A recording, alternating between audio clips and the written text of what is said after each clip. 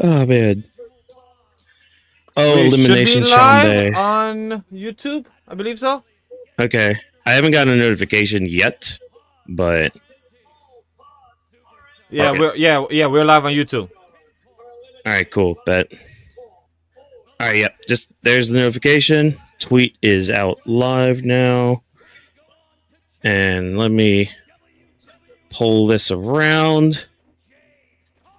WrestleManias. Okay, 42. they guaranteed that we're not getting any interesting plots then. People were kind of hoping that Raquel would win and be like, nah, I'm going against Stephanie to betray. But if they're going to force the person to go against Jade, then all right, whatever. Who do you have winning this one, Aniki?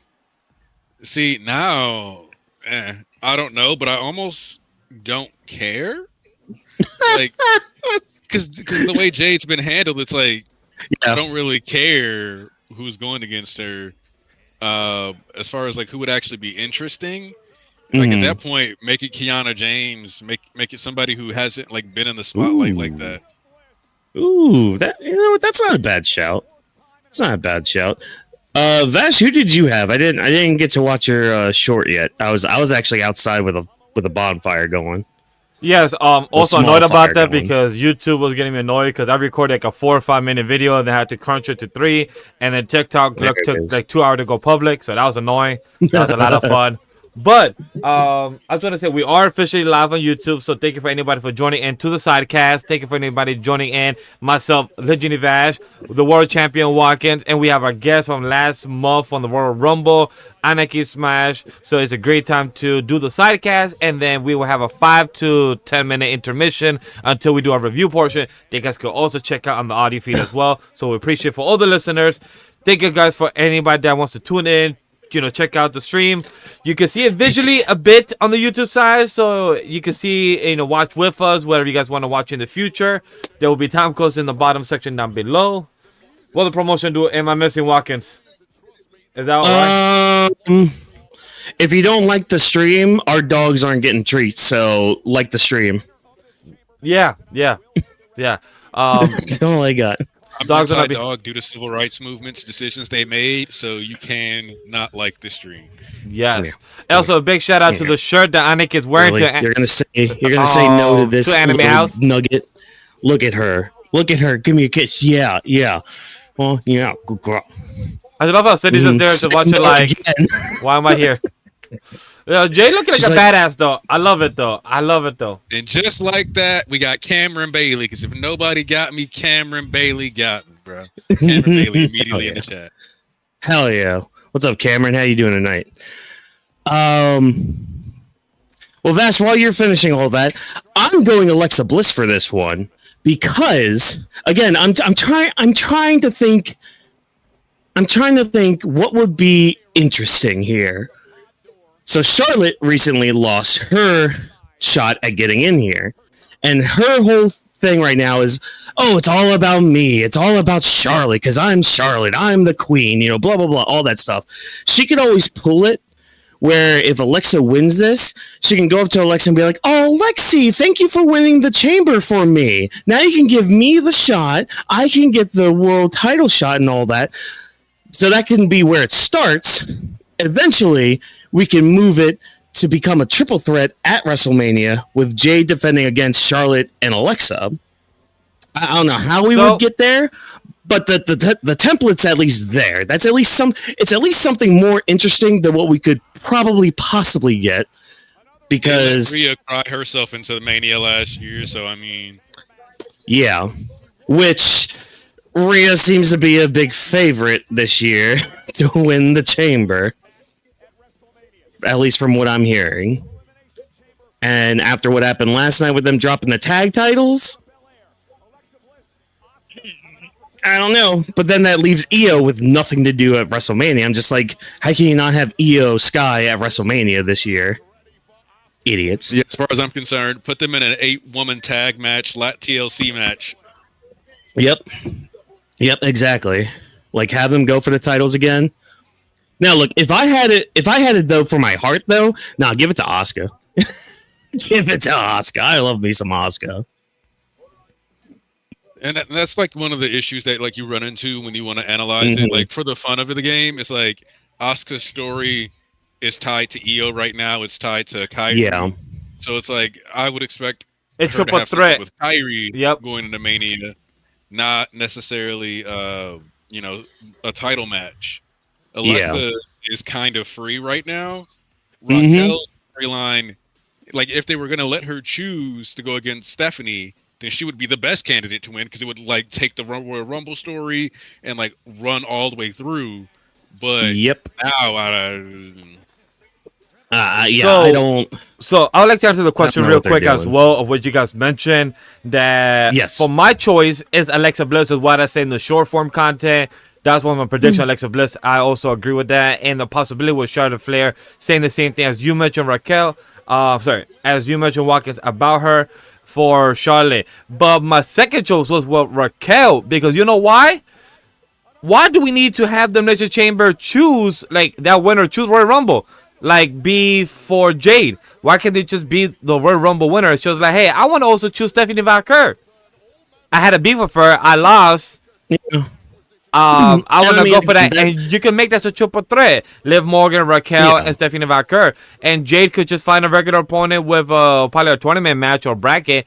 I don't see the harm in that. But it's because with the company WWE, they've been planning to save. I said him in a video.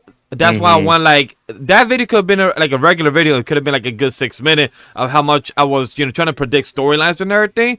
But it's just like Raquel. I feel like if she gets the win here, I would be happy if she chooses Stephanie Valkyrie against Liv. You can have that as a whole triple threat. Yeah, and like my thing is like out of anybody in this, God damn it, Alexa, son of a bitch. sorry. I had some weakness right there. Out of everybody in the chamber, Raquel kind of deserves it more, I think. Like, just in the past year alone, like all of 2025, she was kind of carrying the Judgment Day a bit. Like, and she came leaps and bounds as a star, as a wrestler, and all that. Like, ever since that, what's his name, Diesel, fucking Kevin Nash. Ever since Kevin Nash's podcast, where he's just like, yeah, she needs to wrestle more like a big person. Yep, I agree. She actually kind of took that to heart and was just like, okay, you know what? Yeah, you know what? I need to improve a little bit. I need to step my game up a little bit, and she has. She's come leaps and bounds since just a year and a half ago. You know, so out of anybody in this match who I think deserves it, it should be Raquel. But yeah, Raquel's earned it definitely, just like from a work ethic standpoint, and I do think, and like I said, like narratively, she's got a decent story arc heading into Mania. Especially because her feud with Vaquer, if I'm honest, she elevated Vaquer.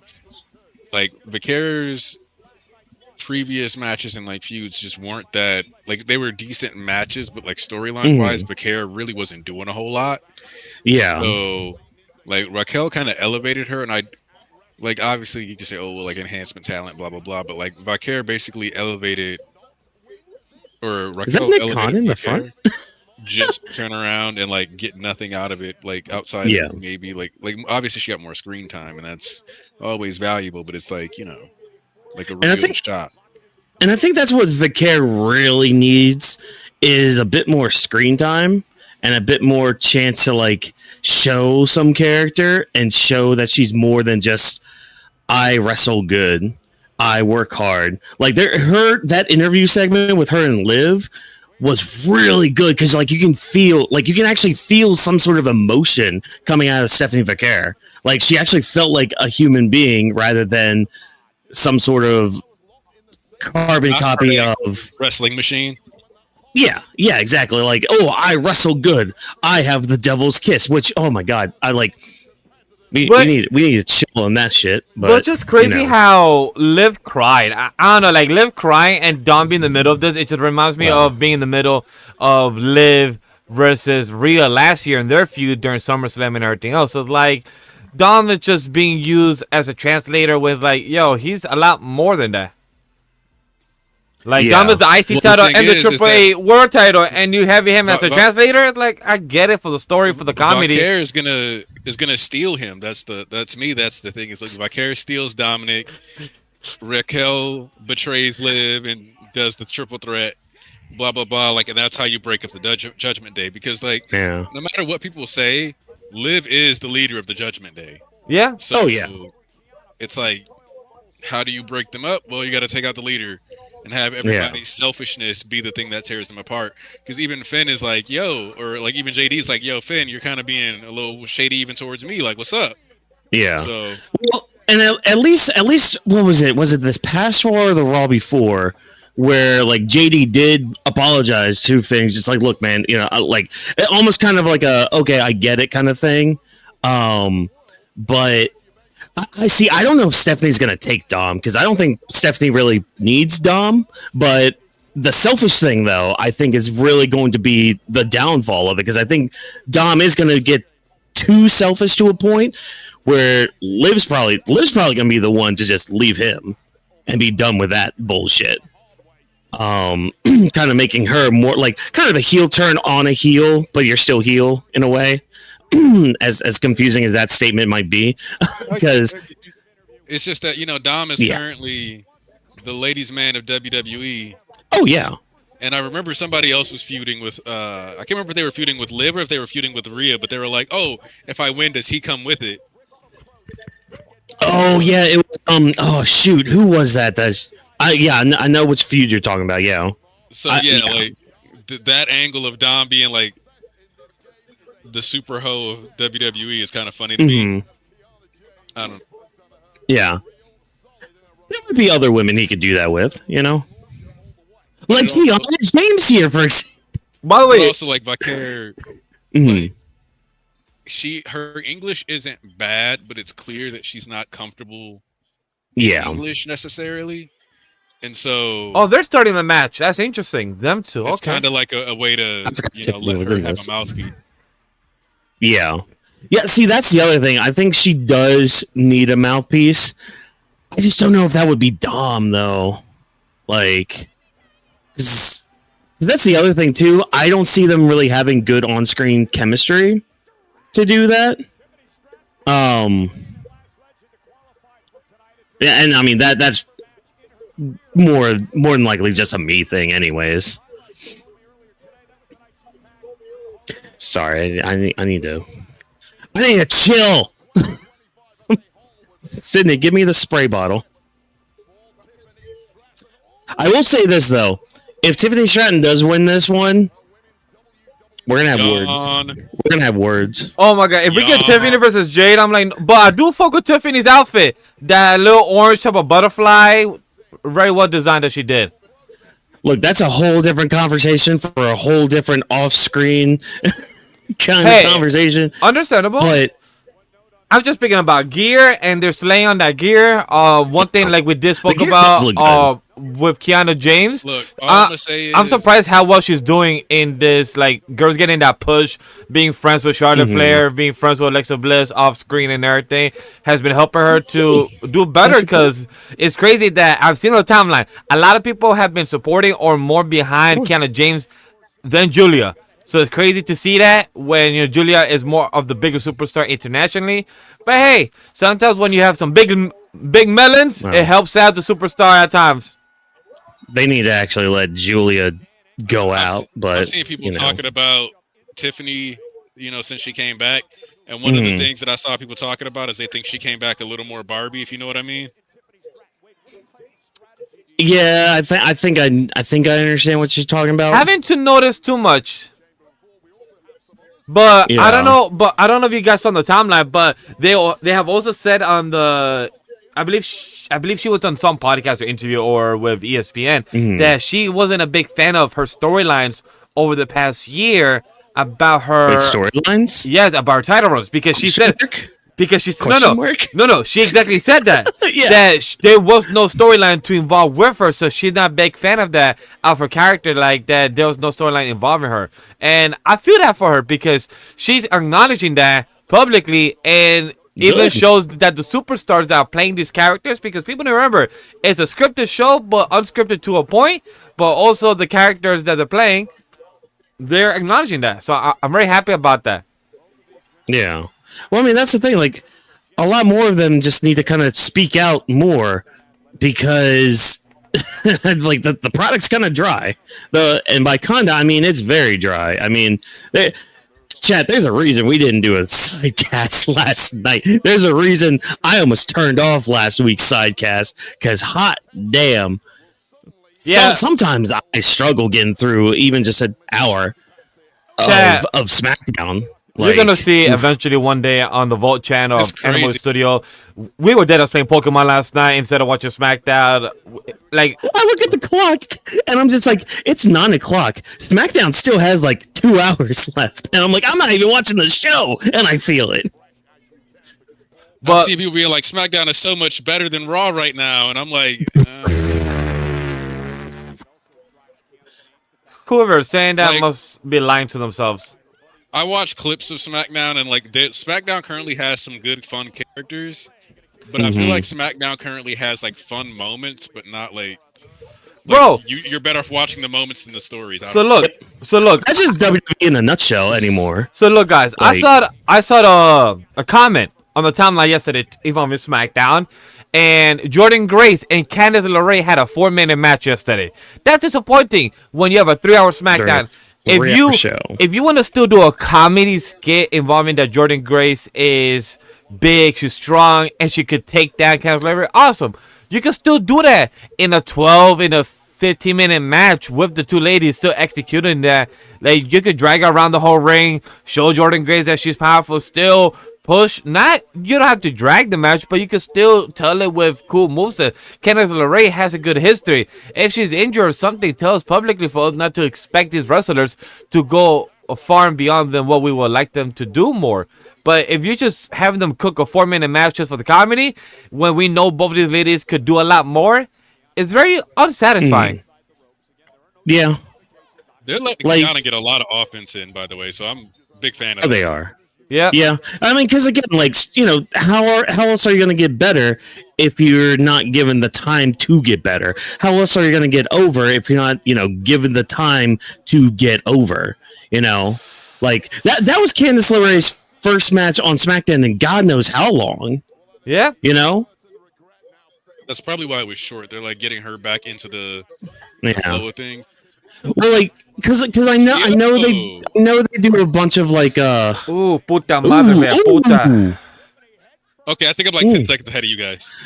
My like maybe 5 seconds. Yeah, because just saw the Tiffany Stratton going into the chamber part. Yeah, and they're showing the replay right now. Yeah. Yeah. And Raquel's like, please.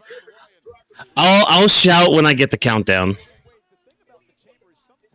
Sorry, 16, I got distracted again. 15, but anyways, that's 14, 13, 12, 11, 10, 9. 10 seconds ahead of you. 9, 8, 7, 6, 3, 5, 2, 4, 1. 3, 2, 1. Oh, it's Oscar? Oh, shit, Oscar first. Okay. Yeah. Let's go. Hold up. Kiana not playing. Oh, shit, Kiana. She went with the spear. You. Oh, shit. You bitch. Oh, shit. Right, you saying stuff. You bitch, Kalani. Yeah, there you go, Oscar. Kick her right in the face. Hold up. You said Kalani. Wrong girl. It's Kiana. Shit. Hold on. Let me change the document real quick.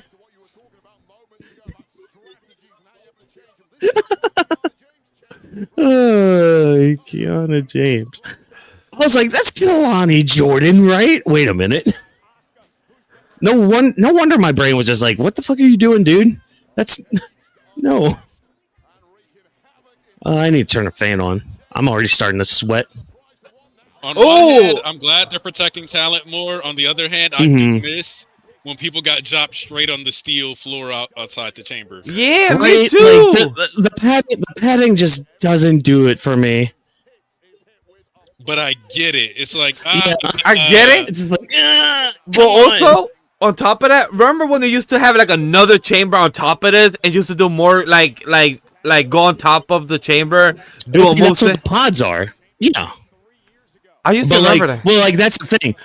So what they did, when they changed this was like 2016, 2017. They changed it where they made the pod a little bit taller, so that way they could actually stand on top of the pods. Like the whole big chamber itself actually got a little higher, and that's also when they added like the padding right there around the ring. Also, I'm gonna say that the women are doing a great job this match because this is the kind of shit I be talking about when I say like the women put on clinics because you can tell they want it more. Yes, they're doing a really good job.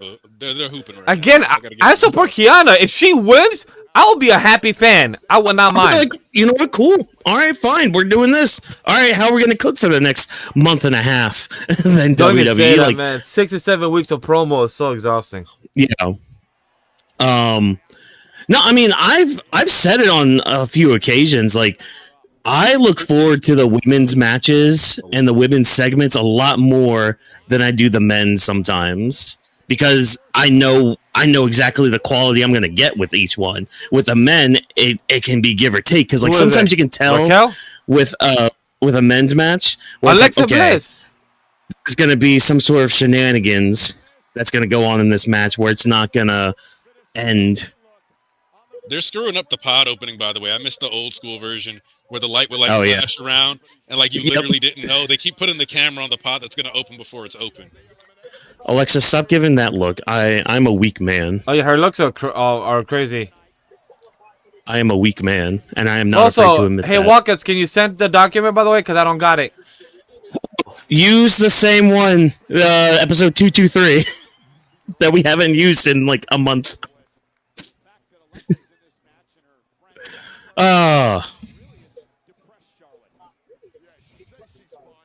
Come on, Alexa. I believe in you. And if you don't believe in yourself, then at least believe in the me that believes in you. Oh my god.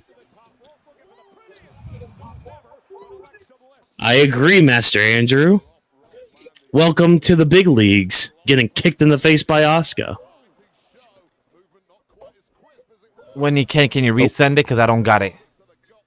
You little hornswoggle.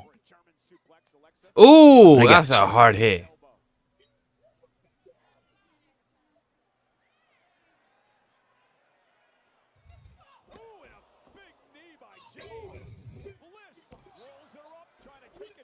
I'm about to say who is gonna be the first one out?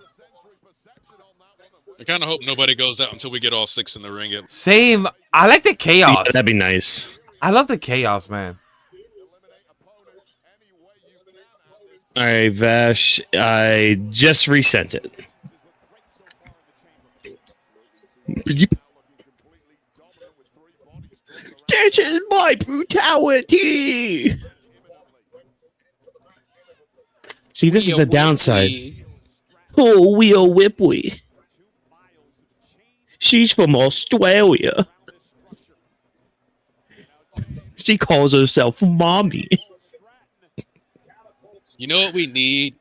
We need more women blading. Ooh. That's what the WWE needs. More what? We just need more blading in WWE in general. Like... Because they pretend like they're not the door. Sorry.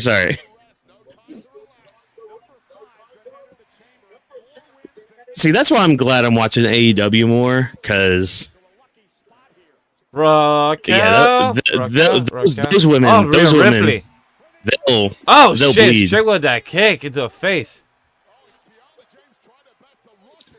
Yo, Rhea loves her fucking headbutt. First one out.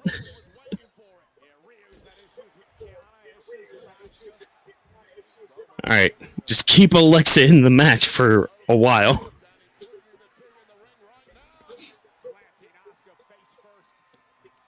Yo, when Rhea does her headbutts, it's always comedy for me. I don't know why. Oh yeah, I think it's the hair. Ooh, all right, cool. I like that spot. Oh, get her, Alexa. Fuck her up. Fuck her up. Come on. Okay. All right. I kind of wish Lash was in this match. I do too. Because I've seen clips of Rhea working with Lash, and you can tell that Rhea likes working with Lash. Yep. So. Oh, especially last night's stuff. Like I saw the end of last night's match. No, Rhea. Yeah, nah. More Lash Legend on my screen, please. Same. Also, congratulations to them for winning the tag titles. Yeah. I'm happy for them. Also, I need them to go crazy in this match because I know that we're at least at minimum getting an OG Cutter attempt off of a pod more than likely. Oh God, yes, please, yes. I need to get at least an attempt of that. They got to make sure they. Shit! In this match too. That was a good sequence, by the way, with everyone just kind of going after each other. It was. Wait, where's Alexa? Last time I saw her, she was Spider-Man. Yeah, she's on top right now. I think we're getting the EO spot. Yeah, we're gonna set up right now. Time to stand around and wait for the spot. Standing around, punching each other. Oh, here it comes. We're waiting for you. No, but Kiana separated. She said, "Fuck that shit. I'm not gonna get hit." Like, nah, I ain't getting hit. I swear, Kiana, you do. Look at anything. But like her making decisions like that is why she deserves to win. No, I feel you there. I get it. As a prize contender, if she's gonna be the most strategic, because she's been the most strategic one. She's like speaking people as the pods open. She's doing like all this strategic shit. It's gonna suck when she gets eliminated for a more popular star, but she's playing this so smart. Yep. That like her winning is deserved. Yeah. No, don't. Again, like I'm kind of with Vash. It's just like if Kiana did win this match, I'd be fine with it.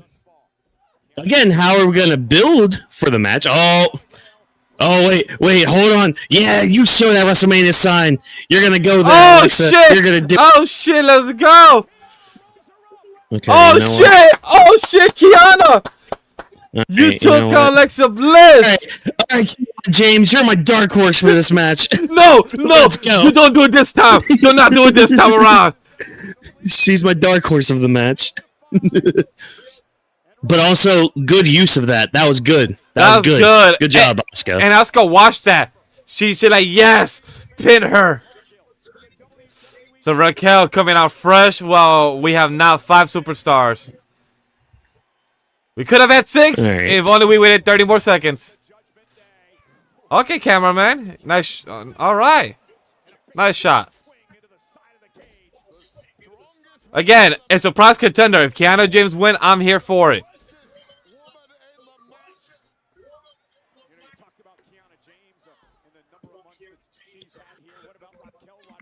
All right, Raquel, how you gonna Basically, do shit? that move was like the Big Show's finisher for a little while. Which one? The grab them from the top with the chokeslam and then throw them down, right? No, that power bomb where he leaned backwards. He used to do that for. That one. Yeah. Yeah, that one's not a bad move at all. I like it. Sorry, I had to retie the Watto here. The string got untied. It's my sword this week. Oh my god. Oh god damn shit. Yeah, Raquel's gonna get eliminated. They're all gonna team up on her. The monster spot never works.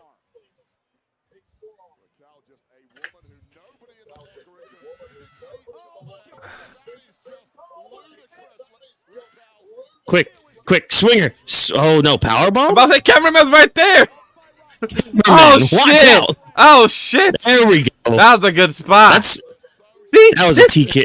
That was a TK move. This is how you make Raquel. This is how you make Raquel strong. This is how you make her look tough.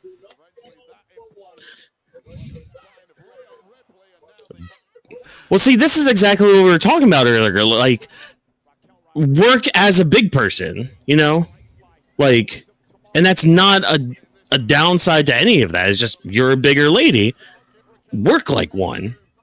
Have that kind of confidence. Be like, I am the most powerful, most dominant woman in this match right now. I agree. Let me just do my shit. I agree on that. Oh, why would you go inside of a pod with her? No. Makes me sad. They can't. Never mind. Oh yeah. Shit! There it is. Oh shit! I was just about to say they can't do any pod break spots, and then I had a feeling it was coming because you paused, and then I'm like, I think she's about to throw in the pod.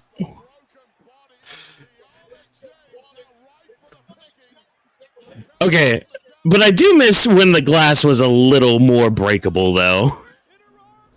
Oh shit! Wait, what? 1, 2, 3. Oh shit! Oh shit! No. Oh shit! No way, Cal. What? Oh, that was so cool. She did a double pin. She took Kiana. My dark horse is gone, and Asuka's gone too. Shit, we literally about to have only Rhea dark horse and Tiffany. You're my dark horse now. Nah, if Raquel wins, that was literally my second choice. Because Alexa Bliss was out, so Raquel's my second choice. all right, look. I'm sorry, but you cannot give a Raquel a spot like that and then have her lose to either one of these two. It's just not going to be as cool. It has to be Raquel. It has to be. Rhea and Tim has to be taken out. Give Raquel the push. I want this now. I'm here for this, man. I'm here for this. Bro, like I said, if this is the Judgment Day breakup push, then, like, yes. Yes.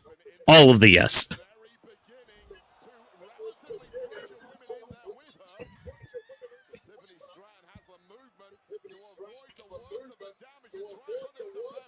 You got it? You got this, Tiffy?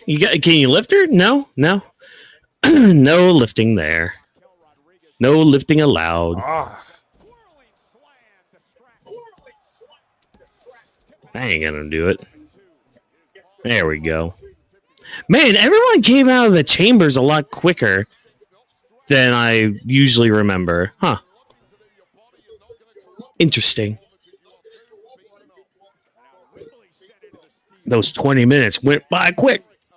Damn, it's already almost 7:40. Holy shit.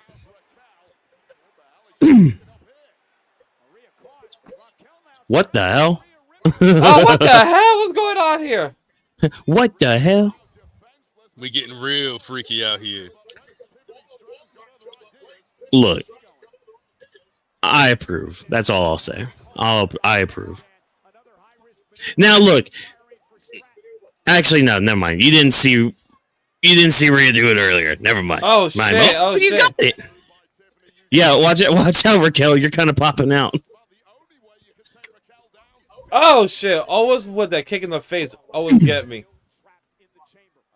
Oh, the big boot? Yeah, the big boot one. Thank you.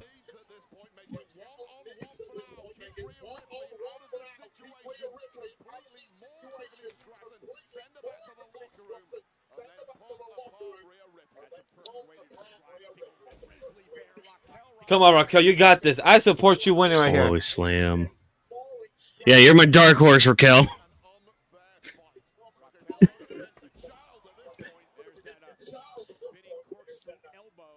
You're my dark horse to win this one, Raquel. You can do it. I believe in you. Oh. Much better. I chose to stand up, and this just feels better. You just move around. Dude, that's why. Like, I went back to the picture I did for Royal Rumble. See, that's why I took that picture so I can remember exactly what I did for my setup.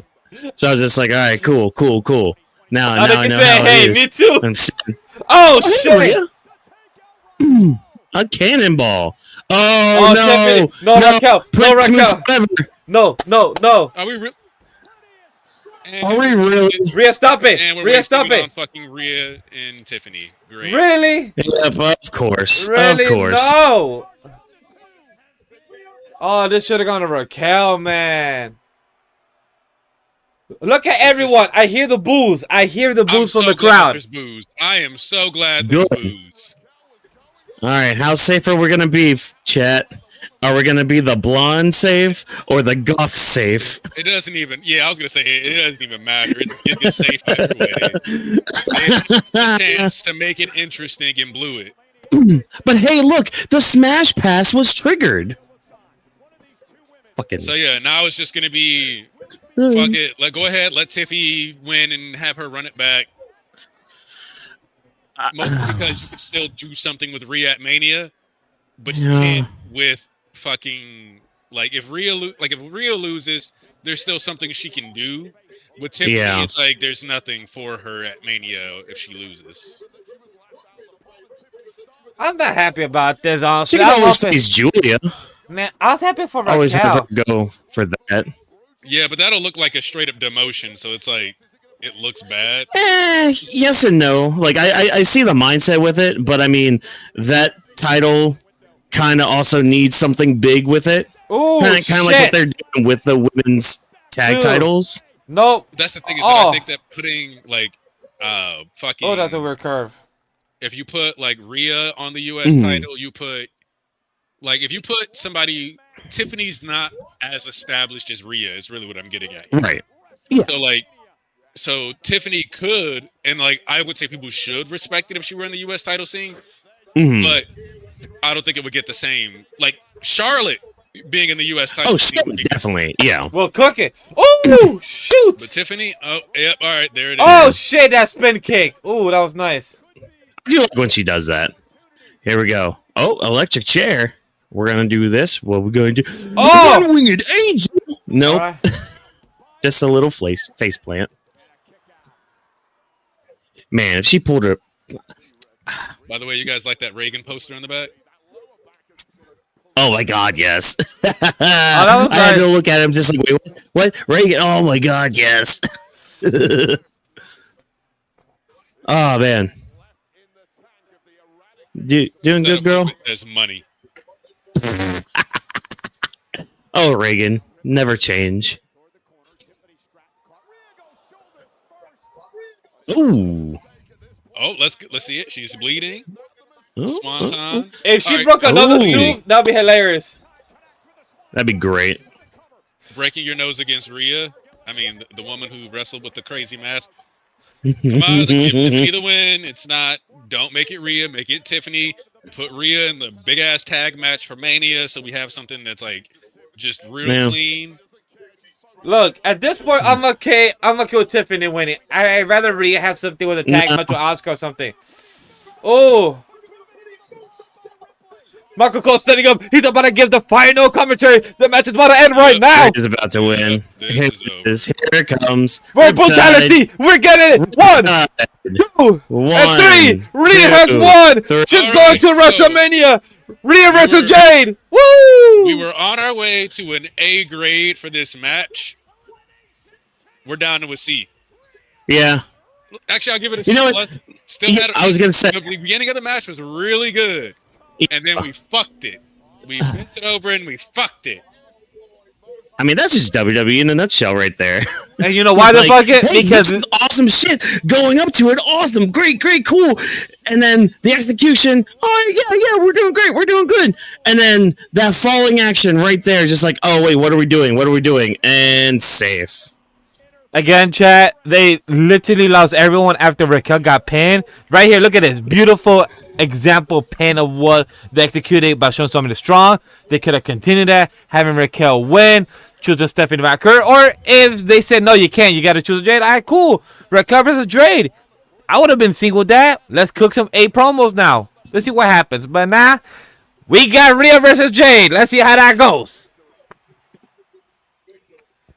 I guess the only upside quote is that they're moving Rhea to SmackDown to make that show more interesting, I guess. But true. Otherwise, or they're about to do a title swap.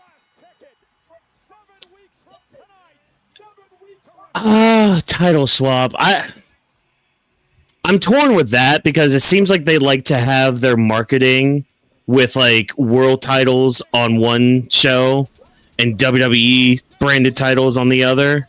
Yeah, but I'm expecting if we're actually doing a title swap, then unfortunately I wouldn't mind. That sounds like Roman winning at Mania and then moving the world heavyweight titles over to SmackDown and moving the WWE branded titles over to Raw, which does make sense because WWE they're putting the WWE titles on Raw, which is on Netflix, which is the big brand push that they're doing right now. Makes sense, but it's still Which is really what they should have done to begin with, because I'm still that first Raw they had for Netflix where they didn't have their world champion. You know, say what you want about Gunther and all that stuff, but he was technically the world champion. He was the main champion of your brand, and yet you didn't have him on the first show of your new location. Like, he wasn't there at all during that first Raw. But you know who was there? Cody Rhodes as WWE champion was there. And it's just like, what? Okay, let's keep burying that title even more. You know, last year at least, but I still, ever since that first Netflix Raw, like that was the turning point for me with all this shit with WWE, where it's also, like, okay, yeah. Crazy work that you can see that there was a kid in the crowd that bought an Elimination Chamber shirt that had Jey Uso on it. Yeah. Actually insane to make merch like that. What? Yeah. Well, apparently I saw some sort of branding like a day or two ago where it had Bronson Reed on part of it for the Elimination Chamber. So they had to change, I guess, a lot of that shit last minute, but they still had a couple things left of Bronson Reed still being like part of the group in there. Oh my God. Oh yeah, we're about to do the women's IC title match here. Wheatley, so good, I drink it neatly. You know that I've heard that podcast all the times, and I still don't remember the commercial ad by heart, even though Cody always asks everyone what word would you use. Because he's always just like, all right, so now it's your turn. Wheatley, so good, you drink it neatly, sweetly. I forgot what R2 said. I forgot what R2 said. The background jingle is so quiet that because I usually don't watch it through headphones, I usually don't hear it. Oh, really? It actually got pretty bad sound mixing. So, like, if you listen to it through your just like regular audio, it doesn't come through that well. That's funny. Me right now, I have my VPN on, so I'm listening through the UK side. So I just got regular lofi music. Oh, they got the lo-fi music going? Yeah. Hell yeah. I just got ads because I'm on ESPN. I'm just like vibing right here. I'm like, dude, that's what I love about the SmackDown one. That's what I love about the SmackDown show, because I'm just like, oh my God, I love this lo-fi beat, this doon doon doon doon doon doon doon doon doon. Yeah, you just gotta vibe with it. For Sidecast, I'm gonna probably do standing up for Sidecast. Yeah, it's a lot easier. Because chat review, I'm sitting my ass down though. Like, oh yeah, for review, I'm gonna sit down too. But for Sidecast, I'm sitting my ass down. Standing up feels a bit good because chat. Oh. Just sitting gets a bit tiring. I'm gonna mute because I'm gonna record part of the recap. Oh, copy. Gonna do that. Copy. Yeah. Do that for the big shows.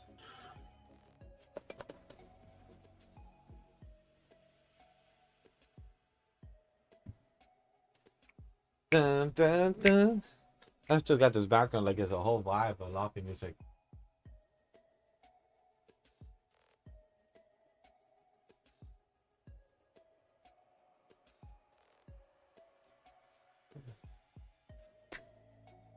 Honestly, Jade hasn't done anything with the belt. I'll put the belt on Rhea. Look, I get that's a good comment. That's a good question. That's a good statement on it. But it depends what the story goes. Unless Bianca comes back in the next 6 weeks, then we can make it interesting. But if it's Rhea versus Jade confirmed, 100% gonna happen, Rhea has to have the title. Like 100% on facts.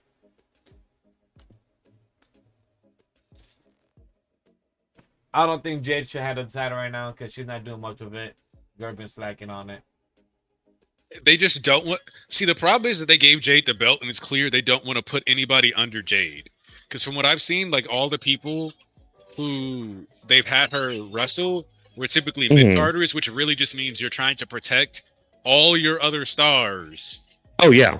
And it's like that's not how the champion works. And losing to the champion doesn't bury you as long as you don't make it a squash match. So just don't make it a squash match. Yep.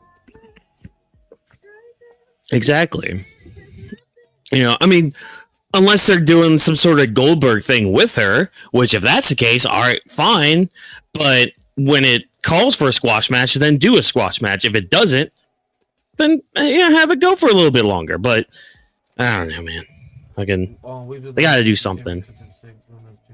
All right, let me. I get back edit this thing. 45 seconds is what tells me right now. While he's doing things in. Oh wait, you said 45 seconds? Yeah.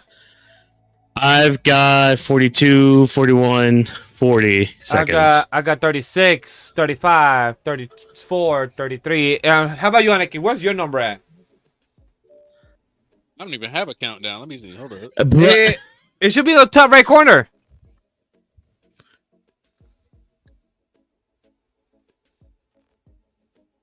Oh, you know what? Maybe it's because I'm watching through Disney instead of ESPN app.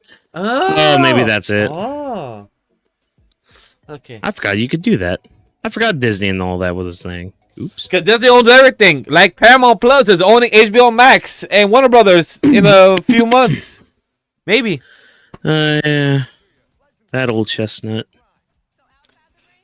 So, question, Chad. So, Ellie and I did an ad with Bianca Belair, but it seemed like her finger is totally fine, even though we don't see it. Huh? Interesting. Because they must. Slim Jim ad. I mean, I'm sure it's something else. But still, don't listen to him, Chet. No. Don't listen to him, Chet. No, but hold on. He's got the tinfoil hat on. Hold up, but question, Chat. But Bianca, if she filmed this, she must have filmed this less than 12 months ago, and her finger broke 12 months ago. I miss Batty Belair too, but let's not come out with the conspiracy theory. I'm just saying. I'm just saying, Chat.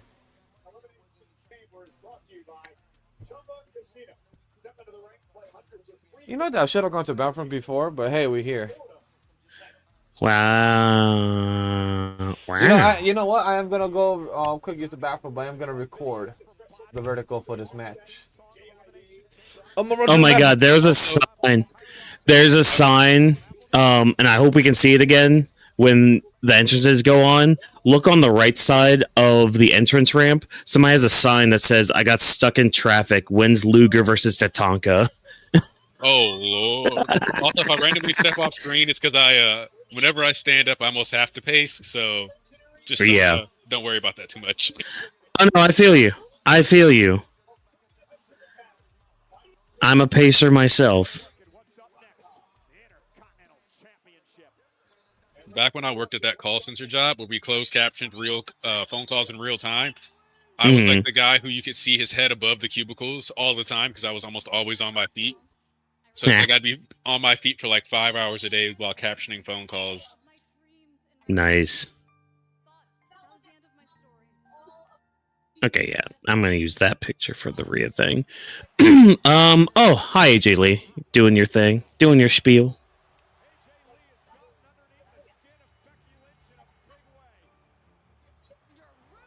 Wait, what happened here? What the fuck is all this?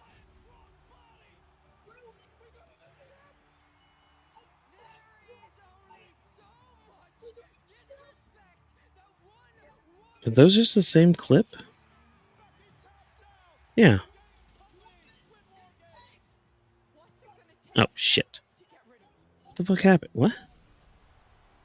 There we go. Sorry, everybody. Just editing this short here. Oh, I'm in Chicago. Oh, wait, no. That was a horrible... I need to focus. Hold on. Oh, they do a video package of this? Okay, that's fine. Makes sense. Talk about the elimination chamber. Let's go ahead and I deserve to get rid of you. Why, Becky? Why do you deserve to get rid of me? Why is it you? Why only you? Welcome to the big time. But didn't AJ Lee did the big time? Wasn't she the one that started the big time? I don't know about that. WrestleMania. You know, that's some interesting words you're saying. That's what I'm saying, Chad. Oh, I don't know if you guys were talking about it, but what's your predictions for this? Because mine, I think Becky will win because they want to have AJ Lee win, AJ Lee in WrestleMania. But my hope is AJ Lee wins because she should have a different opponent fucking WrestleMania. Can we stop doing the feuds every couple weeks or last them 3 months? Can we just get them over with? I'm tired of it. So Aniki, tell me your prediction. So I actually do think that they're gonna do what you don't want them to do: have AJ win so that they can feud and take this up to Mania. So Because ultimately, Becky's a really good person to work with. Despite the fact that Triple H decided to mess up Lyra's career, Becky brings out really good quality in her opponents. And if AJ's going back on a singles run, then Becky is shown that she can be trusted to like work with people and bring them up to standard and make sure they're on par for singles matches. Yeah, like she did with Maxine. You know, that was a good one. So you do bring a good point in that. Sorry, I wasn't listening. What happened? I was just saying that it's fine. I was saying it's fine that if Becky loses here, and that they carry the feud over to Mania because Becky's kind of shown that she can be trusted.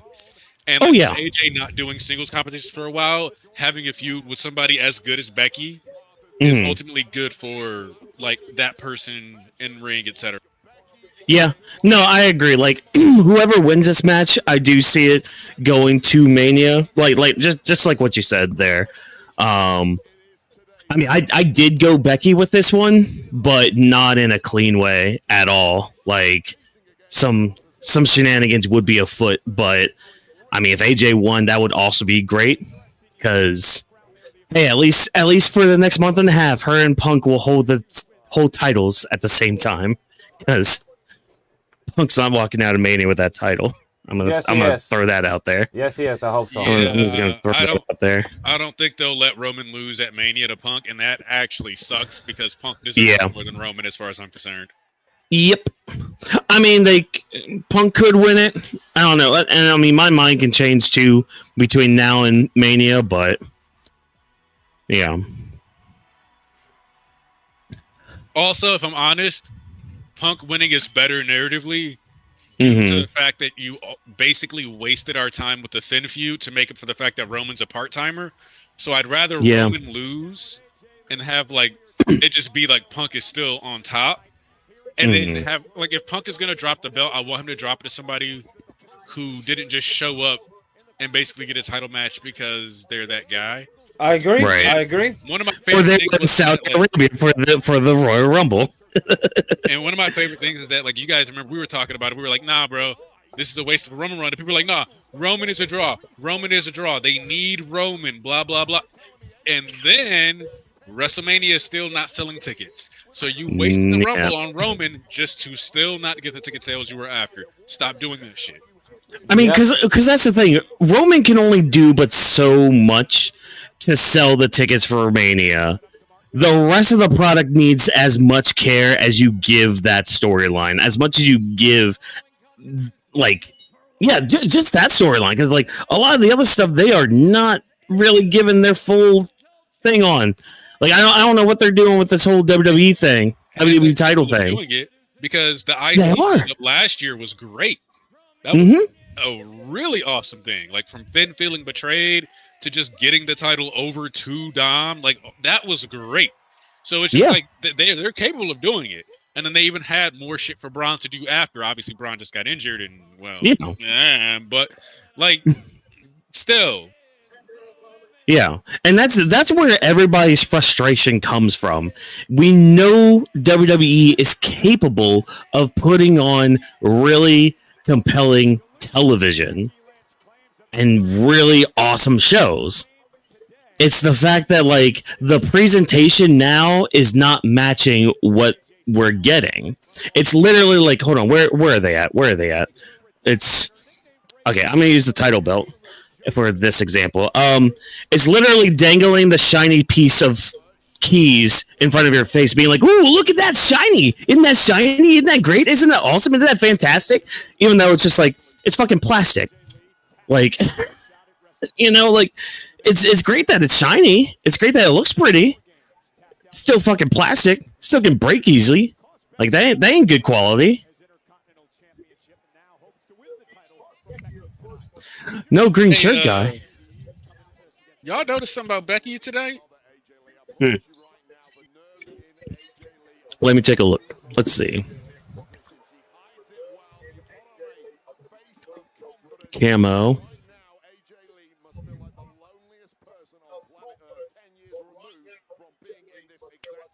She a little thick now. No, that was what I noticed. I was like, hold up. I remember all that being there.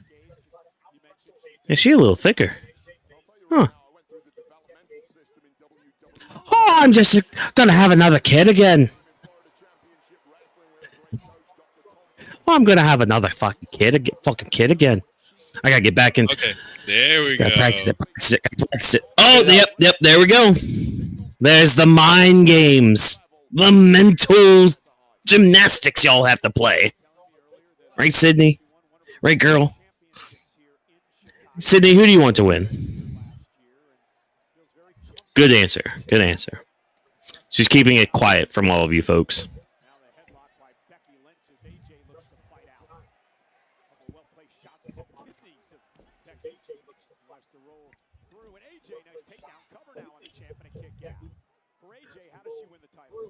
There we go. See, like a lot of this match, I feel like is going to be a lot more studying with like how AJ performs. Because again, this is like her first singles match in, I think they were promoting it like 10 years. Yeah. Yes, they have been. 10 years. Their technical work is looking good so far, so I'm liking that. Yeah, so far so good. So Chad, if we're a little silent as this match goes on, there's a lot of studying going on here. That and also it's not just from the thickness of that Irish lass kicker, you know. So I do agree. That's something I didn't notice until they brought it up because I was fixing my camera since I don't really have a spot for me to stand up, but now I just fixed it. And now I feel like I'm not cutting off my corners on myself, so now I'm here. Oh, wow, damn, girls. All right. Do your thing. Flexible, yes. Nice. A lot of mat base.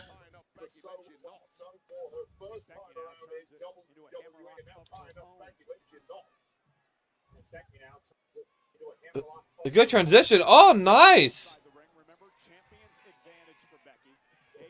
There we go, AJ. Get her out there. Becky's just like, oh, damn it. I love how she just skips around. She's like, yeah, da, da, da, da, da, da. Well, you know, she is a little bit mentally unstable, you know? Yeah. Yeah, that is the character. Yeah, you're right. That announce table looks very nice. Be a shame if somebody broke it tonight. I just noticed the same referee is here. Jessica Carr. Oh, yeah. Jessica Carr here. Come on, you're gonna screw Becky out of her title. Oh my God, Becky's gonna lose. Becky's gonna lose now because of corrupt Carr. So then we get a special guest referee for Mania.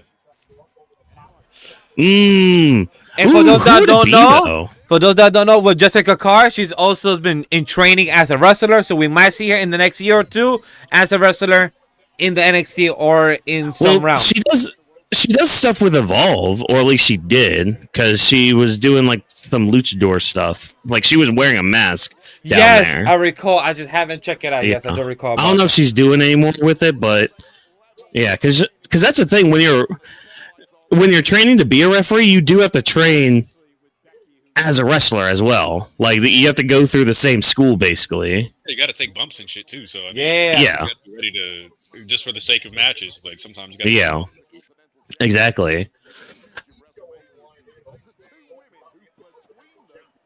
But it's like you're also the person in there to keep everybody safe and make sure everybody's safe.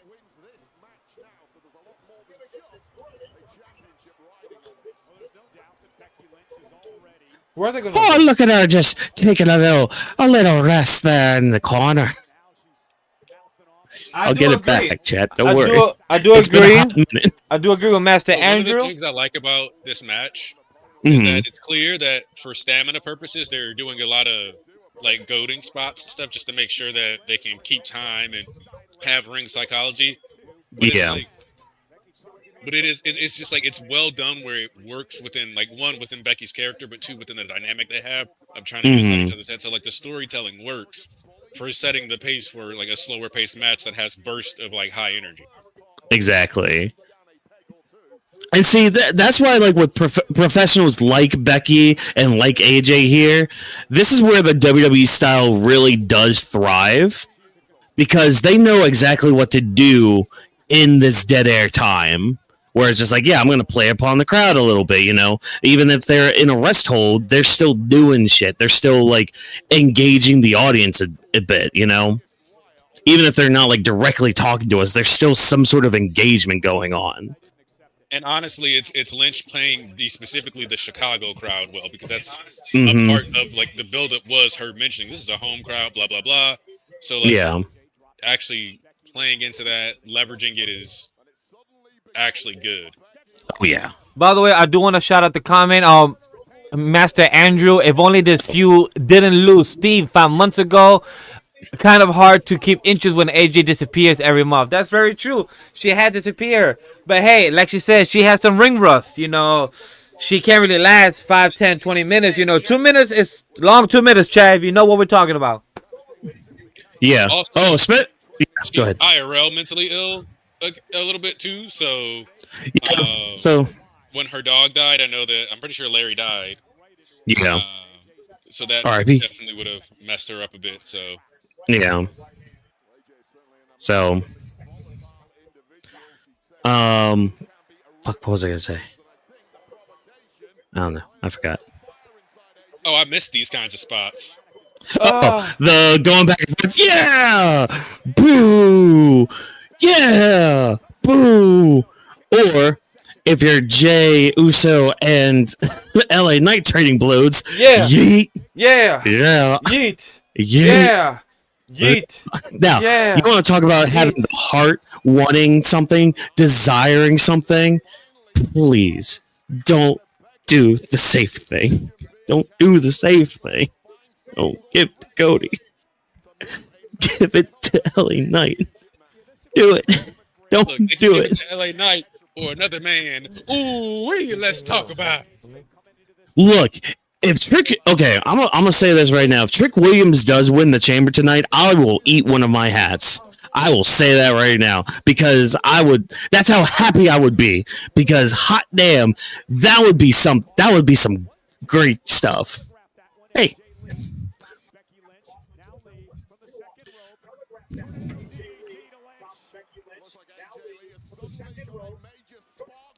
Nice.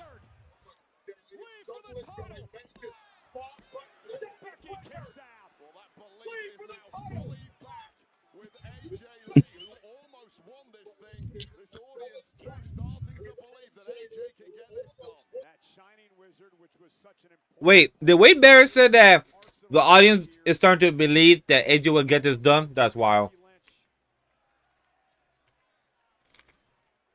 I mean, there's a difference between rooting for somebody and believing in them. You know what I mean? AJ, though, able to counter, rolls into a pinning combination, a kick out by the champ at 2. Pin now on AJ Lee, who's got a kick out at 2.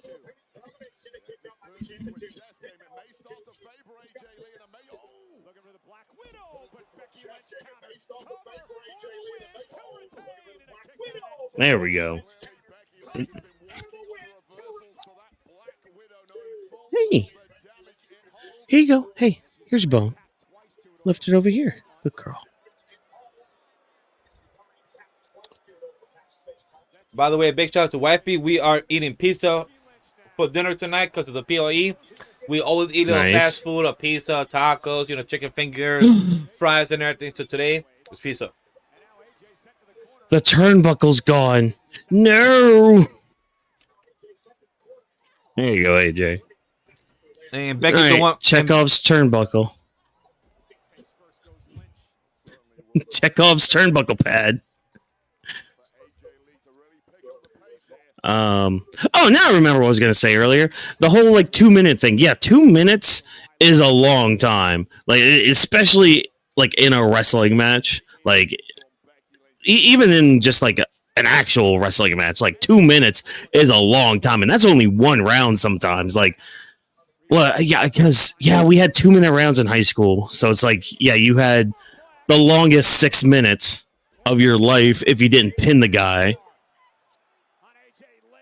That shit's a long time. A lot of wrestling, people might not know this or might not think about it. A lot of it is conditioning training. Look, people who don't understand 2 minutes is a long time. tell them to go run a lap around a track. Yeah. Watch how many people are like, wait a second, I don't know. Because like my fastest 400 was like 55 seconds, right? Mm-hmm. Most people could not do a 455. I probably can't do one now. Or me. Yeah, no. Somebody I can do like one now. go run a mile. They're Mm-hmm. not doing that. They're not doing it. So it's like, if you can't even run for 2 minutes straight, what makes you think you can struggle with somebody else's body weight for 2 minutes straight? Yeah. Oh no. Wait. She's messing with the turnbuckle. Oh no! Jessica Carr is down. No. Never mind. Oh No, no, she's no. not. Now she's down. Now she's down. Extremely down. Well, good. Get that corrupt official out of here. Technically, AJ could win. Come on, ref. Good.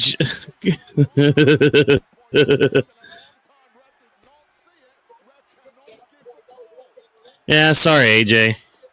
Corrupt Jessica Carr is down. Corrupt Carr. Take her more down. Should then. be. Yeah.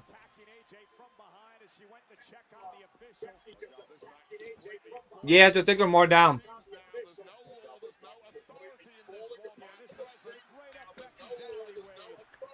Come on, Becky. Give it the all one tool. You tapped out. Why don't you grab a chair? I love when Gunther gets those chants though, because it's so because of the Oh yeah.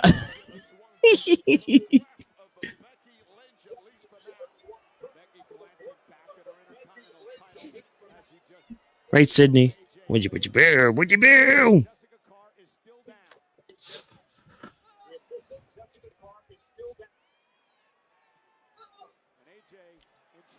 Quick, use the title belt. Wait, are you getting a table? Yo, that's shot. I can't. Cameraman. There's the chair. There we go. Yeah, they know. They have Seth Rollins in the air be like, hey guys, make sure you get a good look. There we go. I'm going to use that for later. Oh, yeah, it's better that she sent him personally based on the stories they told. I mean, probably, yeah. Did you ever hear that story? How basically the first time it was like they had been texting for a while, and she basically came to his hotel room like, so all that shit you've been talking. I didn't hear that story. No, I didn't. That's funny as shit. She called him out. That's great.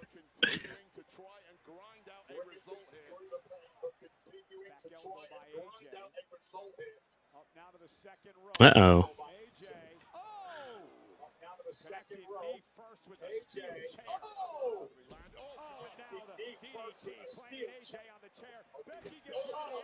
You gotta miss the chair there, but fuck it. Of course. Yeah, let that one they hit it enough to get a sound out of it, so I mean,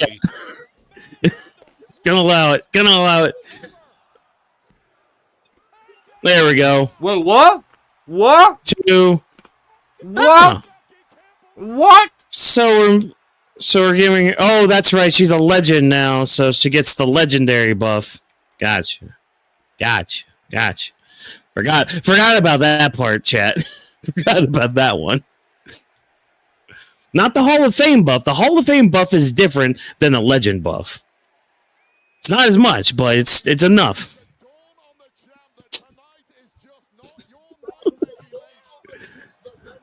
It's like a +3 instead of a +5. Look at Corrupt Carr right here. She was just trying to Irish whip her into the corner.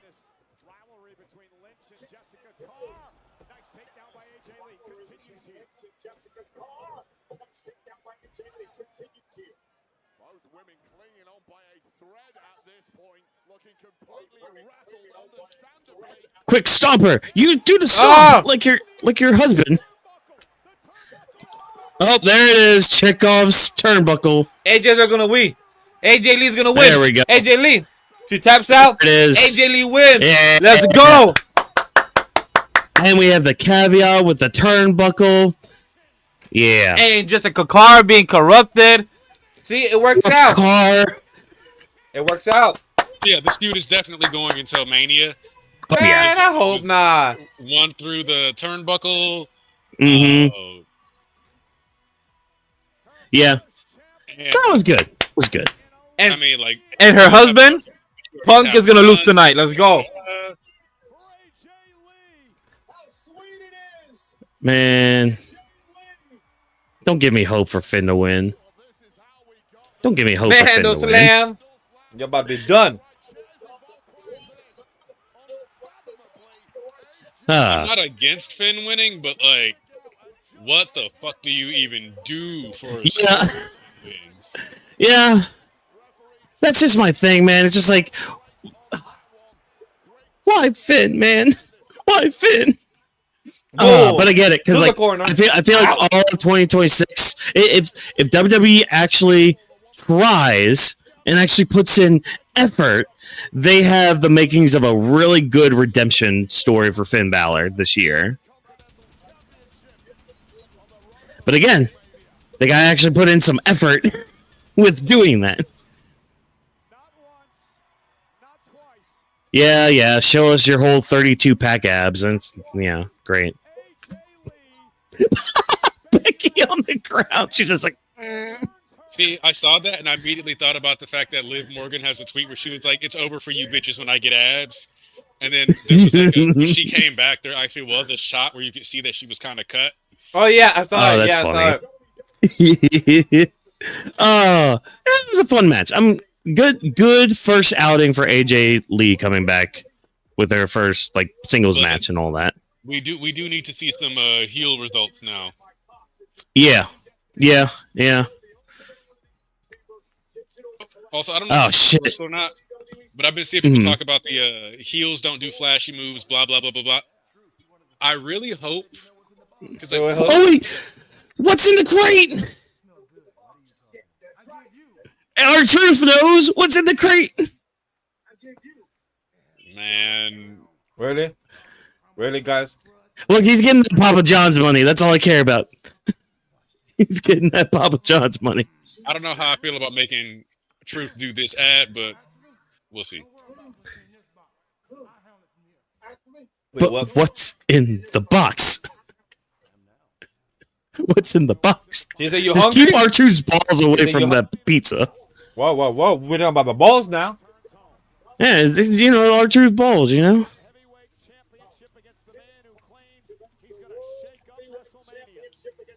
I want Finn to win. That's all I'm saying. Man. Don't give me hope. I'm going to record this recap. Give me a second, chat. I'm going to mute. I don't think Punk would have a problem dropping a Finn. I just don't see the value in it right now.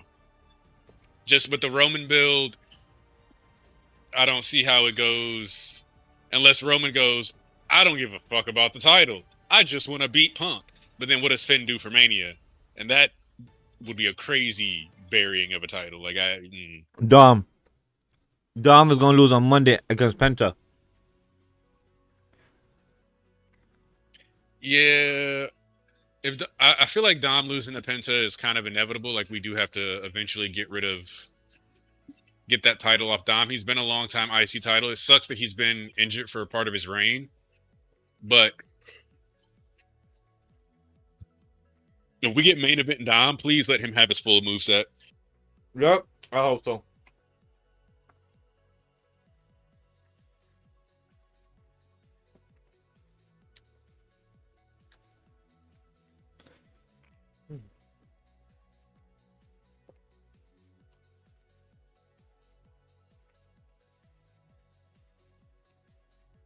Oh yeah, Sami Zayn. That's true. I forgot about him.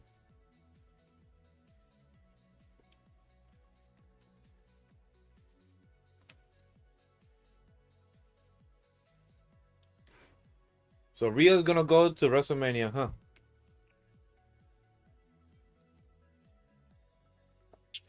Yeah, she's going to Mania. Yay. What's funny, I'm not even excited for that. Not saying that I'm not, but I would have rather seen Cannon James or Raquel.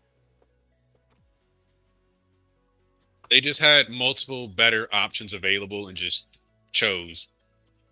Like I said, no matter what, you had ways to slot Rhea into Mania. So, but I mean, whatever. I guess if Tiffany gets moved down to the U.S. titles, it's like not bad. Again, I know Tiffany could do character work with that title. I just, man, Rhea doesn't need, like, to me, Rhea's kind of like Roman right now. She doesn't need the belt. But they did that because I think they did that because they know Roman's supposed to be the big draw. Oh shit, he's not the big draw we thought he was going to be. Maybe if we get Rhea in there, people will buy tickets. Like that seems to be what's going on here.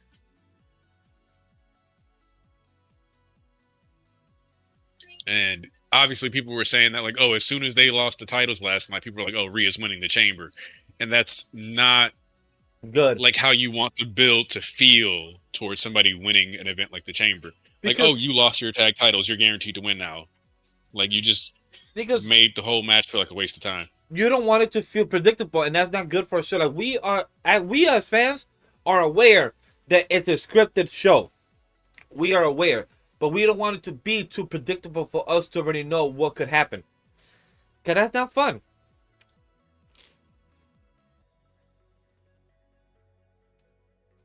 Not fun at all.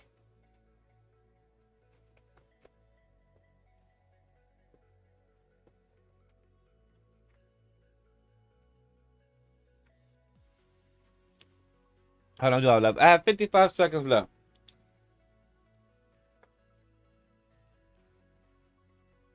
I found it. It's at the bottom left for me. 47. Oh, okay. So you're like 2-3 seconds ahead of me, and I'm ahead of Whawkins like 5-10 seconds.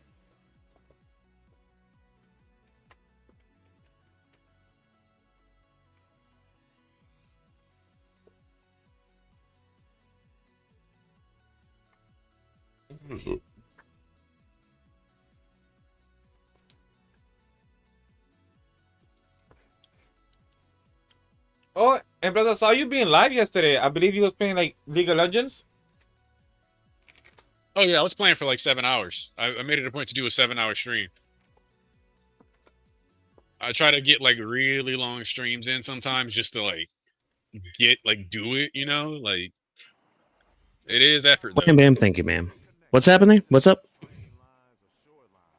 We were talking about how I did like a 7-hour stream yesterday. Yep. Oh, you did? What were you playing? League? Yep.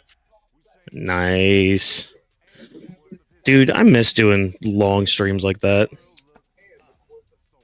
They're fun. Oh, yeah. They're hella fun.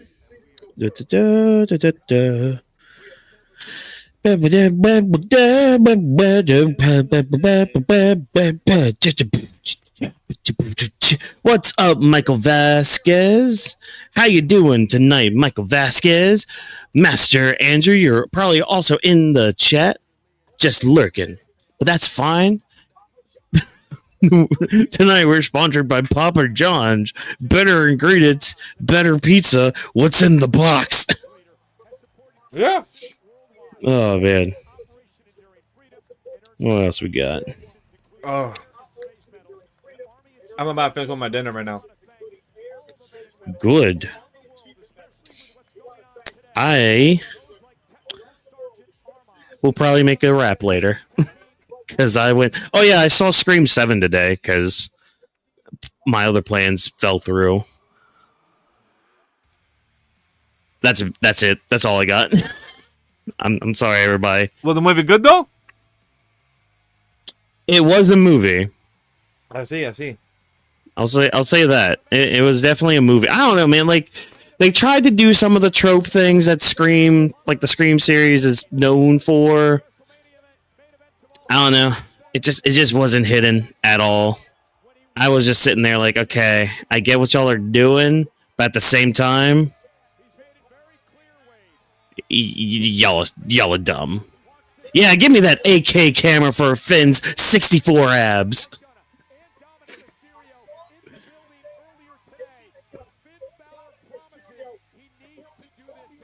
Oh, so Dom and JD are here. Now, some people were calling that Dom might cost Finn tonight. How do y'all feel about that? I mean, the male side of the Judgment Day has been splintering for a while. So Yeah. like if he messes up the match for Finn, I can see it. Yep. I don't know if I would want JD to do it as well, but it wouldn't surprise me if JD does. Balor, who battled Punk in his homeland of Ireland, Belfast, Northern Ireland. Woo! Man, I'll never forget freaking watching that SummerSlam where he won the Universal title, and the next fucking night having to get it taken away from him. That and his freaking debut night. Nah, that shit was crazy because everyone thought, oh, they're just gonna throw him into that match with Roman, and you know he'll lose, but at least he's in the main event of Raw. No, actually picking up that win, and then they have Roman on the mic there, being like, yeah, I'm gonna have to keep an eye on this kid and all that shit. It's just like, okay, yes, we're pushing him to the moon. Then he has that banger of a match with Seth. And then they just haven't really been able to pick him back up after that injury, which sucks. And apparently he was on an interview this week. Like the AJ retirement, I think, is really starting to hit him a little bit. He's just like, yeah, because that Universal title issue is a stain, and he actually has referenced it as a stain, saying, yeah, I need to do something to like rid my career of that.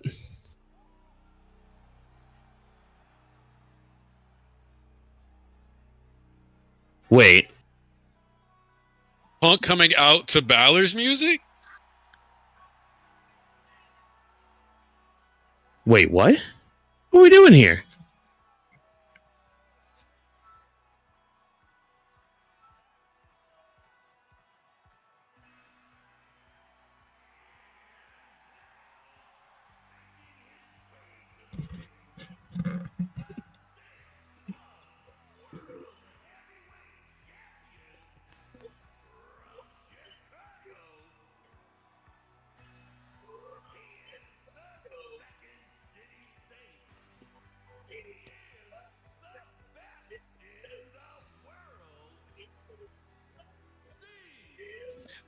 I thought I recognized this. Apparently, this is the Bulls theme. Chicago Bulls. What? What is it? So what I miss? Because you still come out. Okay. I thought I recognized this shit. I was just like, what? Jordan era Bulls. All right, cool. Neat little reference there, Punk.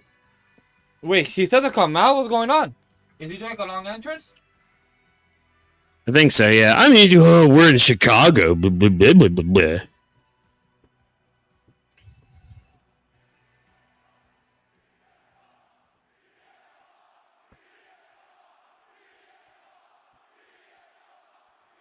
Who's that big guy? Wait, did y'all see that big shadowy guy just like in the corner? He was just like,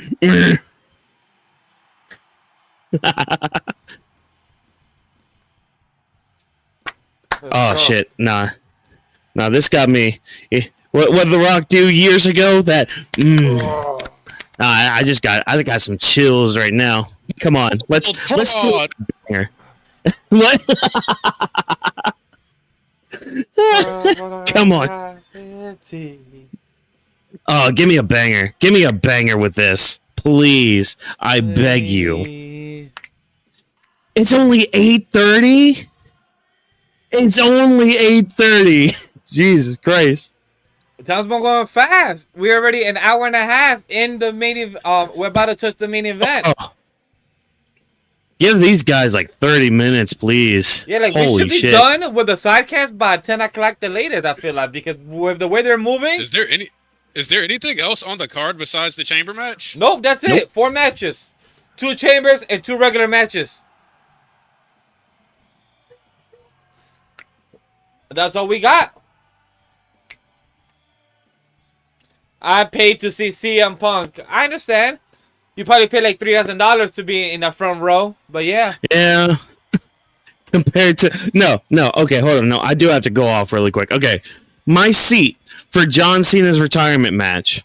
Yeah, I mean, it was a decent seat, don't get me wrong. Like Drew McIntyre ran by me when he was doing the interference with Cody and Oba's match.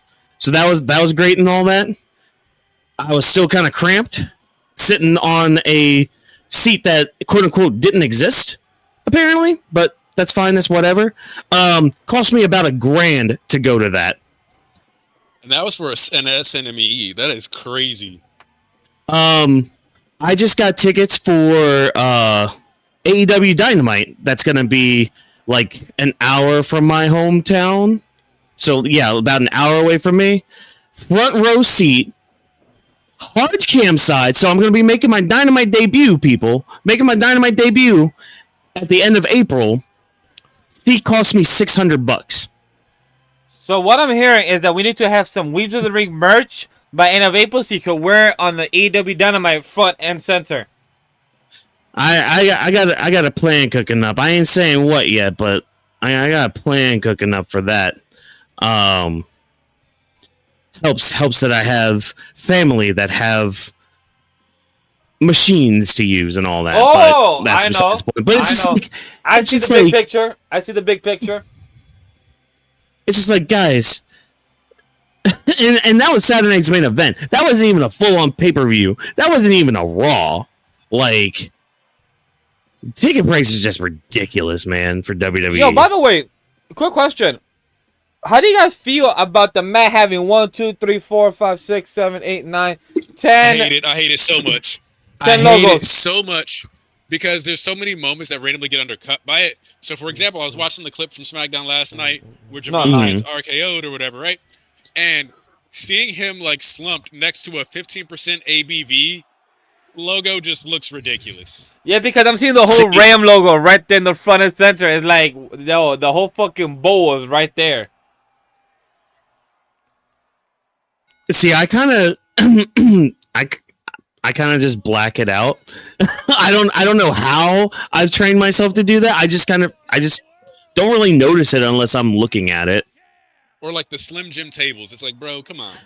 The Slim Jim tables I do notice because I hate those. I hate like the mat. I'm just like, okay, whatever. Because Balor, like, I mean, you look at a New Japan mat.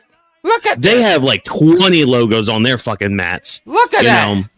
In the 8K camera. God damn, Finn Balor. Oh, yeah, you can see all 500 of his abs. Yo, I wish I had the dedication of gym and time to be like that built, bro. Just for myself. Not even for work or nothing. Shit. That's just genetics, man. That's just genetics. Yo, but hey, I would love to go to you know, I would love to go to gym with him. Yo, Finn, if you're ever in New York City, holla at me. I got you. The first roll up, I got you.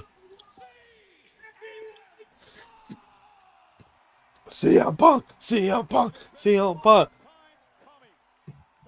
Yeah, Punk's winning. Man, like imagine you have the guy that represents Chicago lose in Chicago. Shit. Imagine, guys. Imagine. Just don't kiss the title. You kiss the title, that thing's gone.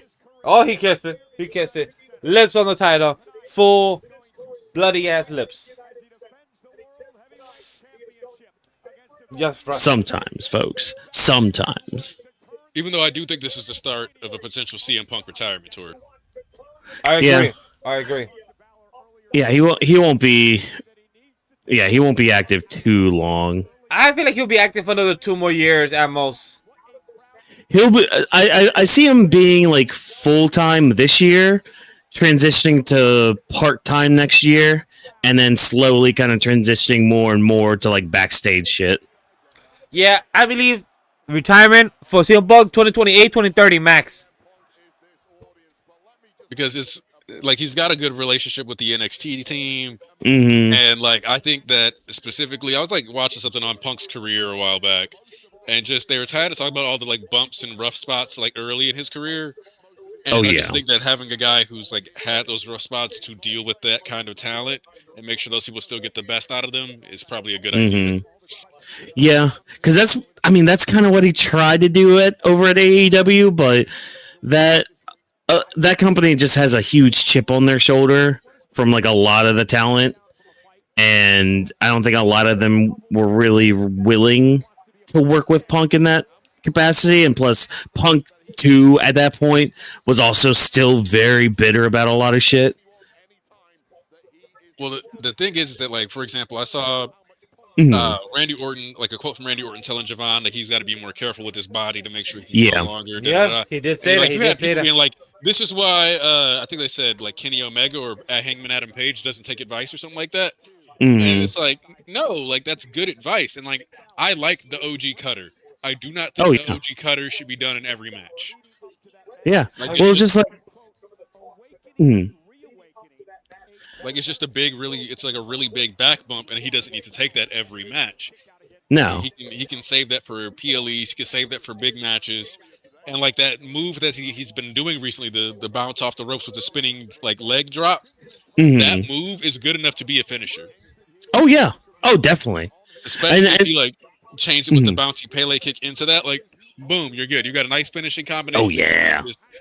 It's sexy, stylish, still boy being bouncy. Not as hard on your body. And like the same thing kind of happened with Carmelo Hayes too. Like somebody had told him, hey, you're going to have to think of a new finisher besides the nothing but net, because mainly for like you were talking about the longevity aspect of it. Yeah. And like some of those other guys, they just don't want to listen to things like that. They just want to keep going at it. I mean, even, jumping the fence too. Will Ospreay, when he went over, like when he signed with AEW, that's a whole different schedule he has now.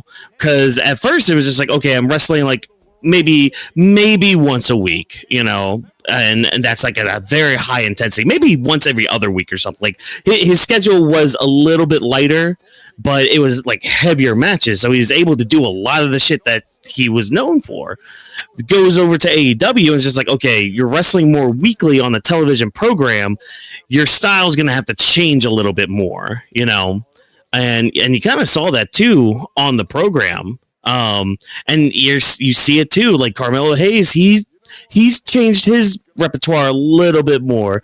He still does, the whole nothing but net and like all those other, high flying moves, high octane moves, but it's like he still is a little bit more grounded now as well, where he's like doing a little bit more mat based wrestling. He's doing a little bit more suplexes and all that stuff. Doing what's that move that he does now? The I keep wanting to call it the code breaker, but he calls it something else. First 38. Yeah, that one.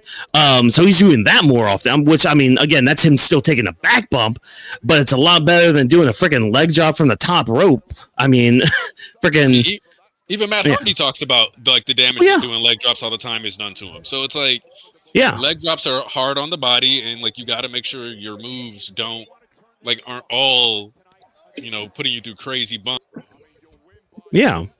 That said, like, people who could probably like up it a notch, like just a little higher.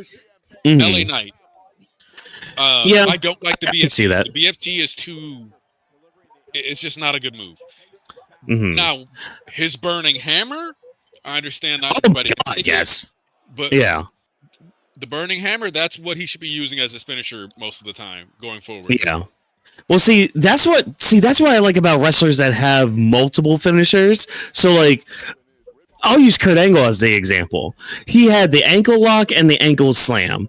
If he could get you up for the ankle slam, cool, great, awesome, fantastic. But that ankle lock is a great secondary finisher, because it's like, okay, the whole match he's working the ankle, ready for that, but he can't beat you down with that. All right, fine, I'm gonna do the ankle slam, 1, 2, 3, pin you for that. Like, having multiple finishes definitely helps with instances like that. And plus, like, because sometimes as a wrestler, you may not be facing somebody that you could just lift up, like not everybody's built like John Cena. They can't just get 2 people on their shoulders to give them an FU and all that. Like sometimes you're gonna have to like do something else. That's why he added like the STFU to all that. Quick comment about John Cena. Did y'all see that in WWE 2K you have Super Cena at 100 in the ranking? Yeah. Yeah. I mean, they've had him since they had that showcase of his. Yeah, there's a Super Cena and WWE, even 2K25 has a Super Cena. Mm-hmm. Yeah. Which I love Super Cena because he's invisible. I love that aspect of it. Oh, he is? I wrestled against him and I was like, "Are you serious?" Correction. I tend to use 4 Cenas in my universe mode. I'll use like the normal base one. I will have Super Cena in there. I'll have if it's ever available, I'll use the Doctor of Thugonomics one. And I'll have the NWO one, and they're each on like different shows. By the way, Doctor the NWO one. Best, no, Doctor Thugonomics is the best Cena. Yeah, I miss when Cena rapped at people. Like that was how he got famous. I understand that like they wanted to make him the face of the company, so they had to make him less hip hop and urban coded. But like, you know, ooh, nice hit on the knee. Oh yeah, gonna do the bulldog. No, holding him. Nope. He got him log right now. Abominable stretch. All right. Ooh, Finn, I need a pressure on my elbow. I mean, I need a pressure on my side of my obliques. Yes, right there. I need that shit. Yo, like Finn, Finn is doing like the perfect massage that I need right there, like just that perfect side rib. Like, oh, shit. Vash is like Finn. When you're done with Punk, come over here. I need some help. Exactly. Like, yo, just put that straight elbow right here. Slam that shit. CM Punk. Let's go, crowd. CM Punk. Mm-hmm.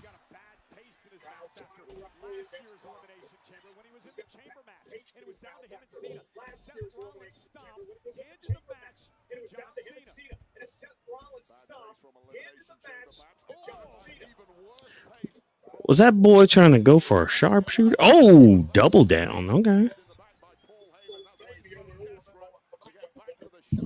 Excuse me, chat.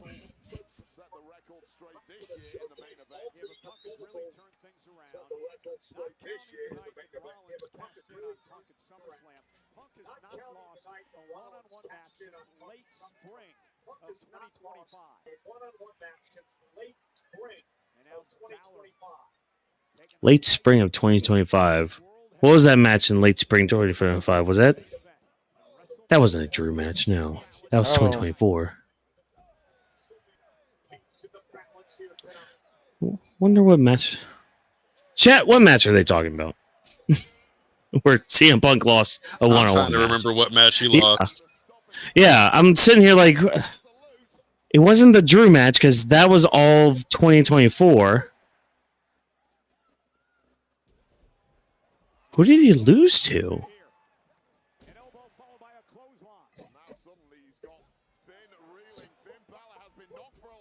It wasn't Seth. Or was it? No, it wasn't. No, because they clearly stated on the commentary. Yeah, we're not counting that.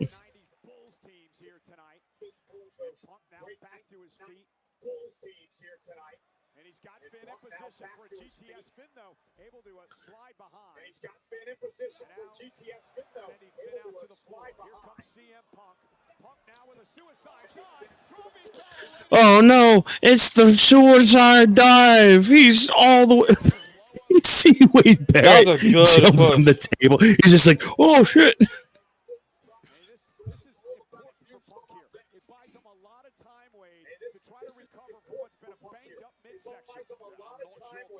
Is it important, Michael Cole? Oh gee, I didn't think about that.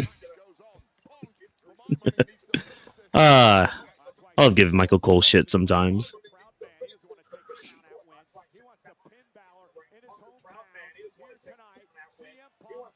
All time for an elbow drop. Nice elbow drop. Never mind. Bam! Clothesline. Simply Monty. Oh, he's telling the crowd. It's time for him to go to sleep. It was Cena. But that was in summer. I don't know why he said late spring. Probably wrong wording. Oh, yeah, they're the Saudi match. That's right. And even that has some asterisks to it, with freaking Seth Rollins and the Vision coming out.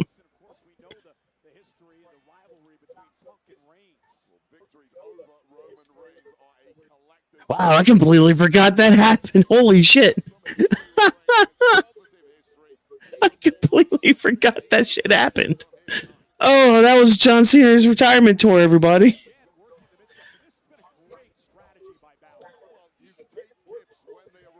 Oh, shit. Not sure that was just an easy slip or actually CM Punk did that, but nice shit, though. I think that was a slip. I think that was a slip. Oh, that's great. But he played off very well, though. He played off very well. Oh, yeah. Nope, not again, that's that professionalism for you. Oh, nice reversal. Nice, Balor. Oh, nice reversal. Nice neck breaker. Let's go. The match is going to next gear, or, you know, I already went through it. Let's see what goes next. Second gear. Alright, I don't want to look up CM Punk's nose. Cut away, camera. There you go. Thank you. Fifth gear is John Cena, aka is Super Cena, right? Sure. We'll go with that.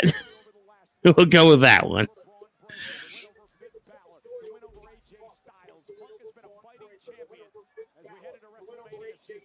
Punk has been a fighting champion, yeah. It would be nice if we had an Elimination Chamber match with the Elimination Chamber style for the actual titles, but hey, we don't do that no more. I miss when the titles were defended in the chamber, man. It I made do. more sense. Bro, it just made it more spontaneous. That's the thing. Now, like, they should have waited for Liv to choose her Royal Rumble winner. I mean, her Royal Rumble opponent for WrestleMania on Monday, because it just felt more like spontaneous. Like, imagine Punk. We had Finn Balor and 4 other superstars wrestle for Punk to stay as champion. Like, prove that you're the fighting champion. Go old school style. But no, we don't do that no more because we gotta have a promo of fucking 12 weeks for WrestleMania, people. Come on, like, nobody wants to see that. Well, we got to build the rest of the card. But again, that's putting trust in the WWE to actually build the rest of the card. And to actually give us, every single title should be on the line at WrestleMania. Yes. Yep. Agreed. Last year they didn't do that. And if you're going to do any non-title matches, that's fine too. Just, you got to actually build for them. You actually got to do something with them. Oh, okay. We're getting to the last gear. Because I feel like everything's going fast. Knee, clothesline. Here comes the flying elbow. Oh, is Punk opening his mouth or his nose? I can't tell. Probably the mouth. Yeah, the mouth. He landed. He executed. Woo! And getting the elbow down. Oh, yeah. All right, so come on. We're getting to the finale. Where are we going to go? Who's going to win? It's fine. Sell that midsection. Punk. Nope, no. Oh, Vin. I don't know why, but I love the sling blade. Thank you, sling blade. I really love that move. It's just something about it. It's just the way he does it. So smooth. Mm-hmm. Vin's one of the masters of that move, the sling blade. It's my favorite, the sling blade. Nope, you got hit by a reverse of a clothesline knockout. A smooth criminal. Whawkins is already tired, guys. Well, you know. I like the old man Punk fighting style. What can I say? I like the old Me man too. Punk style. Oh, yeah, no. It's just been a long day for me, so. Come on, Punk. Show those crazy eyes. Ah! There it is. He's gonna tap out. Come on. Punk said, nah, I'm gonna reverse this shit. There you go, Balor. Come Come on, Balor. Balor with the quick roll-ups tonight, too. He is. He's putting that work. I like that. Oh, now he's pulling some Gunther elbows. There you go. Now put him in the sleeper. Been better than Gunther. That's all I'm saying.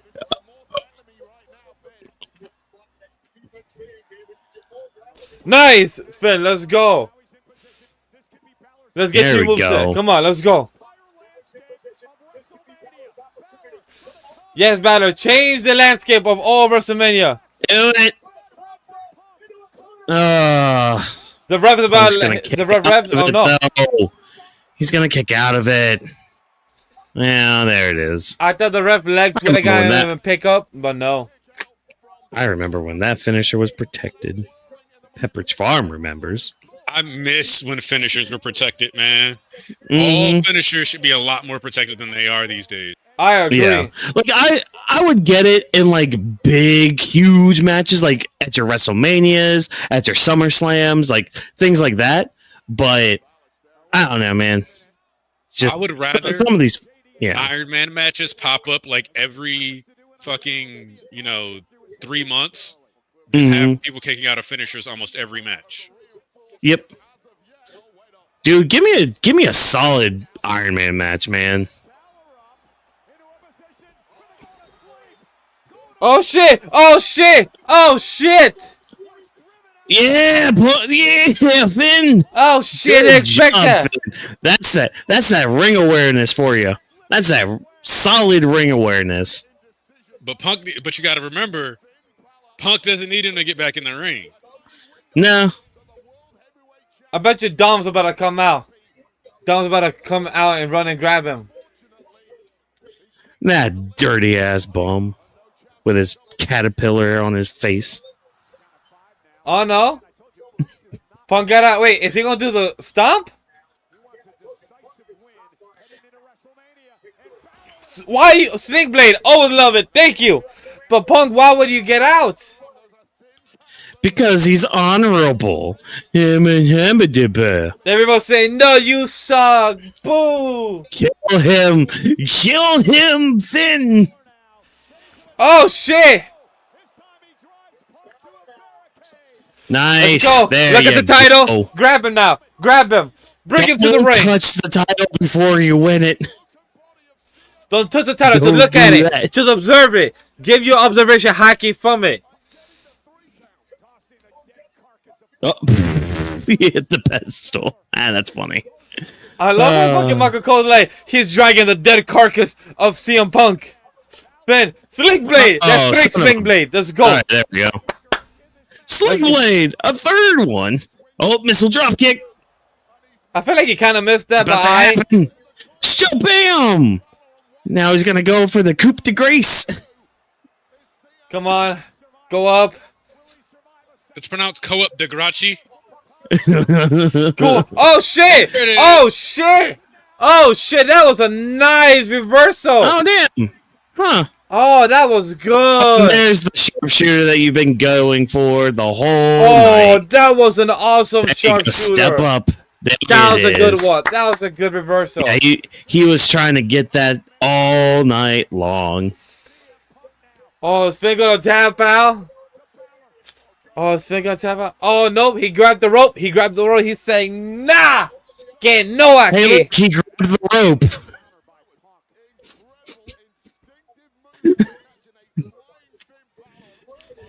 Please, no younglings should be watching these streams.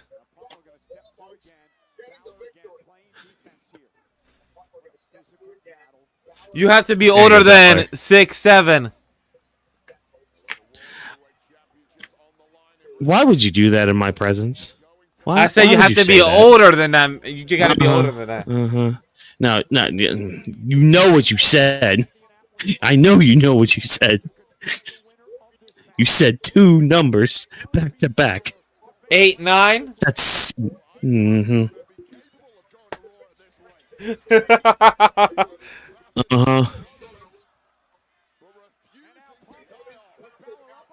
All right, is Finn about to go to sleep?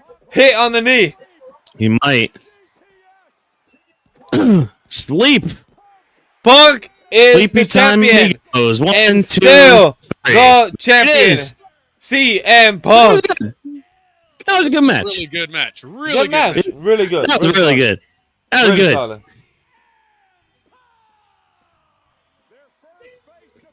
Finn really tried. I'm not looking forward to the shit that Judgment Day are about to give him, because they can all suck a fatty after that. But nah, the Finn Balor redemption tour this year's, again, if WWE actually gives a shit and actually tries, they can have something really good on their hands. So, Finn is gonna cost a match for Dom, and Dom and Finn might have a feud go to WrestleMania, because they've been dragging this shit on for 2 goddamn years, Chad, and I'm tired of it. Finn losing clean is fine. That too. Oh, that too. yeah. Losing clean. I'm not upset with that. Very solid I'm match. not sure if I want to give this or this might be. I think I could give this like a solid B plus A minus. It was a pretty solid match, especially for one with no stipulations. I feel like this was match of the night for me. I give it B plus. I think. Yeah. I was debating saying it was match of the night so far, but you know, the men's chamber has the talent to have match of the night. Whether or not it'll be leveraged that way is a whole other thing. It's all about the finish, but that's the thing with the men's match. It all comes down to how they finish it and what they do afterwards. Hey, look. Cannot do like they did with the women's chamber and give us this crazy good beginning and middle part, and then just go, let's go with the safest option possible with Rotten Rhea. And that's why the women's chamber is not my match of the night. That's why this match is the main match of the night, because it was good for the beginning and good at the end. Oh, Finn, you pushing him? Why you pushing? Hold on, what's going on? Come on, ask some respect. Come on, give the handshake. Come on, shake the hand. Come on, shake the hand, or you'll lose points. Come on.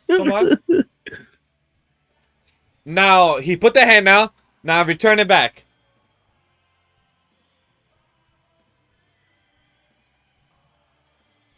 The crowd is saying yes. The crowd is saying do it. Come on, do it. So that means you gotta continue the Finn Balor redemption tour. Yes, that's some respect right there. That's some respect. Let's go. Continue that Finn Balor redemption tour like walking sick, because I'm on this bowl. Show those 6'10", what I would 6'10" like pack. Is for Finn, like for the Judgment Day to break up and for that to be Finn's main storyline for a while. Mm-hmm. And then for Punk to retain at Mania. And then that would be a good way to like have Finn get the title. I agree. It's off of, hey, there we go. Hey, look at that. It's cute. Oh, there we go. There it is. There's AJ Lee right there. There we go. Give us the little thing. There it is. Yep. Look at how cute they are. Oh, isn't that adorable? Isn't that cute? So, quick information for everyone to tell. Go watch their whole Hot Ones. Very good Hot Ones. I do recommend it. Their Wings episode was really cute. Actually. Very good. I do recommend it to watch it. The one thing I want to shout out, that the last time we had a couple like this, that was one IC title and one was the world title, was Seth Rollins with the world title, and Becky Lynch had the IC title as well back a year ago. And now we have Punk as the world title and AJ Lee with the IC title as the couples as well. So what I was going to say here before AJ Lee rudely interrupted me, honestly, Punk's probably just going to be holding that title until Braun Breaker's back. Because of the nature of Braun's surgery, assuming it's not all a storyline, that's like very up in the air. But I'm also team Obafemi getting the belt at King of the Ring. That too. Whether that's World Heavyweight or WWE Championship, it does not matter. Hey, the man that got my city a title. Hey. Damn, that's a tall boy. That's a tall man. Holy shit. Little Yachty. So here's a funny Giannis fact. After a game, I think it was during playoffs, Giannis dropped 50 points and he went to one of the restaurants in the area and ordered a 50-piece nugget. What? That's crazy. Unleashed moment of the night. Ooh. Oh yeah, the unleashed moment of the night when y'all let Raquel look like the biggest beast in the match just to fucking screw her. You know, you know what I thought of when all this happened to Raquel tonight? I thought back to, what was it, the 2020 Elimination Chamber, where you have Shayna Baszler come out there and eliminate everyone. Like, literally all other 5 women in the match eliminated by Shayna Baszler. And then come WrestleMania, loses very cleanly to Becky Lynch, who then a month later says, "Hey, everybody, I'm Preggers. I'm out of here." Fucking goddamn it. Swear. Can't have anything nice. I'm gonna record this damn recap part. I need to rename these files, so... WWE in Chicago's own CM Punk to celebrate WWE's return to the United Center and Punk's gracing of the WWE 2K26 cover, which becomes available to play on early access March 6th. We had the second match was AJ. No, I was just saying. I'm just women's IC title match. Ladies and gentlemen, we are proud to announce tonight's WWE's attendance record here. Nobody cares about the attendance record. 19,346. Thank you, Chicago.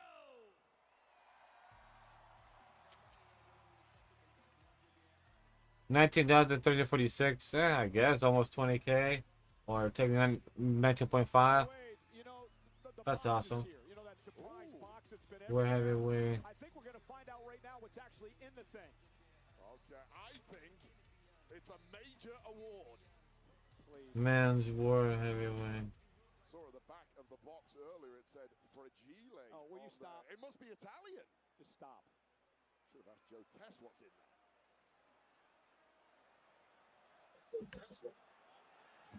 Alrighty then. Oh, perfect timing. We're about to find out what's in the box. What's in the box? No, this has to be clip number 1.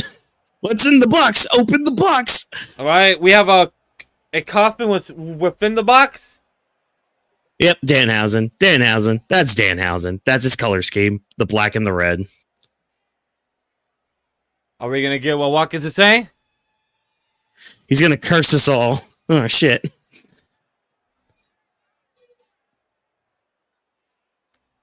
I wonder if the crowd's gonna give if they're gonna give a bop for it or they're gonna boo for it. Wait, they said you are cursed. Okay. Yep. Called it. What are these ladies doing? We're nunny.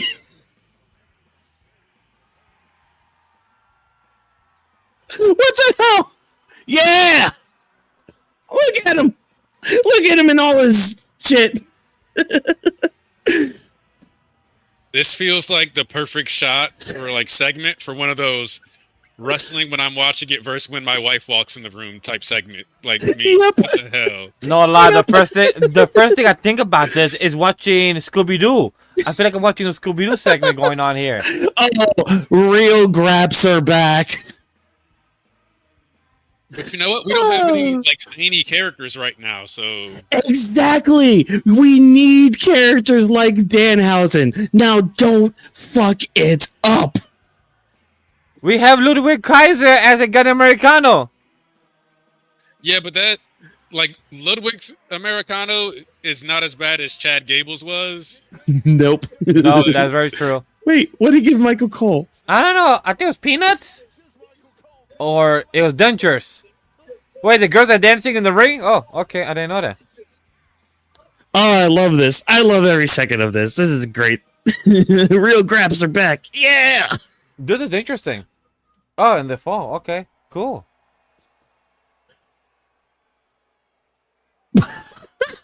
Wait, that's it?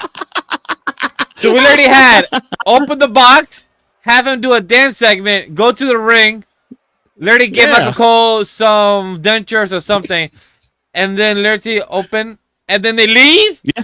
Disappear? Yeah. What the fuck? Yeah. That's it. That's all you get. Thank you, Michael. What the hell was that? Okay. Wait, I gotta go back to the recap recording. Stand by, everybody. That's a fact. I need to recover from that, bro. That was perfectly under 3 minutes. That's a perfect short form content later. For the WWE Championship. The chamber match is next. Oh, Jesus. That was an interesting one.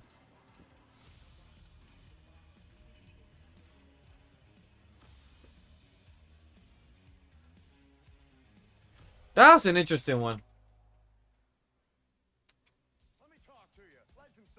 Let me talk to you. Talk to me, Bianca. Oh, man.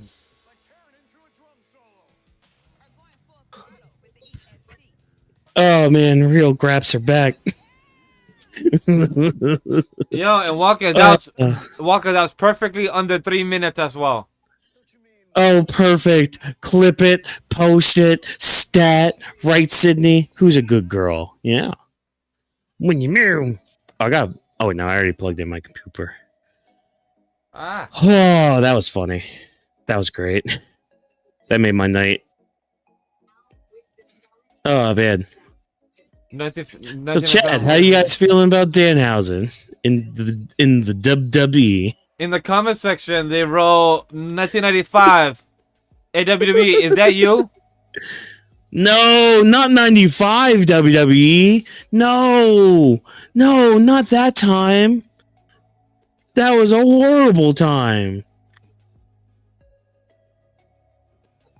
We're starting to check for infection, tuberculosis, and liver. Start to get back to clearer skin with Bimzelli.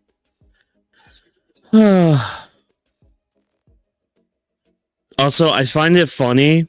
Every time I click on the hashtag WWE Chamber, the first thing I see is one of our clips from last year with John Cena turning heel. Oh, shit, really? Yeah. I don't know how it is for you. Nah, I haven't clicked it. Somebody on Twitter is just like me expecting Chris Jericho in the box, and it's just the guy putting clown makeup on. That's an interesting one for sure. Dun, dun. Let me see if I can pull up the couch Dun, dun, dun, dun, dun. Oh, hush you. That says that could have been an email. You zip it. I'm salty about the person who said that Raquel Rodriguez would be WrestleMania bound if she was climbing ropes right now. That's insane. Not wrong. Oh my god. You know, it'd be funny. Watch they have Danhausen do a bunch of AAA stuff. Most likely they would. Yeah. All right, save that photo. Sorry, I'm editing the recap. All right, I need 1, 2, 3, 4. What's that? You can go up here. Also, fun fact: Danhausen and Punk are actually pretty close, so him going to WWE is not surprising in the slightest.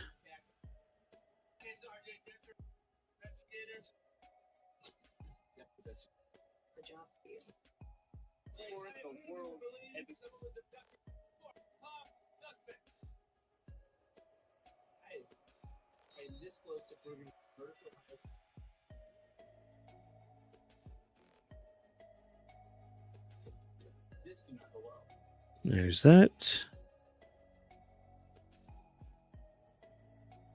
Split. Can change my life, and I'm ready. I think we're about to start. The last main event. That's the last main event. Technically, the main event is what I meant to say. I was like, wait, what? What are you talking about? The last main event? I have the what's in the box ready on Premiere, so I will edit it once we're done with the sidecast, because I will not be able to do it right now. That is a-okay. Fill that with Phil. I'm playing peekaboo with my daughter. Ah, that's adorable. Adorable. Wheatley. I thought this was a really good match. The great action here. CM Punk. Split and split. Delete. Weekly so good again. Wheatley. Wheatley So so good, good. I drink it neatly. WrestleMania 42, the two-night extravaganza from Las Vegas. Night one is Saturday, April 18th, starting at 6 p.m. Eastern, 3 p.m. on the West Coast. And just in, the first hour will be live on ESPN2, as well as full coverage on ESPN Unlimited on the app. Also, interesting business decision to have the first hour of both nights of WrestleMania free on ESPN2. Well, that's good, because that means I could watch it, because I watch it through Netflix International, because I don't have ESPN, chat.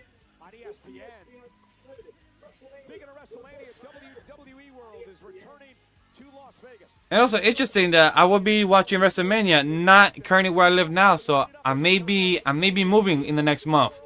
So I will be in a different, yeah. Hell yeah. Good moving, or holy shit, this place raised our rent another like ridiculous amount. We got to get out of here. Tight moving. Well, I have to leave anyway in 4 months, but we might have found a place that we could go in 1 month. So we just have to have set conversation with certain people and see where it goes, where life takes us. And plus, I start my new job on Tuesday. One of my favorite debuts that we've had in WWE so far. Danhausen is now a WWE superstar. WWE's bullshit. Do not mess up, please. Oh man, that made me happy. See, it's silly shit like that that really just gets me. You know, just give me more silly shit like that. It's great. It's fun. Yes, it's fantastic. Chat, I swear, if y'all are hating on it, I'm coming for you. Had a dad moment. Had to go turn a light off somewhere. I know that feeling.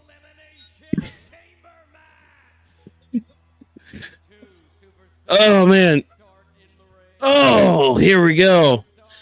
How safe will we be, chat? Oh, we're gonna be Pampers diaper safe, or are we gonna throw some sandpaper in that diaper? Hold on, I just realized that the monkey's paw may just curl, and they may do something safe but disgusting. Now, I want you to think of what the safest but most disgusting option we have available is.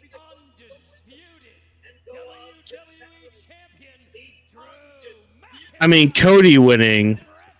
No, I said and safe nothing and happening. Yeah, I'm trying to think of what would be disgusting though. You're thinking of just safe. You're not thinking disgusting. Yeah, that's Logan Paul. Ding, ding, ding!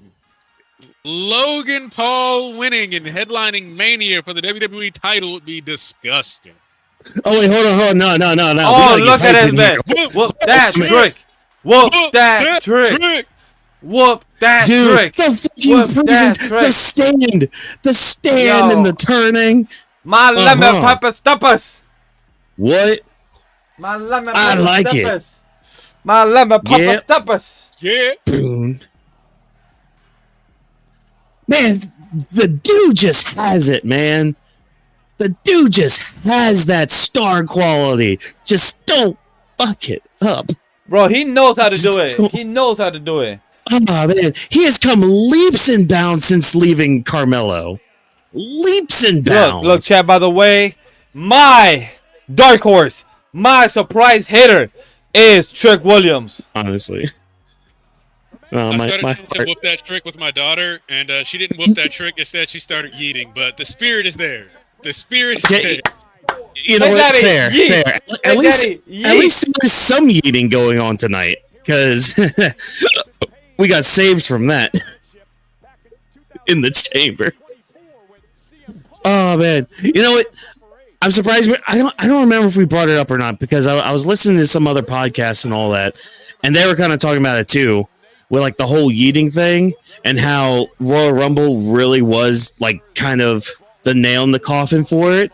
And I didn't realize this at the time, he was doing that on a turnbuckle for like 15 seconds, and nobody went to go eliminate Jay at all during the Rumble, during that yeeting. And I'm just sitting there like, oh my God, you're right. You're right. That's dumb. In a match like the Royal Rumble, why? Yo, he looked like a boss there. To have him doing it outside the ring on the turnbuckle instead. That would have been a smart, like that way, like, you know, kayfabe is dead, but not that dead. You know what I mean? Exactly. Because like you're still playing to the crowd, you're still having that hype moment. Like, you can't sit there in Gorilla listening to this crowd with this kind of energy and not do anything with Trick Williams after this. Yo, let's talk about it. Yo, WrestleMania, that shit was cooked. Ooh. Like, God. Man, I really got to do more sidecasts like this, standing up, because this feels great. It just feels great to just stand up, man. Let the referee just be like, you're in your pod. Stop wasting time. It's just like, nah, fuck you, dude. Let Trick Williams have this moment, man.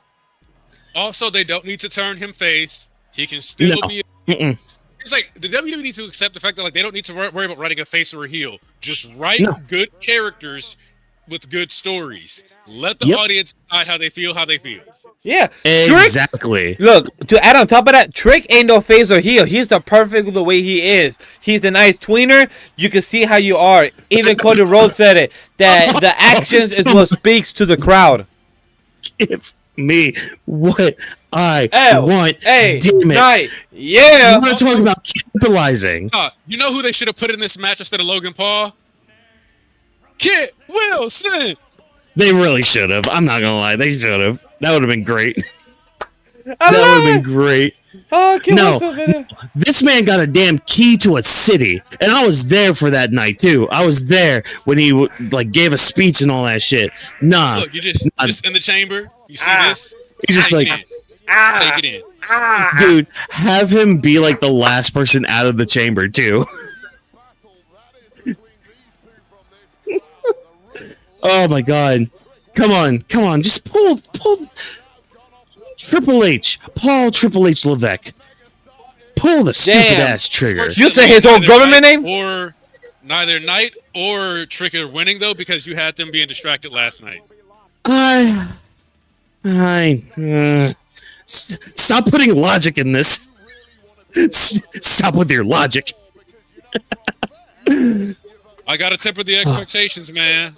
I want to see Trick on top, but it ain't happening. Oh, no. What happened? Like I said, he's my dark horse. He's my surprise hitter. Watch Trick Williams come on top, man. Watch it. Let's go. The dream one would be Trick. The heart wants LA Knight. The head is like, it's going to be Cody. L.A. Goddamn, man. Yeah. Let's go. Damn, man.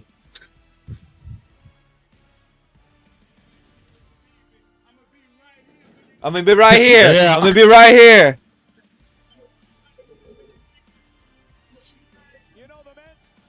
He tried to go in through the front. He did try. There's a good chance we got Javon being in the starting two though, just because that's a good pace to start the match with. Keep it going right away, like start off high energy. I agree. We'll see though. Yeah. You know what else wouldn't surprise me is Cody starting the match too. Same. I can see because if Cody starts, I don't see Randy starting, so we'll see. Oh, Randy's definitely going in a pod. That like. Oh, Logan Paul. We're gonna get a mic up, Logan Paul. I bet you get a whole block the next day. Out of the pod, if we're being honest. Fucking Logan Paul. I hate this song too, by the way. This faction is so messed up, man. Like it is. I know it's injuries related, but damn. Yo, Austin Theory, come on, man. He looks bald. He looks serious. He looks more threatening. He like, yeah, let's do this. Oh! Yeah. Austin Theory, you need to call Hoorah! Logan Paul. Wait, Austin Theory, please attack Logan Paul right here. Like, just attack him, have him laid out, and then Jacob Fatu just go in there and be like, nah, I'm all gas, no brakes. Get me in that pole, bitch. No, y'all have no. Y'all should be glad I wasn't watching SmackDown last night. Y'all should be glad I wasn't doing a sidecast because even though there were shenanigans afoot, the fact that in the record books now it has Logan Paul defeated Jacob Fatu. You know why? I legitimately almost vomited. You know why? Because he's Logan Paul. He's the OG. He's about to show you that he's better than Will Ospreay. He's gonna be what's up. I'm gonna kick you. I'm about to kick you off this call. I have that power now. I'm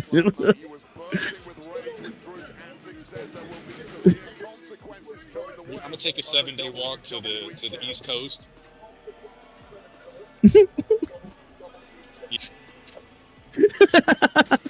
Oh, damn it, Vash. This motherfucker here. Logan Paul, he's got experience inside the chamber. This is the third straight year. Jimmy so humble. Look, I'll say this. I love how annoying it is. That's why I like it. See, exactly. Like, and this is kind of the point I was gonna make too, and I've said it on our show too. Like, because Logan Paul, kind of a piece of shit human being. Let's be honest, especially with his past and all that. But since coming to WWE, he's actually had like a bit more focus, and it's actually I feel like being part of the system in there has actually kind of helped him a little bit as a person, a little bit, you know. Like, it's actually given him a little bit more reasoning, and like now somebody's actually kind of coming down on him to kind of keep him in check and somewhat on a leash. Well, because he's being forced to take losses, right? And the other thing about Logan is that you gotta realize, like, Lunchley and Prime, that's stuff that he mainly directs, right? Yeah. He made his money doing YouTube. He's been in charge the whole time. This is the first time he's like worked a job, really. Exactly. So, and that's the thing. He's actually good at this. Like, yeah, he is. Because, like you just said it. You just said it, Aniki. He's just like, I hate how much I kind of like how much I hate him. You know. Yep. Because he just kind of gets it. You know. By the way, side comment involving with Randy Orton entrance right now. Did you hear on the podcast this over the past week saying that he actually didn't like his song, but that the French people, the French audience in Backlash is the one that saved it by singing it because he was thinking of changing it? Yeah. That's crazy. Yeah, I remember hearing that. That's crazy.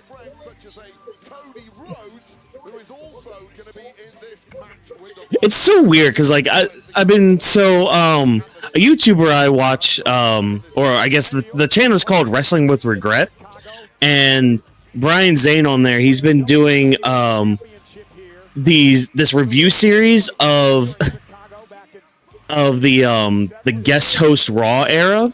So like every other week he'll release a video of like that episode of Raw with a guest host and all that. And it's so weird seeing clips of Randy Orton back then, because this is like 2009, 2010, and he's like still kind of slim.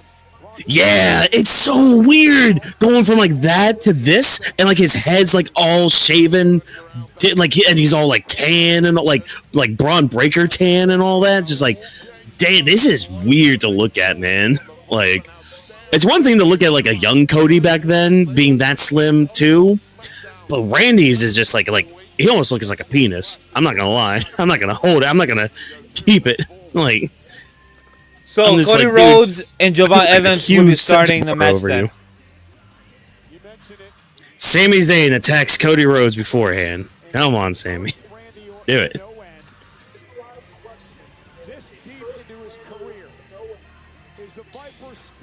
I love how Randy's just going around just talking shit to everyone.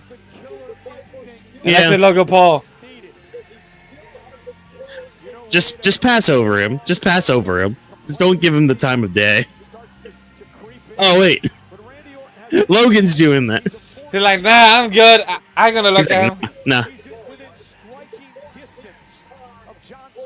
Yo, but they really milking his entrances. Like, everyone's literally be like, so this is the chamber.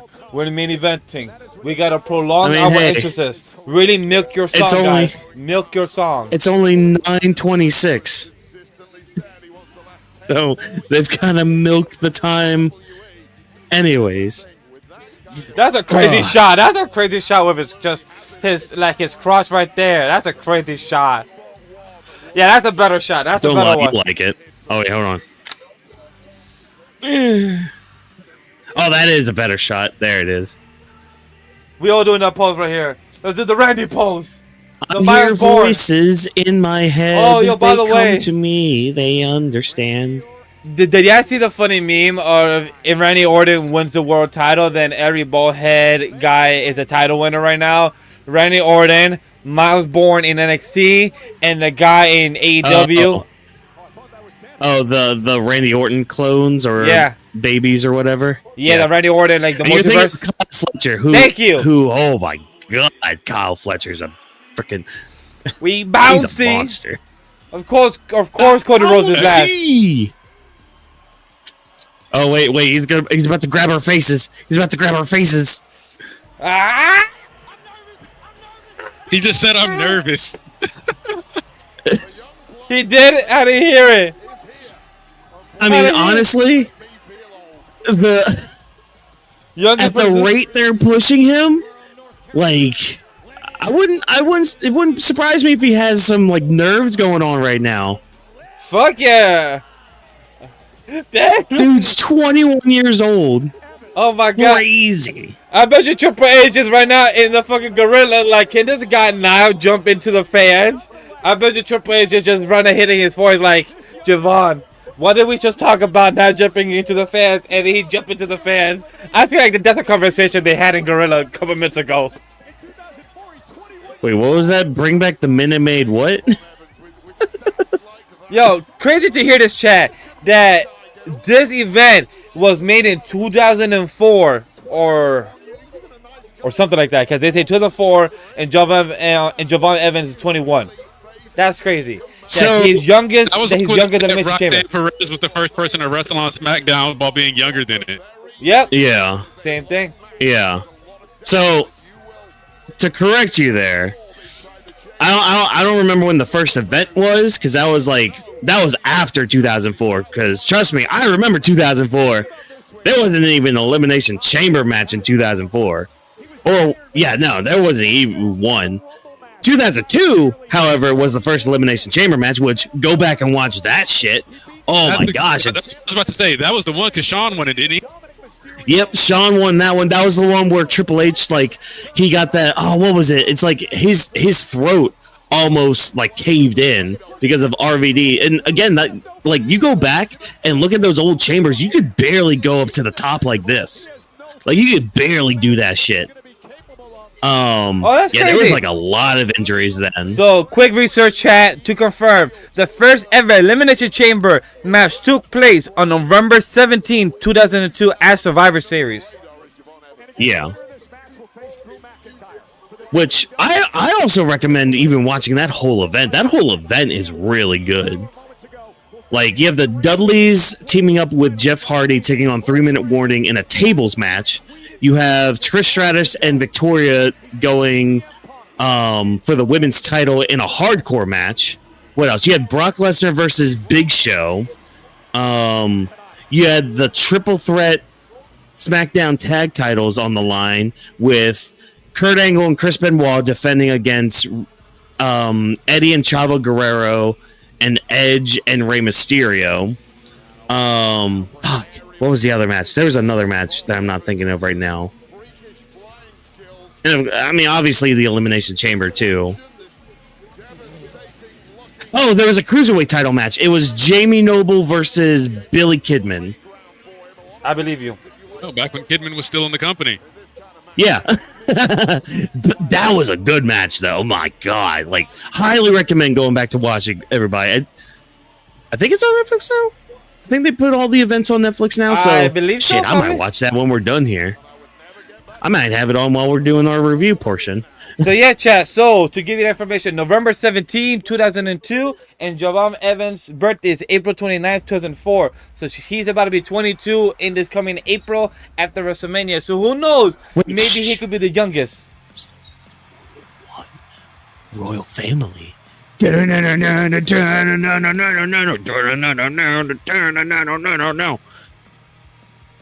I'm sorry. This shit hits live, man. In my soul, something Cody Rhodes. I don't know why I always do it this way, chat, because I blame AEW doing the comedy way because of those guys. AEW. Yeah, weren't they the ones that did the meme or the joke of doing the hey something Cody Rhodes? I mean, I got it from Cultaholic because Tom Campbell would sit there with a toy xylophone dinging it. Like he learned how to do the ding ding ding ding ding ding ding ding ding ding ding ding. I agree. I heard it from him, but I've heard it from AEW. Did the meme. I'll try to find it. I'll post it. They might have also played around with it. By the way, a big shout out to the gear. The gear looks really good. I really like the old blue, like the blue and white. Looks really nice with the gold as well. Who's the little kid? Oh, of course, the little kid that looks like you. Yes, of course, of course. That's how they get you. Bastard. I want a weight belt like him, signed by him, man. He's a two-time Undisputed Champion, two-time IC title, two-time World Rumble, 24 Crown Jewel, and 25 King of the Ring. Will he win his first Elimination Chamber tonight? Let's find out. Woo! Did they post anybody else's accolades? Did they show anybody else's accolades? Yes, they did. For Randy Orton, for Randy Orton, they did. For Trick Williams, they did. LA Knight, they did. I'm not sure about Logan Paul. So we're starting the match with two black men. Gotcha.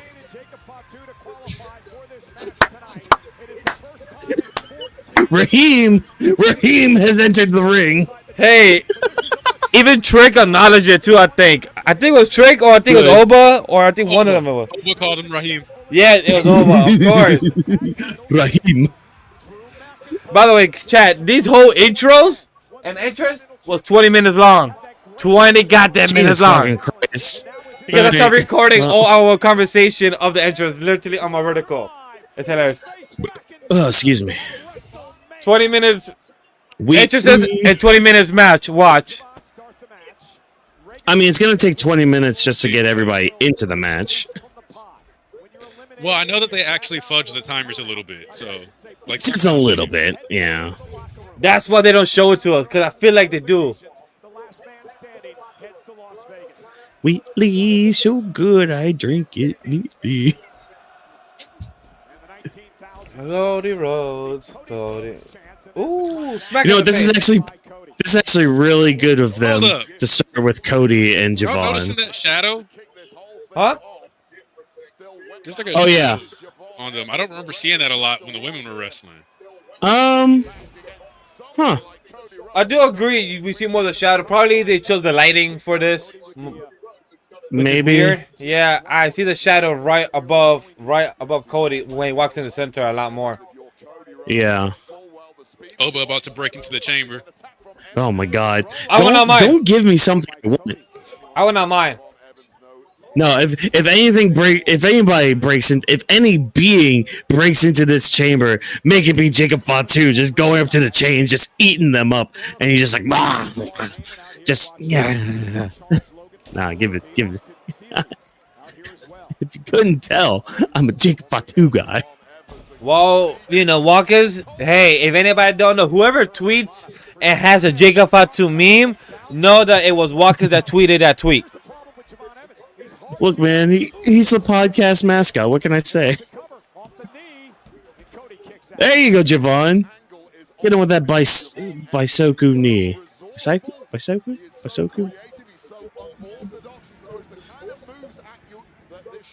You got this, Javon. Yeah. Yeah. Just slow down, buddy. Slow I'm about to say, can that fix the shadow? Because the shadow is kind of annoying. No. I really appreciated the passing of the torch, having him beat Kofi on Monday this week. I did too. That was really good. That was really good to see. That was really cool. Was a good Sydney, huh? Yeah. Good girl, but you bro when you marry. Yeah, because Kofi is in his 40s, so he gets to pass it to the next, the type of superstar that does sit for a minute, like him. chat.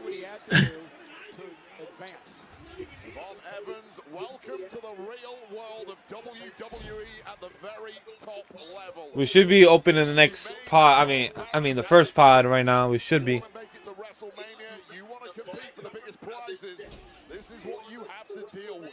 And it only gets harsher from here. An emotional roller coaster during WrestleMania season, 49 nights away from a start in Las Vegas. And Cody now, with the collision, takes down Evans. Cover again by Rhodes. And Rhodes is, I would say, desperate tonight. And Yes, Rhodes is very desperate, because he's hungry for the main event. He's hungry for the WrestleMania. He wants to be on the card. He wants to be up there. But how can you get up there, Cody? Talk to me. That's why him losing this would be much better. Show us your character. Missing Money in the Bank was just a match that happened at Mania, and it wasn't something that had its own pay-per-view. Yeah, I missed that too. I do agree with that. Because again, I was just gonna say, I do agree with the Money in the Bank being actually just a match with the stipulation. We don't need a whole PoE for it, because unless the other matches is gonna be like a ladder match, then great. All right, who's Trick next? First. Oh shit! Oh, I guess it's Trick first. Now we got 3 black men in here. Oh, Republicans are having a fit right now. No, they like it because that lets them know that they're not winning. Oh.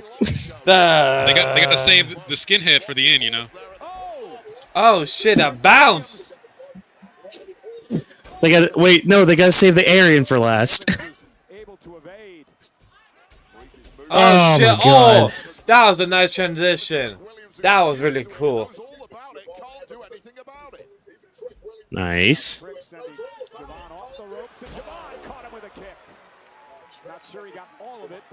Yeah, nice one, Javon. Hey, you got enough of it, Michael Cole. Nope. Oh, okay, Javon, you reacted nice. Good ring awareness. Ooh, that bitch slap. Ooh, shit. Ooh. Oh, that was a reference. Now spin it. Do one for Booker T. Come on. I was about to Do say, one for Booker T. That was a reference for Booker T, right? Yeah, seemed like it. Russian leg sweep.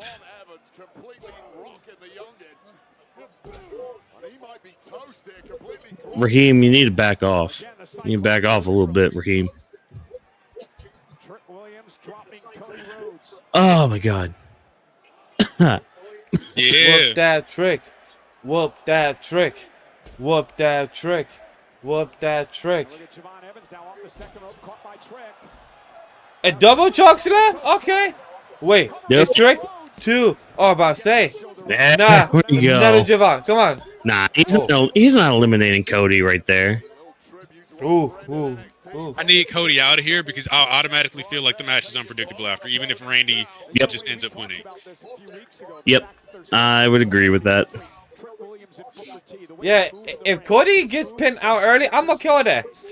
Now we have 5 unpredictable. Even if Logan Paul wins, even though I said that in my prediction, I'm like, yo, Logan Paul wins. Let's not get too ahead of ourselves in there. the division needs an accolade to actually push their results. Right now, they have too many injuries in their belt. The Vision just needs to die. Just That should have needed throw that out satisfaction. there. It just needed to be a satisfaction. Like, and when Seth had the World Heavyweight title, Bronson and Braun should have won the tag championship. I agree. Yep. That should have been a nice faction that had transition. all three people with gold. It was just weird. Mm-hmm. There you go, Javon Evans. Look at you go, buddy. That was a nice sequence. Logan Paul next? Nah, they'll save him for later. Crazy. Right? No, Crazy shit. how, I don't know if somebody from the WWE Oh, shit. randomly watching this stream, but you remember, like, I was like halfway through the women's match, I was like, they're not doing this right. And then they like switched, and now they're doing it right. And I'm like, what the hell? I love how all of them. They learn from their mistakes. They learn They're like, from wait. their mistakes. Raheem was just like, wait, guys, y'all remember that meme of the 2K footage of everybody beating up on Hulk Hogan? Let's do that on Logan Paul. Imagine they spoke about that shit. Like, all right, we're all gonna beat you up once you come out. Be ready, Logan. Oh, that's great. They Love gotta it. get every piece of him in at least yellow. Oh, I just realized they're all wearing like a version of yellow and all that. Oh yeah, they are. That's true. They all wear like a yellow gold. Yeah. Yeah, show the replay. Show the replay. Drag his ass out here. Drag his ass. Yeah, yeah. Yeah, yeah. See, that's what I'm talking about. I wish the chamber pod doors were still that fake glass. That shit was smooth. So what's funny? In the recording of the vertical, I have myself on the screen of the match, and then you guys, Aniki right above and Whawkins below. So I'm here like on the screen. So like I'm just doing funny memes as well, like pointing and everything. So at times when you see me point, it's because I'm pointing during the vertical.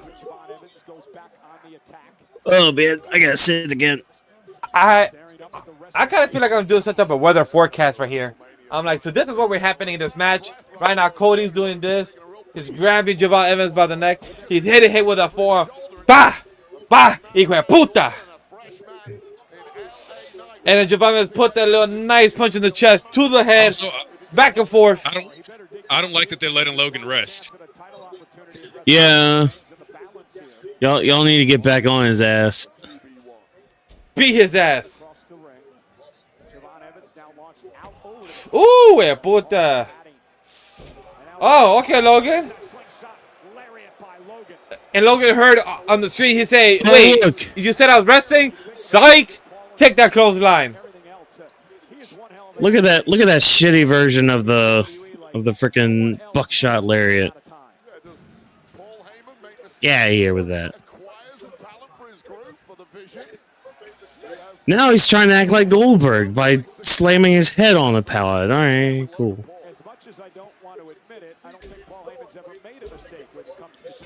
Quick, Austin Theory, turn on Logan Paul right now.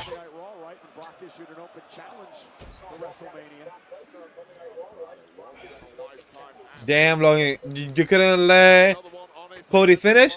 All right, number 12, Nope. 11, 10, 9, 8, 7, Alley 6, Knight. 5, 4, 3, 2, 1, 0. 4, 3, 2, Okay. 1. Okay. Whawkins was right. He got it. L. Yeah, A. it is. 9. Yeah. Y'all. What the hell, Wade Barrett? My loins are a-tingling. You telling me Wade and Booker T be saying some wild stuff. I don't even know if they clocked themselves. Yeah. Ooh, that's a clothesline right there. Oh, hit the one that knee. Let's go, Logan. Oh, almost. Trick with it. Oh. Did anybody get eliminated? I was No. my daughter. Not yet. Who just got out was No, LA yeah. Knight. Oh, like I said, Randy was saved for last because they want to preserve him because he's the oldest guy. Yep. Exactly. Makes sense because, remember, guys, Randy Orton got a triple back fusion. You got to remember that. He got a triple back fusion. That ain't no easy surgery and surviving to go back into a wrestling job. Ooh, got puta. That ricochet of LA Knight on the head. Hit Logan harder.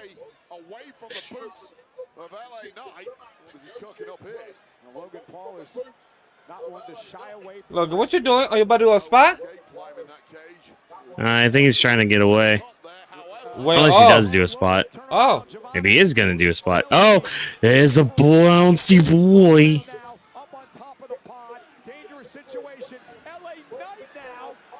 Oh, yes, Cody. Don't make it seem like two on the spot. Yes, throw a trick there.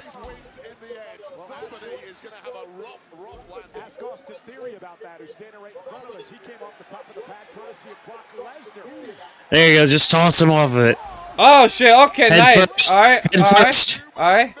So, Javon. Good. Right on top of them. Perfect. You got LA Knight there. What you going to do? Y'all two there just going to be hanging like friends? Oh, never mind. I'll do a super kick in the head. Let's go. Hey, look. A super kick. Oh, interesting. This motherfucker's spoiling everything. Oh! BFT just happened, Chad. It seems like I knew. I had observation hockey that could see 10 seconds ahead. He doesn't. That's a good team on push up. Yeah. Yo, Aniki, you just need to react. Just do a lot of expression like, oh shit, oh my god. See, that's why I'm not looking at the laptop, so I don't see y'all's faces. That's the thing is that like I've been like snitching with my face a lot, but I haven't been saying what's going on. Oh, trust me, I've been clocking you on my left. I was like mad as hell at multiple junctures. Ooh! You guys didn't know I was mad until like after you saw it. Yo, ready with a clothesline? Woo! Ooh! Yeah. Oh, look, ready? Oh, come on! Slam. Come on! You yes. always know he's gonna hit it when he claps. Bam! It's because I think that's his cue when he tells people to get into the motion. Oh no, that's 100% what it is. Oh shit! Oh shit! Yo, Randy's sequence is fire here. That shit was looking good, Randy. High five, man. Yeah, yeah, yeah, yeah. Good high five, my G.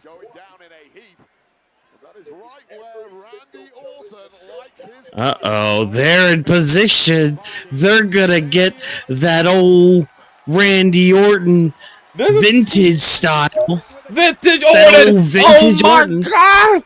Oh my god! Now line up for a punt kick.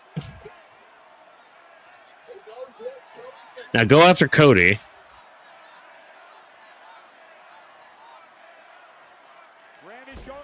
Randy, you never land the RKO. When you do, the stupid ass Is taunt. LA Knight right behind you? Is LA Knight right behind you? Nope. Nice DDT happening. Good shit on that. There we go. Good job, LA. Wait, Yeah. Giovanni, you still up there? I forgot you was up there, my G. Of course he is. Of course he's still up there. He got bouncy, bro. Yeah. That boy is bouncy. I don't like the fact that Trick is clearly the one being sacrificed for this, though. Yeah, that's a bitter pill to swallow, but you know, sacrifices must be made.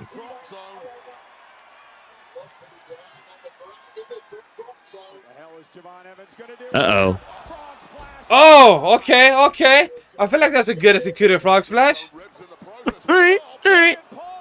Nice. No, you piece of shit. No. Eliminating on first is crazy. Oh, Logan took the opportunity there. Oh, the way Javon landed there. Oh my god. It didn't land good. I felt like it hurt his neck there. Oof. Which I hope is no actual injury. I hope it's no actual injury for Now, Javon. Austin Hopefully he's Theory, still in the park. go in there. Austin Theory, go in there. Cost Logan Paul the match. Waiting on that. That's the only way you learn lessons in this game, by making a mistake like that. Javon Evans, nice performance. He'll be back. Cody now sent across the ring by Logan. Cody with a kick to Paul. All right, Irish whip. Oh shit! Kick by Okay, LA Cody. Knight. Oh shit! Woo! There you go, LA Knight. Woo! Hit that burning hammer. Yeah. Ooh, that got me scared for a second. Nah. All right, Cody's ref. kicking All out. right, ref. He had to check twice. I Yeah. feel like that's too much. But okay. Fuck. Well, no. I mean, that's the sportsman thing of it. Like both shoulders need to be down. So I like how the referees are checking that anymore. It's a good touch. True. You're right. 2, 3, 4, 5, 6, 7, 8, 9, 10 with a European uppercut.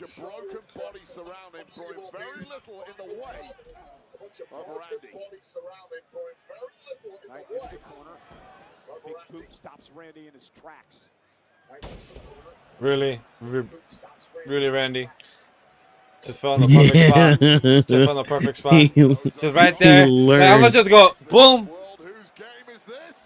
Say it. That was a Triple H bump.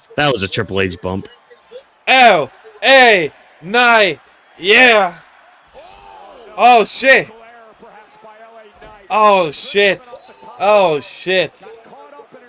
Oh fuck. Knight. Fuck Knight. I know people in the back like this is why we can push him. Yep. Oh. Let's go. All right, good. They better not eliminate Javon and Trick as the first two. Like, get the fuck out of here with that. Okay, good. Yeah, Trick rolled out of the ring. All right, good. Good on you, buddy. The Logan. I swear. I'm sorry. I'm sorry.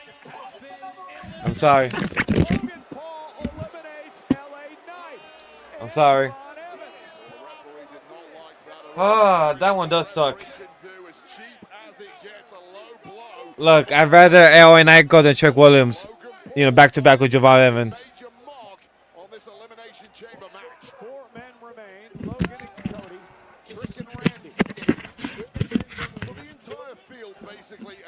Cody, I need you to pull out a gun. And just go, bam! Yeah, Cody's gonna go inside his pants and be like, yo, I got one here hitting the whole top. Bah!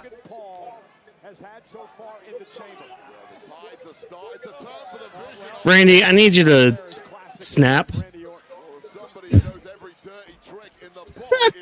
The eye poke, I can't.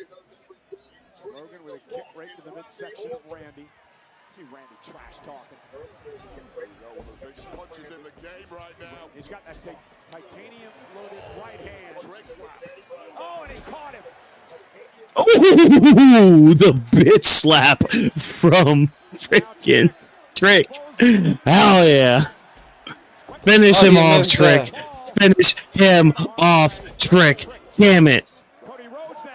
No. Cody, you asshole. You dick. Wait, you Logan. piece of shit. Oh, okay, good. Oh my god, are you fucking kidding me?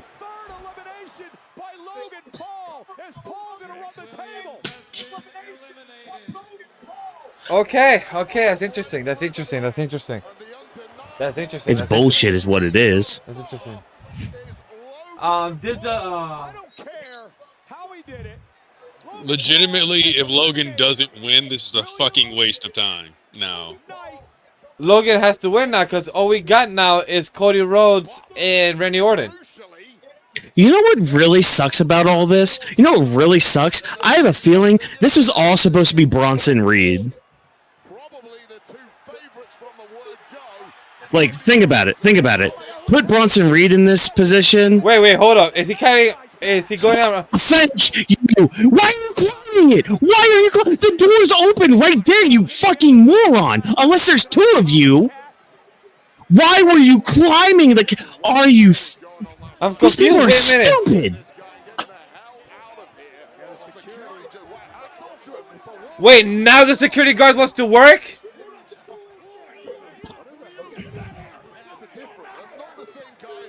It's some other rando. They're not the same guy from yesterday. Are we gonna get another hooded guy?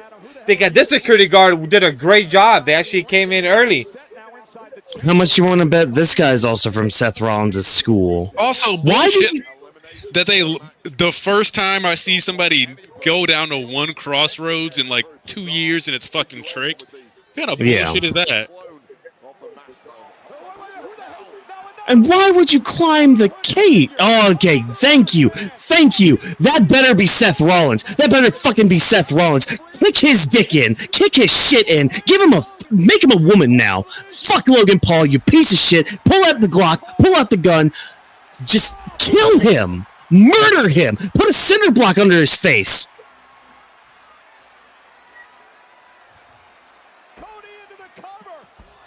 Wait, so now we got Cody or Randy now? Okay, I guess. Yep. I guess. Waste of time. Wait, is this person gonna take off the? Wait, is this person willingly taking off the thing? Don't say anything. Do not say anything, Mister. I'm 5 seconds ahead. Oh, okay. There we go. Good job, Seth Rollins. Yeah, you look on in horror, you fat walrus. Oh, look at his pop. So these black hooded guys were definitely working for Seth all along then. Most likely since back in December or November it was. Yeah, was he recovering from shoulder surgery, guys? You know, it's been a couple months. So we've got Cody and Randy now. Well, Seth had to come back early, guys. Also, you need to remember he had to come back early. Bronson Reed is out. Braun Breaker's out. They have to find a way to continue the story division. How can they still save that? Brock Lesnar's in with Paul Heyman. So things had to get cooked up and changed last minute over the week. So you have to understand, if Seth wasn't going to come back, who knows? No, it was all leading to Seth coming back anyways. Yeah, but I'm saying they probably had to rush the idea. They probably had to rush the idea much faster than, you know, hold on to WrestleMania much later. I wouldn't say that, just because if Bronson Reed didn't get injured and was actually in this match, that would have been his spot. So Seth would have still cost him that. Like, I don't think the whole masked man thing. I think that stayed how it was supposed to. The only thing that changed was really who was in that spot. Of course. Why didn't they close the door? Because it's for this. God damn it, Drew. Really, man? Because the other officials left to escort the distraction man out. I swear, Jacob Fatu better come out. Randy Orton, you better win. Randy, don't pull a Sami Zayn. Let's go. Okay. Let's go. Come on. 1, 2, 3. Let's fucking go. You fucking spoiled that. Are you serious, man? You gotta calm down with that, man. Are you serious? You were 5 seconds ahead. Fucking. Damn. My fault on that, Whawkins. Who, but that's just who.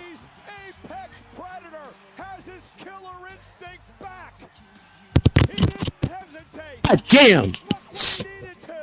My apologies on that, Whawkins. My apologies on that.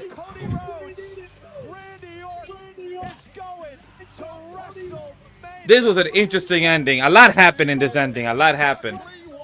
In the past 5 minutes or so, a lot happened. A lot of storylines are intertwining with one another. I do not like how this match was handled. No, I don't either. All right, cool. Randy's probably going to win at Mania, so we can at least get to 15. True. I am disappointed, though. So yeah, Punk and Finn is the match of the night for sure. Yeah, I agree. Yeah, definitely.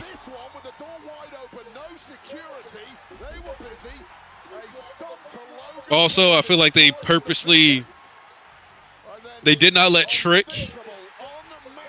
and Siobhan do nearly as much as they really could have. I agree. In this match. I don't know, I don't know.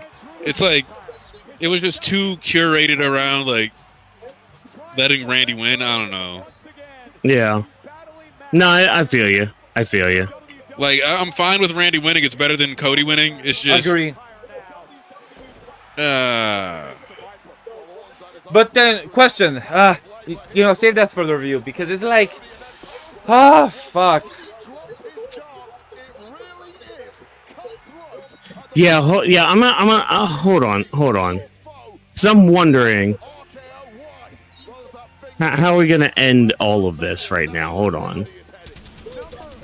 Because a lot of people also were freaking going off on like, okay, we could do a whole multi-man thing at Mania, blah blah blah, all that shit. Yeah. And like we could get to it through this option. I feel like you can't though, because like, what do you do? How do you get there? Like, Randy isn't in a feud with anybody right now that I'm aware of. Yeah. Well, like, see, that's the thing. It's like, well, see, there's a good storyline thread here too, and it goes back to when Cody, got into the chamber, how he got his spot, and even Sami Zayn pointed it out. He's just like, look, I helped you, and then you took advantage of it. Whereas Cody did the same thing that Sami did here, and ate the price for it by losing the match. Like, I don't know, man. There's something there they could tell. Yeah. I see a backlash angle. I don't see a Mania angle. That's my problem. Yeah. I'm gonna have to sit on it. Chat, we'll be right back. We're gonna also do our poll. Yeah, we're gonna take a quick 10-minute intermission, and then we're gonna come back and talk about all this shit. So stand by, everybody. Weebs of the Ring. We'll be back shortly.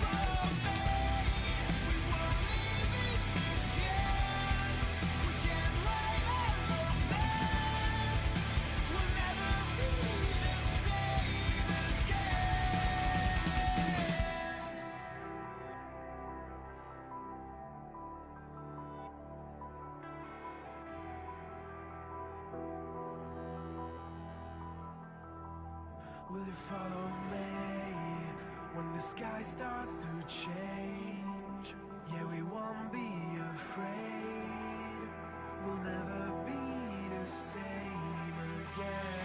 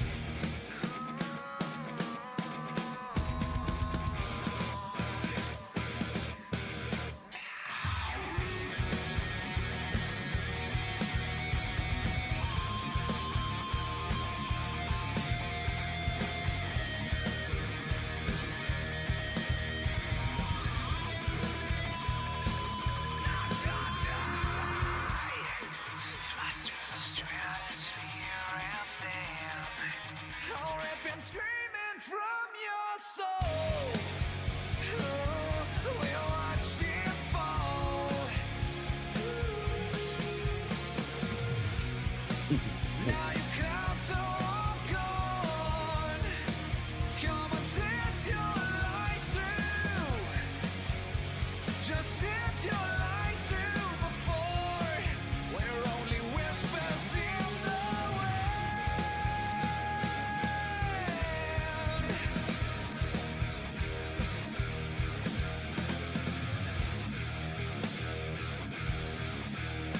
With anime in our souls and thoughts of wrestling out of control, we are a group of weebs who love the entertainment of professional wrestling. So allow us to be the voices inside of your head as we go through the wrestling events of the evening, give our thoughts and predictions on what's to come, and provide an experience inclusive to all of you nerds out there. So grab your steel chair, yell for the table, get put through an experience unlike any other. Brought to you, of course, by Anime Movie Studio. This is the Weebs of the Ring podcast. Welcome to the review portion of our big old live stream chat tonight. If you're just joining us here, we did a full-on live reaction stream to Elimination Chamber this year, and it was an event. I'll say that much. You know, we took a bit of a 10-15 minute break to kind of sit and mull on it a little bit, but yeah, we got a few things to talk about, mainly with this main event. But as always, I, of course, am your reigning, defending, undisputed Universal Heavyweight Champion of the world, Whawkins here. I'm going to be your guide through all the bullshit that happened tonight, whether it was good, bad, mediocre at best. We'll break it down. We'll talk about it here tonight. But, of course, I am joined by two lovely gentlemen here. First and foremost, coming back to our podcast, he is known as a revolutionary. He's known as a visionary. He likes to go by Latino heat in some instances, but as always, the number one thing he always wants to point out is that he is the biggest, most powerful Bill Goldberg stan this side of the Mississippi. One day he told me this. He told me this in a call last night, by the way. He hopes to one day be as bald as Bill Goldberg, to the point where he will come on camera and be like, look at my shiny head. Isn't this just great? Isn't this fantastic? I have 150 plus wins under my belt, but man, look at my big old baldy head. Ladies and gentlemen, it is Legend D Vash. Vash, how you doing tonight, buddy? Oh my god! I read the comment section of our live stream. It's literally saying the defending champion ? You defend as much as Jay, laughing out loud. That's hilarious. Yeah. That is hilarious. Antidote. That's a good one. That's a good one. You guys should get me laughing when he did the transition at the worst time. But he said, Legend Vash the world, tranquilito, the heat, the will of D, the will of Latino heat. We are here with all the reference as Legend Vash of the will of D, but the House of Tempest of the time I got reincarnated as live. Highly recommend. Season 4 is coming this spring season, the movie as well. So pretty excited for that. But we're here to talk about this event of Elimination Chamber. I appreciate for everyone checking out the live stream here on the YouTube side. That you guys see the time codes of the matches and the actual review portion. Or if you guys are checking the audio feed, thank you guys for listening, because we're not alone. We have the world champion. We have the Latino here, but we also have the big brother, the AnikiSmash. What's up? I'm happy to be here. Well, we're talking about some we'll get into that. So I do want to say, because I do want us to finish on a positive note. I actually want to start with the men's chamber, if that's okay with you guys. Oh, trust me. Here on the Weebs of the Ring podcast, we usually start with our main event segments. They're usually our headline stories. So, yeah, whether it's good or bad, we usually start with what the biggest talking point is coming out of the show. And trust me, the biggest talking point is going to be this men's chamber, because it was good in some spots, but there was some... See, it's just the usual thing that comes with WWE. Just the questionable booking decisions that go on throughout their shows. Because the men's chamber was fine to a point. Once Randy got out there and started doing some shit, oh yeah, this is cool, this is great. However, you give Logan Paul, and here's the thing. Logan Paul basically replaced Bronson Reed in this match. They used Jey Uso as like the bridge to get him in there, but a lot of Logan Paul eliminating people, I feel, was supposed to be Bronson Reed's moments, which they just kept into the match and gave it to Logan Paul, which already you're pissing a lot of people off. And I can already hear our good friend Nate, just wherever he is in the world, whether he's working or actually sleeping, he's probably celebrating right now. And to that, I say, stop it. Go get some help. And just don't at all. So that already was starting to tick us off. But then, like, we had this questionable ending with, like, Drew coming into the chamber. Well, first of all, Seth returns, stomps and costs Logan Paul his spot, gets him eliminated. All right, cool, neat, awesome, fan-freaking-tastic. Then we got Drew McIntyre coming into the door that's still open. So already I can hear Jesse Ventura yelling from wherever he's at currently, being like, the door is open. Close the door. Nobody should be leaving the door. All right, cool, neat. Thanks, old man. Go back to your tapioca pudding. But yeah, Drew McIntyre interferes and basically costs Cody the match. Randy Orton wins the Elimination Chamber. I don't know, man. This is just weird. So that's the other thing, right? Is that, to me, and I mentioned this earlier, like, we're heading. I know we're headed towards a Punk retirement tour. I also feel like we're obviously heading towards a Randy retirement tour. I don't like Randy relying on the champion he's supposed to beat to get the title shot being like how we kick off his retirement tour, even if he does win this belt, right? Like, that's a weird way to like lead into this. And then on top of that, they should have switched some of the eliminations around. Like, I'm fine with Javon being the first one out because he's young, he takes a lot of risk, he's bouncy, all that. It all works for his character, right? But you don't need to feed all three of them to the Vision, especially when you had LA Knight eliminating 2 out of 3 members of the Vision at the Royal Rumble. So now we're not even like consistently power scaling our characters, which I know it sounds I can silly, feel it. but it's like, don't do that. And then also, we got to be honest here and acknowledge the most over person in this match was Trick. Oh, yeah. Trick is the most over person in that match. And then you throw him under the Logan Paul pyre. Like, now maybe we're setting up a fatal 4-way at Mania, but I doubt that. I don't think that's the direction this is going to go. I don't think so either. Like, I really don't know where they go with Logan going into Mania, because again, like, him and Theory are the only 2 guys of the Vision. I mean, the only other thing I can think of is them going after the Usos for the titles, which kind of wish we got a little bit more set up with that. I mean, maybe that's who attacked Jay on SmackDown last night. Maybe it was Logan Paul and Austin Theory, or it could have been Drew. Some people keep calling it Drew because he's been attacking all the people that are very much a threat to his title reign, which again kind of is weird why he didn't go more for Randy as well, but that's whatever. That's more of a nitpick when it comes to anything. But yeah, it was just really weird giving those spots to Logan Paul of all people. And again, there might be some bias in there too. You know, fine, cool, neat, whatever. However, at the end of the day, that's how we feel. That's our like thoughts on it. It's just weird, man. Like Logan Paul getting those, like Logan Paul getting 3, and that's the thing, right? Is I was like, okay, if you're gonna do all that, then you might as well just have Logan win. Yeah. That, like, to me, that was like the better option, because if you just want to set up Randy versus Cody, when more than likely at that point, what that says to me is just that Randy gets to win the title at Mania, and then Cody retires Randy, or Cody beats Randy for the title later on down the road, and then you have, because apparently we're just going to be super safe with this belt. We're going to be super safe. Oh yeah, like the direction that we're going is extra safe. So like Randy gets to be a champion for a little while, and then Cody beats him for the belt at Backlash or maybe in May. Like, I don't see Randy having a long title reign. Longest we hold off is until SummerSlam, and I could see that under the condition that Oba signs with Raw, because then I can see him going through King of the Ring, become a world heavyweight champion, blah blah blah blah.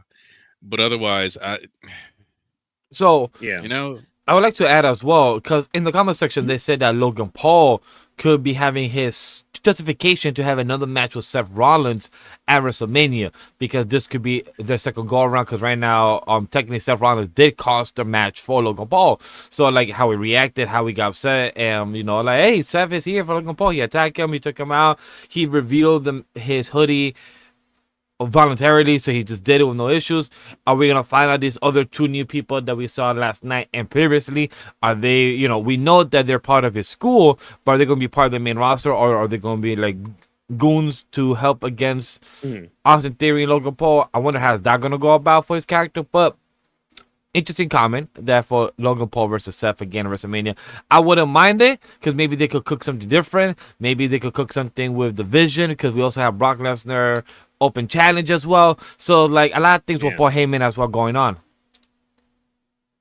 As far as that Brock Lesnar open challenge, Oba or bust.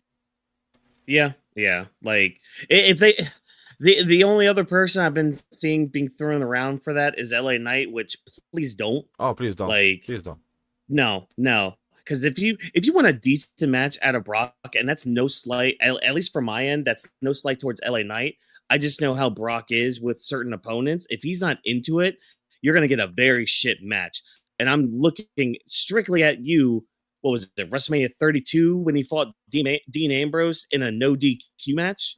Like on paper right there, Dean Ambrose versus Brock Lesnar, no disqualification.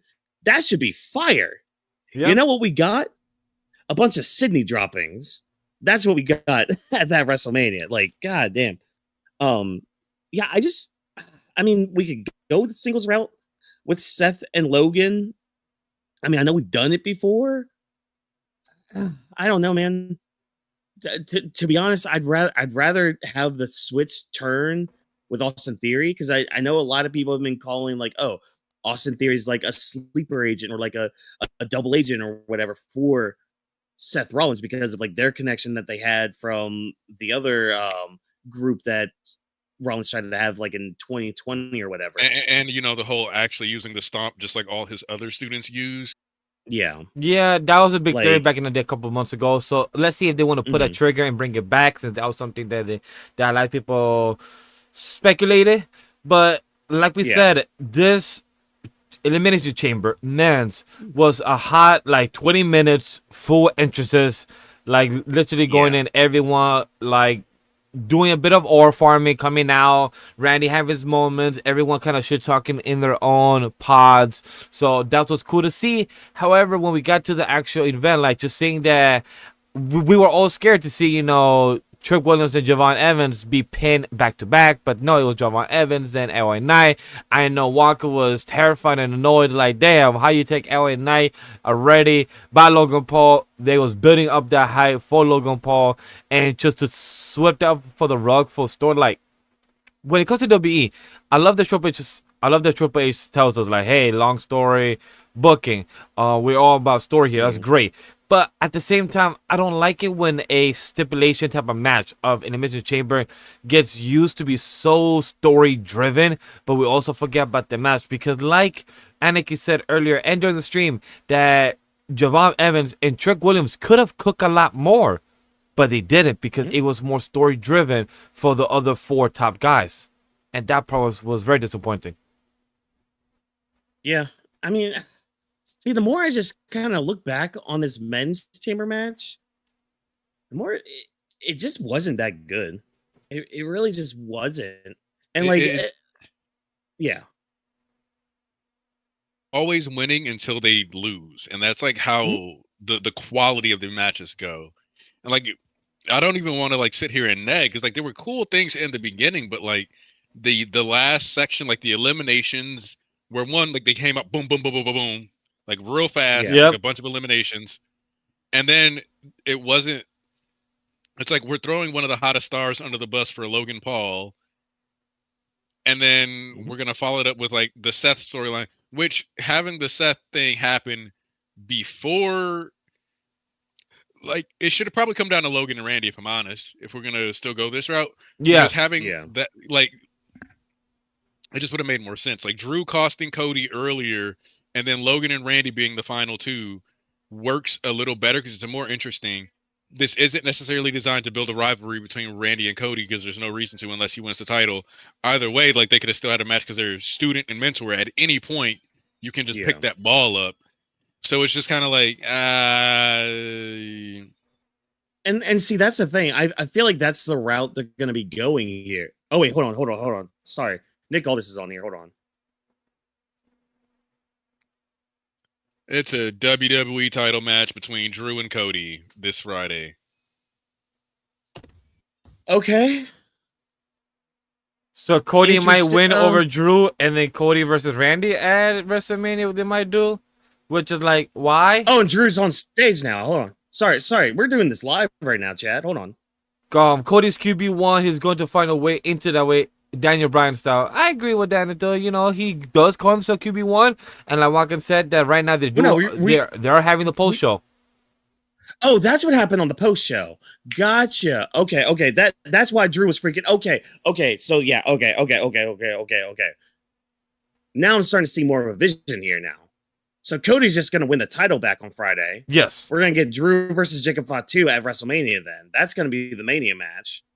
So then now we're going to have Randy and Cody at WrestleMania. See, why did we go... That is such a roundabout way to do it. That's such a roundabout way to do it. Like I feel like they're really changing the plans last minute. It's not even just that. It's being convoluted just to have a lot of layers to it, where that's not layered storytelling. They saw Roman not move tickets like they thought he would. So now they're going to try to get Roman in there. They're trying to get Cody in there. They want Punk in there. They want Randy in there. They want all their biggest stars. And they're basically saying, we don't have faith in Drew. Like, it's so... I wish Drew was still champion. Or technically state's champion is what I meant to say. You know, state's champion. I don't, because like there's other avenues they could have gone down if they're gonna do Cody Randy for the title. There's so many different other avenues they could have done, or hell, they could have just done Randy and Cody not for the title because that's just a story just built on itself, you know. But now it's starting to look like we're gonna get that match. Might have Jacob Fatu come out and do some shit. Like I don't know, man. It just feels so convoluted just to be like, oh, look at the path. Anything can happen in the WWE. It's Fatu versus Drew at Mania. They're taking that title off. They're making him a transitional champ, which sucks. I don't even want to talk about the men's chamber and stuff anymore because obviously, we gave enough time. That's about it, man. There was some good stuff in there. I mean, yeah, Javon did look good in there.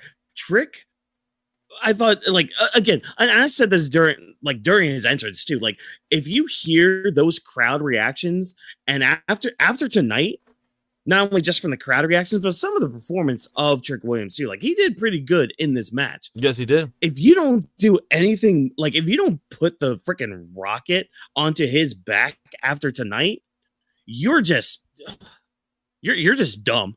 You're straight out just stupid. Like, I don't need him to take a title off Mello, but take the title off Mello. Like, maybe take the title off Mello, put him like in a tag team and have them win a title. Something, man. You got to do something with them. Yeah, I mean, I would do that at Mania with Mello, like because that's the thing. There's another story that's just right there to tell. Or hell, make it a triple threat. I know we've been, at least me, I feel like I've been like pushing a lot of multi-man matches, but some of them actually do kind of make sense. Like the one I'm about to mention right here, Trick, Mello, and Dragunov, because all three of them have some deep history within NXT. And within each other. Because Dragunov, yeah, exactly. Like Dragunov was a big factor for both of them and like elevated both of them in that brand. And like Dragunov's been doing the same thing. Him and like Mello keep teasing their next match and all that. Why not have Trick be be that little wedge in there? But I feel like they're gonna be saving Trick for Sami Zayn at WrestleMania, which could also be a big win and a big like standout match for like You give me Trick Williams versus Sami Zayn at WrestleMania, like just straight up singles match. Oh, that'll cook. I can almost guarantee you that will be match of the night if you give them time and let them cook. I see that.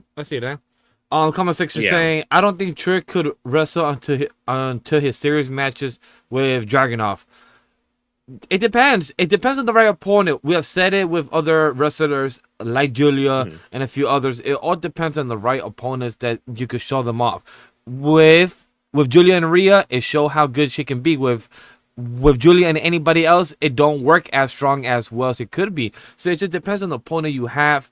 But hopeful Trick gets something for WrestleMania. That's enough that I got for this men's chamber, because like we said, it was solid enough. It just has a sour taste in the mouth for the eliminations back to back, and then the storyline being force driven down our throat.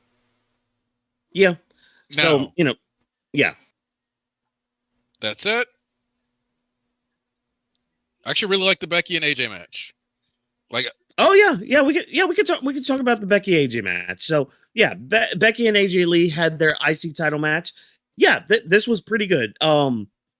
It did feel a bit safe, but that's fine in this instance, because again, this is AJ's first singles match in like 10 years. So for this match to be feeling somewhat safe, that was fine, and there's still a bit of an asterisk with it where we could still push this for Mania as well, like kind of run that back a little bit.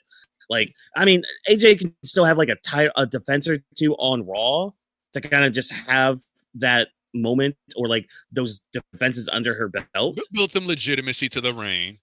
Exactly, and then her and Becky can run it back at Mania and get a nice definitive win for AJ Lee there.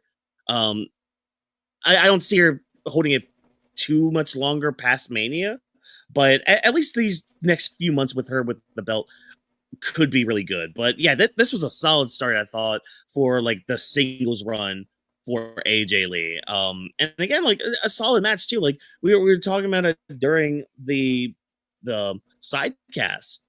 Like a lot of good ring chemistry with them, and a lot of good ring awareness, and just good storytelling throughout, and like the way the match was structured with like Becky healing it up towards the crowd, towards AJ Lee. Like they were at like a corner of the ring for a good portion of the match, but it all just, it made sense, just both with storyline wise, with character work.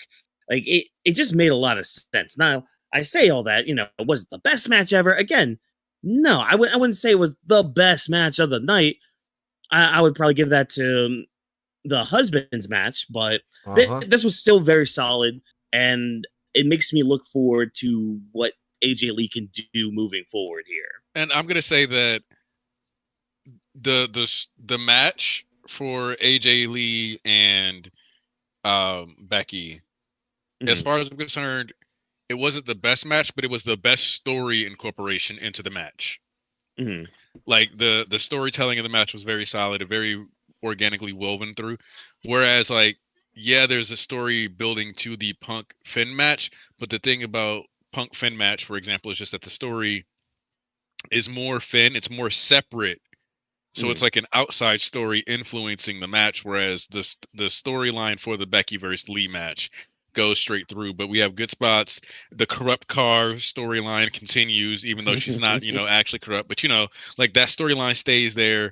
We're building on the referee thing. We're building on the dynamic between AJ. We have what could be set up for Mania. I honestly think that Becky could easily win the title back at Mania, and it wouldn't be an issue, just because we don't know how much AJ wants to do, like a singles push, or how long she wants to be doing all that. But, that option is there, and it'll work either way. I agree with that. Like this match was very solid with the entertainment value, but also story driven, as we said. This was both balanced very well. And as in the comment section says, Becky carried the hell out of AJ. She gave AJ the Seth and Cody triple out treatment, as crazy words to say, but it is what happened. AJ literally told her in the promos the past couple of weeks, like, hey, I did beat you there and I did beat you there.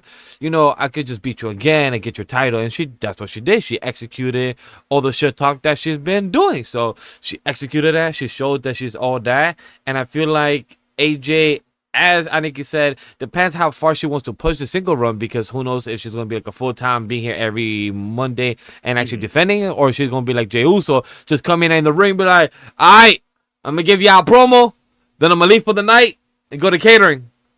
That's what it sounds like when it comes to Jey Uso giving his promos in the ring and having a whole Yeet concert for a good 10 minutes. So with AJ, depends what she's going for. Is she going to skip out in town and skip in the ring, or is she going to be actually having matches? Because the match was actually good for a 10-year singles match that she has not had. It executed for what it was for us fans. Yeah. I don't know. Like, see, that's the thing with just current WWE. We basically just, I feel like we talked about all we could with the match. Yeah, it's fine. Like, because that's the thing. It was just solid. It didn't have any crazy spots. Yeah. There's a chair spot, the stuff with the turnbuckle, but like nothing crazy. It was a very textbook match with like heel antics involved. But it was like I could still give that match a solid B. Like I wouldn't have a problem giving it a letter grade of a B. It was still like a very good match. Solid B. Something that I'm like, yeah, they should have done this differently. It's just like I wasn't like, oh, like. But it was good. Yeah. So now the husband match, world title match, the husband match, I would say, was better. You know, I think this was a better showcase. I think I prefer the Belfast match between CM Punk and Finn just a little bit more. I think the crowd, and this might have just been how I was hearing the crowd tonight. It sounded like the Ireland crowd was a lot more hot than the Chicago crowd, but that's just also international crowds in general. I think the dichotomy of the crowds is a bit more interesting because I feel like the Ireland crowd was more aggressive towards Punk than the Chicago crowd was towards Finn. Mm-hmm. You know, like I think that's the big decider right there. Is like the Belfast crowd was was against Punk. And the Chicago crowd was just for Punk, but like they weren't against Finn, and like that was like the energy in the crowd that was missing. And Punk with the Jordan entrance. I mean, come on, man, come on with the Jordan Bulls era entrance. Yo, chat. Nice touch with that. It was funny because I literally went to do a bathroom break or grab some water break during the stream, and Finn was, doing some aura for me. I'm like, cool, I'm going to go out while Punk does his entrance. I come back and this man had to do his entrance. This man had been having like a whole type of background, like Whawkins said, in Jordan entrance, taking the line, he's aura for me. He's cooking it in. He's letting the crowd wait and, anticipate and see this big moment of their Chicago hero, their wrestler star. And, it came out nice.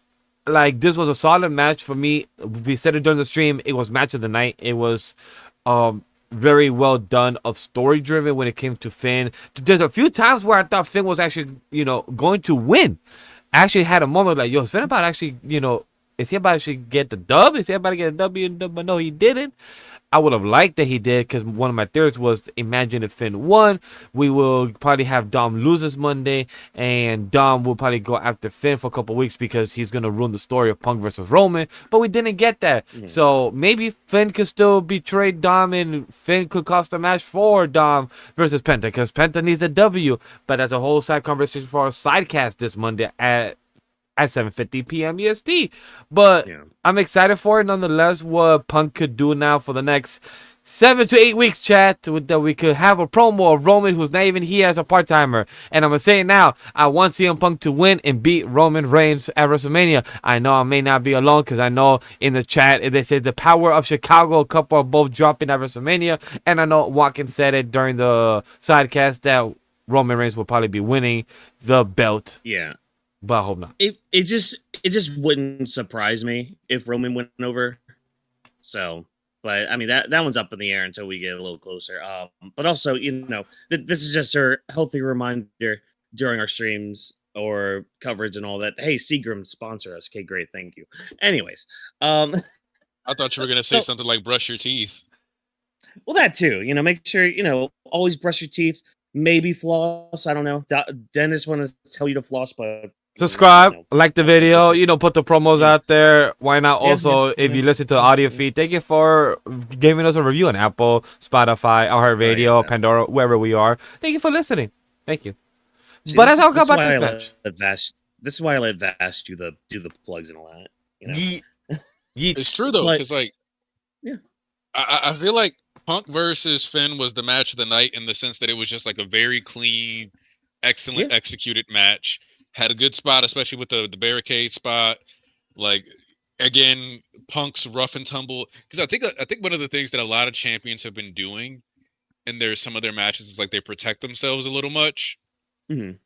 And like Punk matches always make, like, he always protects the person he's against.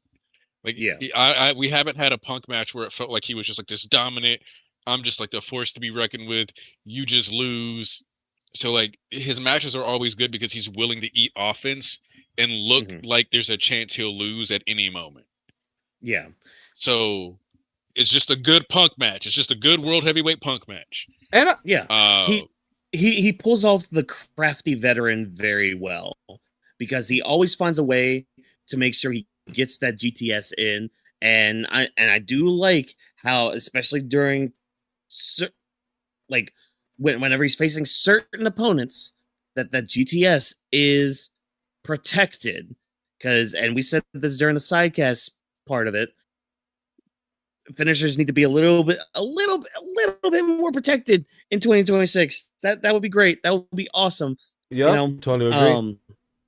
But at least the GTS is still one of those that is still relatively protected. So cool, great. Because like we did get a moment in this match where CM Punk hit that GTS and Finn rolled out of the ring. Again, it shows just not only the ring awareness that Finn has, but just his overall just his mindset, really. Just like how he's willing to know, okay, this is what I need to do here. Oh, I'm this close to the ring. All right, cool, great, awesome. Let me just roll out of here. And I think you also put it very well too, Aniki. This was a clean match. No interference, no shenanigans were really happening. Like, both men fought in a babyface style. Was it still hard hitting at points? Yeah, there was still some blood that needed to be drawn here. Barricade drop kick. Oof.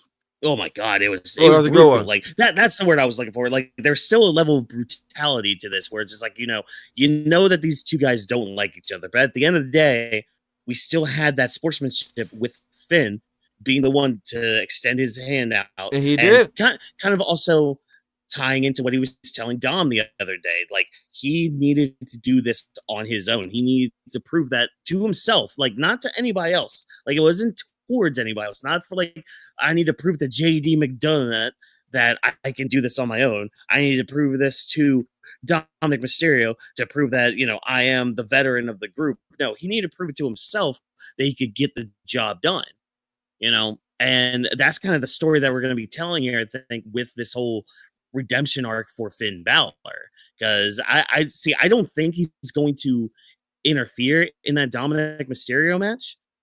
I still think Dom's going to win in like a cheating way, because I think if we do get their match at WrestleMania, it might be for that IC title. Because if you think back, last year, who did Dom pin to win that title? Yeah. Like I said, like the Judgment Day eventually has to splinter. Like, I'm fine with factions getting to stay together forever or whatever, but I know that it's WWE eventually, they're splintering. The IC title is a good way, because like also Roxanne Perez, I ran into her TikTok account. She said she should be back relatively soon. So another option is Liv, like, you're not talking about Stephanie possibly taking Dom, but Dom and Liv being kicked from the Judgment Day. So they're still together for a while. But like, Raquel and Liv are in tension. Roxanne spent more time with Raquel than she did with Liv. So you can see Roxanne choosing her side, and then you have JD and Finn, and then like they, Roxanne and Liv or Raquel go get the tag titles or something, get the tag belts back on the Judgment Day, blah, blah, blah. And then you still have that faction somewhat working, but you have like everybody out besides Finn that from that like original or that old school type of Judgment Day, and then he's like actually a proper leader again. Blah blah blah. I would hope so. Yeah, I would hope so. That's a good idea for it. It just depends on how we get executed, because Rhea Ripley used to be part of it, Damian Priest, but then they left and became the whole Terror Twins for a couple of months, and then they now doing their own thing with Rhea and Io herself. So that could be a possibility. It just depends how it goes with Finn. Now, like, I'm happy he took the L gracefully and also clean, as we mentioned the whole time, and Punk also taking a W, having a moment with AJ Lee as well in the ring, as both of them holding the titles. They, both of them saying like, "Hey, we got titles, we both won." You have the IC women's, I have the world men's. We got it. We got the W. We have the dub. So I was very happy to see that overall. Yeah, and I mean, you had mentioned too, Aniki, like on our sidecast, like Dom being kind of that, that playboy, if you will, of WWE. And I know you had mentioned, oh yeah, Stephanie being with Dom. I mean, Roxanne's right there. She's the one that I could really see Dom leaving Live for if we're doing anything, because we could always return to that story. Same. That little thing that WWE's just like, because like that's just one thing WWE like to do. They like to tease something and then forget about it for like months on end. I know we'd mentioned Jey Uso earlier, but there's one that they haven't really done anything with his whole mindset of like, oh, I need to go back to like being that tribal heir mindset kind of thing. And yet now you're in a tag team with your brother again, and y'all aren't doing shit except for running it back every time you're in a match. Right, Okay, we gotta acknowledge though that we're not gonna blame Jay or even like WWE for that. That's Jimmy's fault. He shot the club up. Yeah, he did. Jimmy's just got in the way. He's just like, "Hey, yo, brother, carry me on your back. I can't do anything on my own." He definitely did. No, I mean Jim. Naomi's pregnant, and I can't remember when she left. But I'm pretty sure she's around that third trimester by now. So yeah, it was a little bit after SummerSlam. Yeah, because I believe I saw her posting a picture of how big her belly was, and it looked like, I believe she's on her 8th month, I believe.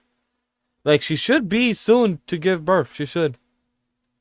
Let's see, because that was August no, she's on like her 6th month then, like 6th or 7th month then. It says August 18th, 2025, she relinquished her title.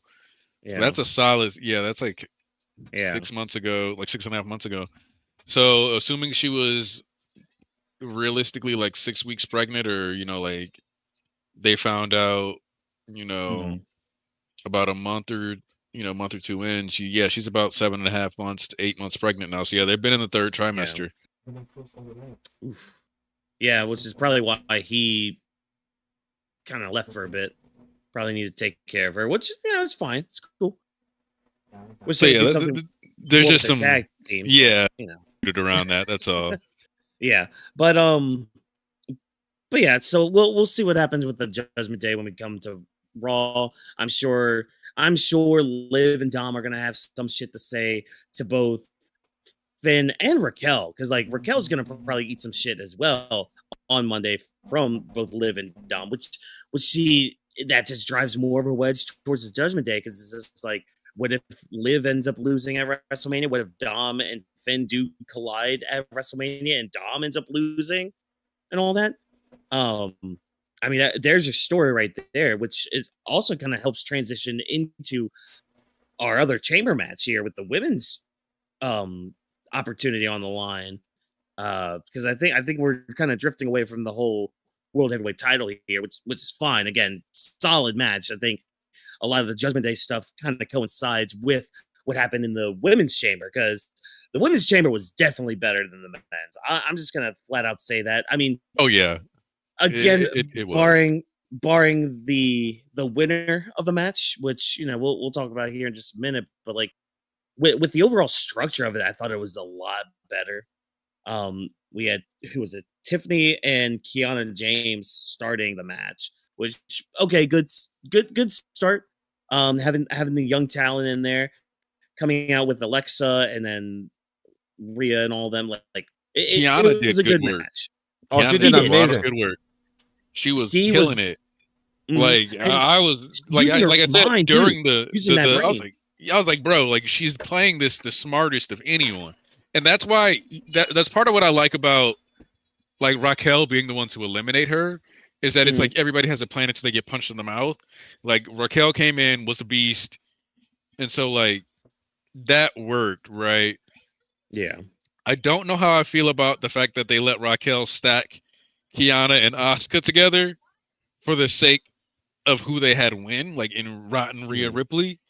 But yeah, she's Rotten Rhea Ripley tonight. I'll be nicer tomorrow, but tonight that's tonight she's Rhea. not mommy. Tonight she's rotten.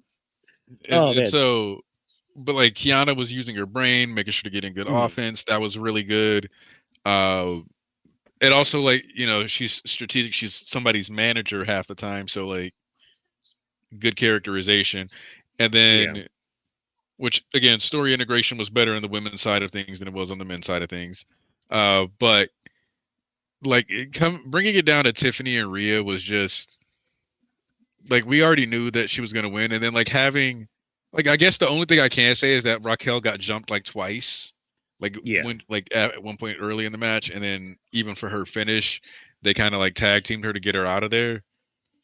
But like, yeah, it's one of those things where it's just like, I get what you guys are doing, but it just kind of leaves a sour taste in my mouth. You know, you know what, Aniki, it's funny that you're here because I'm going to use this as my example of this. And spoilers for MHA, by the way.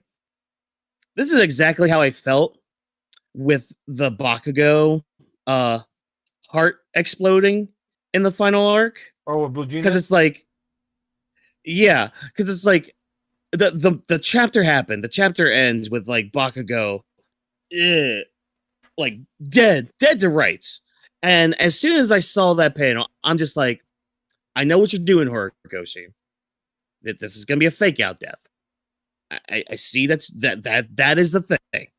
I get that. I understand that.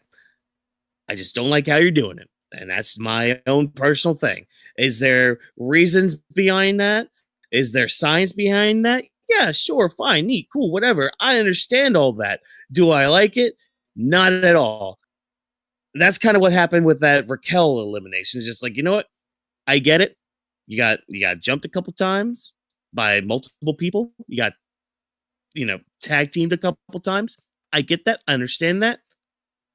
Don't like swallowing that pill though. I do not like her because again, like her performance tonight was really good. Her performances each and every week have been outstanding. Like she's come leaps and bounds just in the past year. And like continuously she gets the shit end of the stick. I don't get what WWE don't see in some of these people that like actually better themselves like this, like actually like continue to grow and be better, and just like they're getting better reactions, they're getting the crowd behind them a little bit more, like you're getting more positive reviews online and all that, which we know the wrestlers look at that online. Thank you for that, Cody, which we're gonna return to your little comments about predictability and all that later at a later date. But yeah, so like I see what you mean with like the whole Raquel thing, where it's just like, I get it, I understand it, don't like it, but that's just the thing. So and yeah, like to add on top of that, because I also was giving you guys the chance to speak, but also because I was fixing my desk that I didn't get the chance to speak when we moved into the transition of sitting down. However, this women's match, you guys spoke about it very well. This was very solid. It was literally starting off well. We were impressed by Kiana James. We were talking about her on the sidecast, how great she's doing, how great she's executing of what we're watching and seeing, how everything's tuning in from Kiana James. Like, she was executing stuff that was amazingly. But then we also have to give the props to the other girls. Like, they was doing amazing. When it came to Tiffany Stratton, like, we thought when it was Tiffany Stratton and Rhea last, like, oh, okay, I guess it has to be the blonde chick or the gothic chick is what Whawkins said during the stream. Like, hey, Oh yeah. it could either be or one of them against Jade Cargill. Who's excited for that? None of us scream for happiness. We definitely scream for Raquel because Raquel was definitely doing the double pin. Like, when you do a double pin like that, Aniki said it on stream, you should capitalize against that. You should definitely take the W and take this home. However, we didn't. So, like, what could, like, we would have liked, I said it during my prediction, I would have liked to have seen Raquel literally win this and go against Stephanie Valkyrie. Like, hey, I see her as a champion. I want her to, I see Stephanie Valkyrie as my opponent. Liv, I'm going to chime in and we're going to make this a triple threat. I would have been okay with this. If they said no, it can only be one person to choose. All right, cool. Raquel against Jade. Two strong opponents that looks like literally the embodiment of strength of woman. Let's do it. But we got Rhea Ripley because we got to have the numbers pushed. Because a big company, you know what they see, guys? Numbers. They want to see profits. Last year, they made 190K seats, doing the whole stadium. Guess what? They want to fill it now with 195 plus thousand goddamn seats. That's what they want to do. They see profits and numbers. They don't want to see 180. They don't want to see 170. No, they don't want to see less numbers. So they want to stack this shit with the more superstars that you need. Where does Tiffany go in this? I don't know. Rhea Ripley got Jade now. Where the other superstars gonna have now? How can we build more stars if they give all the other same people the same opportunities every year? Is all I'm saying. Also, this puts Rhea in a really weird spot because one of the things that people like to do is occasionally bring up some Instagram posts that Rhea liked like over like around 14, 15 years ago that were like racist jokes when she was in like high school. Oh, yeah. So I would not have like put Rhea versus Jade on the card when that keeps coming up. Because now it's just a real it just creates weird optics for the whole situation. And like I personally realize that she doesn't have to have been racist to have been laughing at edgy racist jokes. Like, a lot of people laugh at edgy jokes. Because again, high school, like, especially because it's high school and she's from Australia. There's a huge difference between somebody who's like, from Australia and laughing at an edgy racist joke, because like there's Aboriginal people, but there's not like black people like the same way like in Australia like there are in the US. Like obviously like if this was Tiffany Stratton who's from the US, it would have a different flavor to it that would be like a little like more reasonably critical, especially if you take somebody who's from a major city instead of like the backwoods. Because I have a friend, or I guess I should say acquaintance since we haven't talked in a while, but friend who he didn't meet a black person until he was in his 20s, and he's from Wisconsin. Oh, okay. He's from small town Wisconsin. If you don't live in South, if you live in Wisconsin, you don't live in Southeast Wisconsin, or you don't live in Madison, you probably aren't around a lot of minorities. Period. Makes sense, So there's like a layer of sociological context that has to be applied and like filtered when we're analyzing people's past behaviors, and then like what they do, now. So like it's a weird optic for that match, especially because Jade has been used so poorly as a champion. Yeah. Like with so few matches, so few title defenses. Because like if you switch out, if you give Jade, because when did she win this title? Like SummerSlam? Was it like SummerSlam? Survivor Series? Was it some? Yeah, I think it was. She hasn't been in the title picture for. Oh no! It was Saturday night's main event before in November. It was like the start of November. Because November 1st. Yeah. So you give her the title in November, and then you give her basically no matches with top stars. Yep. You give her no title defense for like, what was it, 4 months? Yeah, 100 days. Something like that. Like she did just a ridiculously long time where she hadn't even defended the belt. And then you feed her to Rhea. And like that's just not a good look for how you're handling Jade, period. And so, like from where I'm standing, unless the plan is to have Rhea be fed to Jade, this was not a good idea. It was too much. Which like I have a feeling she's gonna be fed to Jade only because there is a Bianca line in there. And I think they're still going to hold out on the whole Bianca Jade match, which I'd have to look into the nature of the injury that Bianca had, because I know she was having a lot of complications anyways before doing the surgery like a couple weeks ago, which led to her finally going forward with the surgery. So I just have to see with timelines from it and all that. Because honestly, I wouldn't be surprised if they held it if Jade held it until SummerSlam. Also, to add on top of that is that on. people need to understand when it comes to Bianca injury, it's a nerve, it's a small finger, a small joint. You're dealing with a lot of complications, so don't try to theory craft. There's this old picture and that. Let's go with the flow, because I've seen some crazy timeline theories and everything. So I just want to state that real quick. Go on. That shit was funny. Also, real quick, I gotta. What Antidote said is funny to me, because the last time somebody was like, "This is what's best for business," it was John Cena when he was building towards his heel turn, and that was not what was best for business. It did not make the audience happy. People were going because they wanted to see John Cena, but it wasn't the heel turn that made them go. They, like, John Cena could have been a face that whole time, and it would not have changed what they were doing. And that kind of like builds in my point, because like having Roman win the Royal Rumble was supposed to be what was best for business, and they're still struggling to sell tickets. Like, trying to do this in this giga safe way is not actually what's best for business. If people are starting to feel like the overall product is stale, you have to do something different, and you have to invest in the people who are actually interesting and up and coming.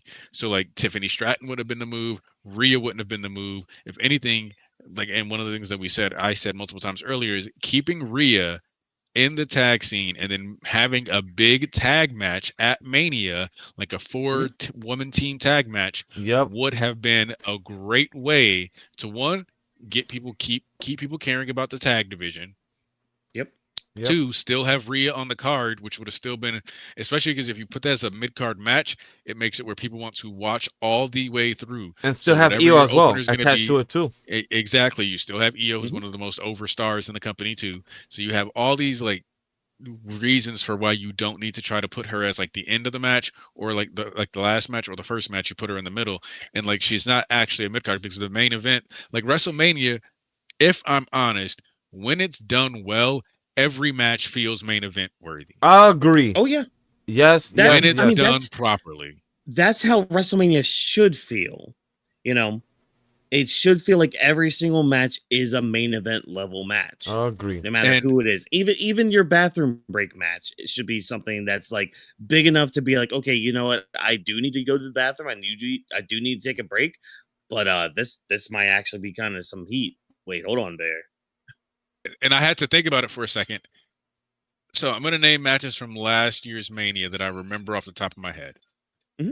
So Dominic's the Fatal 4-Way with Penta, Dominic, Braun, and Finn. But like I was thinking about this, like, and then you had the triple threat with Rhea, Bianca, and Io, right? So there's two matches. Then you have Jey Uso versus Gunther. You have, I believe it was Cody versus Cena. Yeah, it was Cody versus Cena. Night 2. Roman versus Seth and Punk. CM Punk. Yep. And then, wait, Tiffany versus Charlotte. Almost forgot that happened. Yeah. Actually, I had forgotten that happened. It just came back to me as I was saying that. The only thing I remember out of that is the bleeding tooth picture. The most. That's the most I remember. Oh yeah. And it's like I'm having to like sit here and really think about what happened at WrestleMania last year, and I don't I'm not remember. Was last year? Did LA Knight get the U.S. title at Mania, or was that a different PLE? Last year was LA Knight versus Jacob Fatu. Okay. And we also had Randy Orton versus Joe Hendry as a surprise match. Yeah. So yeah, like we had to like sit here and struggle for the PLE from and like WrestleMania should feel like something that we just remember. Yeah. At least a year removed. Agreed. Yeah. But lately, it's been very fucking forgettable, and that's not good because it's to WrestleMania.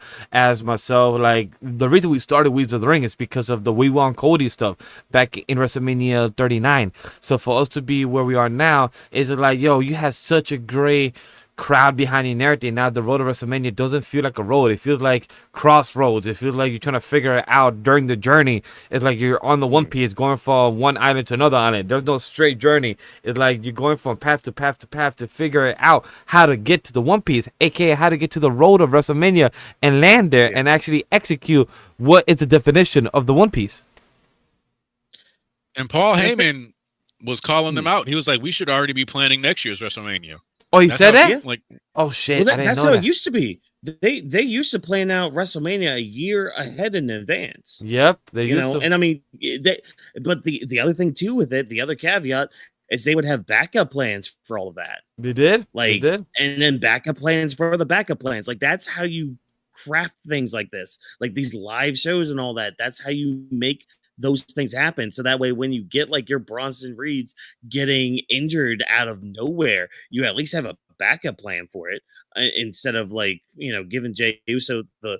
I mean, granted, that might have been like a bad example right there, because I think what happened with Bronson and how they called the audible for it, and then how they kind of turned around. It was fine. It was fine for what had happened. The only downside was they gave Logan Paul all the spots, but that's neither here nor there when it comes to that. But yeah, you got to plan these things ahead of time, you know, and they can always just be like, oh, shut up and watch. And it's just like, well, it's kind of hard to watch when you give me almost an email every single time I watch a product. Like, almost every Raw or SmackDown, I could just be like, okay, well, I could have just looked at a tweet on Twitter and been like, okay, I understand what happened. You know, like, literally, we did not watch SmackDown last night, and I feel like I did not miss anything to go into this show. And that was the go home show for this event, and I feel like I didn't miss anything.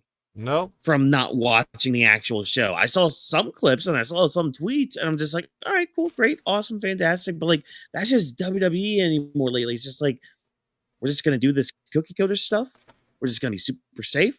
You know what you're gonna get, and if you don't know what you're gonna get, we'll shut up and watch you. But then they do the whole thing where it's just like things get overly complicated, like the whole men's chamber match tonight, you know. And I know right now we're kind of jumping around here and there, but it's just like that's just kind of what tonight was. It was just a lot of jumping around. It was a lot of just safe booking, but we're gonna try to add so many layers to make it seem like we're telling a deep story. You're not telling a deep story. You're being convoluted for convoluted's sake. Like, that doesn't make a deep story. That just makes it confusing. So you turn into I was about to say Kingdom Hearts at that point, but no, you know what? Fuck it. You turn into Kingdom Hearts there instead of Pokemon. Like, Whoa. that's what you turn into. Look, it's just like, I just feel like we're in the it could perfect just way be Digimon. of transitioning into the outro, to the final thoughts, to giving our overall thoughts of this event, of any last things we said. Because there's one thing I want to add before we talk about what's in the box. Because I know many people. Danhausen's here. Many people have seen it online. I just want to say that I saw on the timeline saying that Logan Paul cost Seth Rollins in 2023 at the Elimination Chamber, and now in 2026, 3 years later, Seth Rollins cost Logan Paul after 3 years revenge. And does anybody give a fuck about this? Hey, is this long-term booking? Like Triple H says, long-term booking is important. Who knows, chat? Man. Who knows? That's all I got. You want real long-term storytelling? Go read Iruma. Go read Welcome to Demon School Iruma. Oh, I saw this. Get your long-term storytelling. I saw this comment, and I'm here for it. Danhausen versus Mr. Iguana at WrestleMania 42. Book it. I'm here for it. Give it to me. I'm here for it. I'm here. Look, of Danhausen coming out, it was a comedy. Just seeing the girls come out, seeing the characteristics, him giving, I believe, dentures to fucking Michael Cole, and them questioning it, and the character, like, it seemed like the crowd enjoyed it, so that's the important part, because they actually got a bop. That's why I got, like, cool, Danhausen. I don't know much about him. I am aware of him from AEW, but like in the like in the comment section, they said like they don't watch AEW. Is Danhausen a good pick? Only time will tell. Only time will tell how the gimmick is done. We might go, like we went from an original Gun Americano, aka Chad Gable, to Ludwig Kaiser, a Gun Americano, the real one. So only time will tell how the gimmick is used. Of course, we're not gonna get a switcheroo or a masked person character, but it just depends how the character of Danhausen is done and to entertain the audience. And the WWE, Cody Rhodes has said it. Wrestling used to be a artistic style in I was about to say like a circus, a clowny, a carnival. So it kind of makes sense. That's all I got. Oh yeah. What I'll say is this. Think of tonight. Look, I'm gonna say this: the singles matches, very solid, very good grades. Mm-hmm. I guess there's a reason why the Brooks family is together. The women's chamber, I'd say like I don't like the finish, but I think it was like a lot better. Like the eliminations were a lot more enjoyable, and the storyline was incorporated better. The men's chamber feels like there were good ideas in it, but they didn't pivot enough after they lost Bronson, and the direction they're going looks to me like it's just going to be I feel bad for Drew McIntyre if it's going how I think it's going to go. Yeah. Like, just, he finally gets the title and then we just do him like this. Feels kind of shitty. I think creative needs to be more willing to let the younger stars shine and just let the scene get like a little bit of freshness, let some like fresh air in there. It's okay. Because right now you're worried about best for business and like you're worried about what's old, reliable, and you're not understanding that one, your tickets are too expensive, so it's already hard to buy them. But then two, some of the people that you're investing in, people don't necessarily care anymore. Like that doesn't necessarily fully apply to Rhea, but you can't just coast off mommy, especially because like she's not even like the fact that she's still mommy doesn't even make sense. She's no longer with the Latino. She's Australian, dude. This doesn't work. Yeah. So like just actually build your new people. Try to actually have consistent narratives. Make sure your people are getting exercise in necessary so that we can hopefully like cut down on these injuries, because it seems like we're on the other end where they're not getting enough reps, so now they're getting injured because they're not doing enough stuff. Let's focus up, get it together, stop playing it super safe in every way. Like even if you want to give us a safe finish, understand that you cannot finish on the two safest picks possible because you take all the steam out of the end of the match. Yep. Having Randy and Cody be the last two was a bad idea. Having Tiffany and Rhea be the last two was a bad idea. Agreed. If you had let it come down to Raquel versus Rhea, it would have been like a double powerhouse battle. That would have been interesting. If you had had it come down to Raquel versus Tiffany, it would have been a powerhouse versus a cruiser, which still would have been interesting to watch because we haven't watched those two work each other like that. Go over there. If you have Trick versus Randy at the end, interesting. Javon versus Cody at the end, interesting. Even Logan versus Randy at the end, interesting. Mm-hmm. You took the safest routes. Let's move away from being like super safe. Let's start being willing to do some tests. And like, I know that some people might argue that Obafemi would be really safe if he wins King of the Ring. That's all about like actually building this new star character and getting the belt on him within the first year he's in the company. That is inherently not necessarily safe because it's not like he's coming from TNA or he's not coming from AEW as an established person immediately skipping over the NXT system or anything like that. Yeah. So that's my thoughts on that. I agree with that. I just want to add what also Chad was saying. Like there was a chance for taking WrestleMania season. WWE took chances back in 2005, letting Batista and John Cena carry the ball. And WWE needs to grow their balls back, and we agree with that 100%. Whawkins, take it away. Well, with that 2005 comment, that was also like kind of a lightning in the bottle moment too, where they had some stars where it's just like, yeah, we can actually build our future and like almost have a passing of the torch kind of thing here. And WWE just doesn't have that right now because, again, they keep relying on the same people in the same spots over and over and over and over again. It's really just a revolving door of like, okay, who we're going to have Cody face this time? Drew McIntyre. All right, cool, great. Randy Orton still in the title picture. Well, we can throw in, like a Damian Priest to maybe put some sort of question mark on it, but that question mark's in parentheses. That's not a real question mark. It's just there to be like, it could be Damian Priest, it could be Javon Evans, it could be Logan Paul. It's not going to be any of them, And if anything, the real trigger pull, and I'm going to keep freaking saying this, you should have just pulled the trigger on LA Knight. I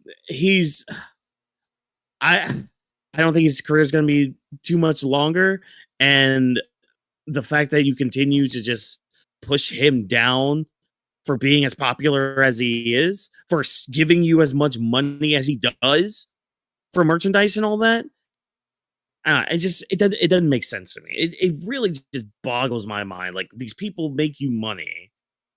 Why not throw them a bone here or there? I don't know but that can get into a whole other conversation that we could just spew on for eternity. Yeah, that's a whole spin-off tangent right there. That's a whole different 1 hour stream of a content creation involving talking about LA Knight, his career. How's it going? Is it going to fall and he's going to join AEW just like champion and go back to his old name?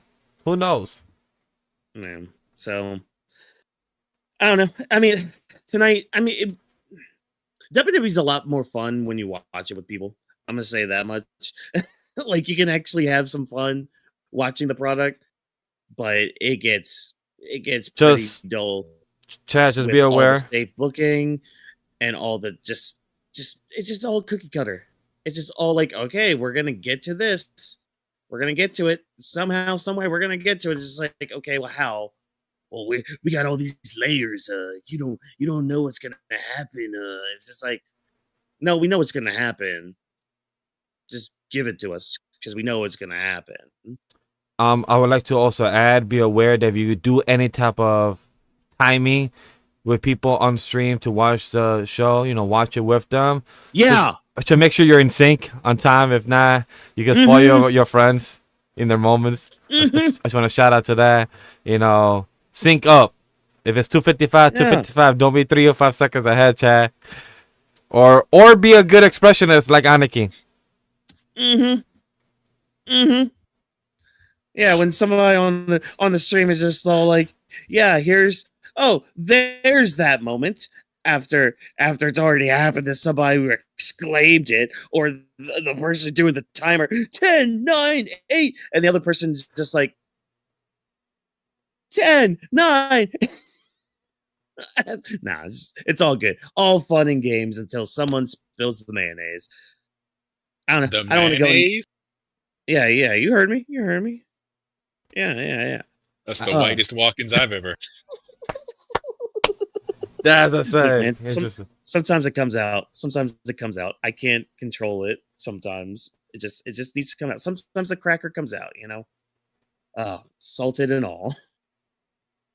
Oh, sour. First it's sweet. First then it's sour. What was about a Superman punch the camera?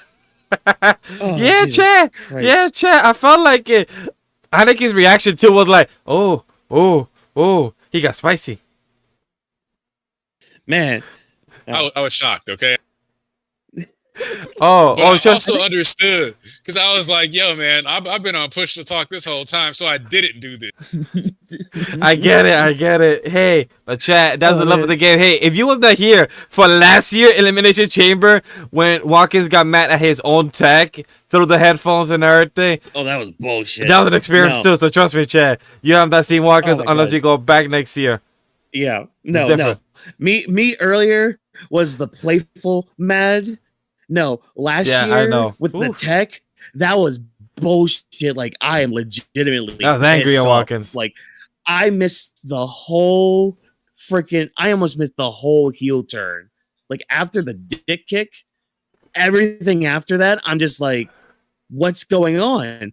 what's happening here. I legitimately don't know what's happening here. Yeah. And then you see Travis Scott just smacking Cody across the face. I'm just like, what the fuck is Travis Scott doing here? Why is he doing anything? Okay, cool, but oh my god, chaos ensued. That's what happened. That's what usually happens on these shows, and that's what's going to be happening on these shows. Because hey, I know we took a bit of a break here in February. Life decided to life because life loves to just life with all of us. Also, I got one final comment. Talk to us. And then go I got ahead. nothing else to say. I saw somebody say, Logan Paul eliminating Javon really showed me that Black History Month is on its last day. And that is the perfect encapsulation of what was wrong with the men's elimination chamber. You know what? Hey guys, Yeah. you know you can follow us on Weebs of the Ring on all social media, hashtag at also check out AnikiSmash. He plays League of Legends and everything. His YouTube channel will be down in the comment section. Go check out the social media of his. Go check out TikTok, IG. All appreciate all the support. Check out the Discord community as well. Check out Anime Week Studio, main channel, Vault channel for all our gaming streams, live streams, our manga reaction for Alien Headbutt and many others. For Drop This Box, Whawkins World Champion also doing his streams, his content on their channels. So go check that out. I did the best way to stay serious and give you guys the best plug in one take. Holla at that. Again, there's a reason that Vash does the plugs and I don't like doing the plugs. I always feel like a cheap whore doing the plugs. Be like, oh my gosh, go on, like my stream, you know. Even though every like you guys give us is a treat for our pups and all that. So yeah. Whawkins feels like himself. But then I'm like, am I the whore then? Doing the cheap plugs in? That's crazy. Yes, you are. Yes, you are. Yeah, But other than that, we see you guys Monday. Yeah. We see you guys Monday. You dance for the camera for that super chat. Oh, you dance for the camera. We will. We will. For that sub. That's right. We see you on Monday at 7:50 p.m. EST. Yeah.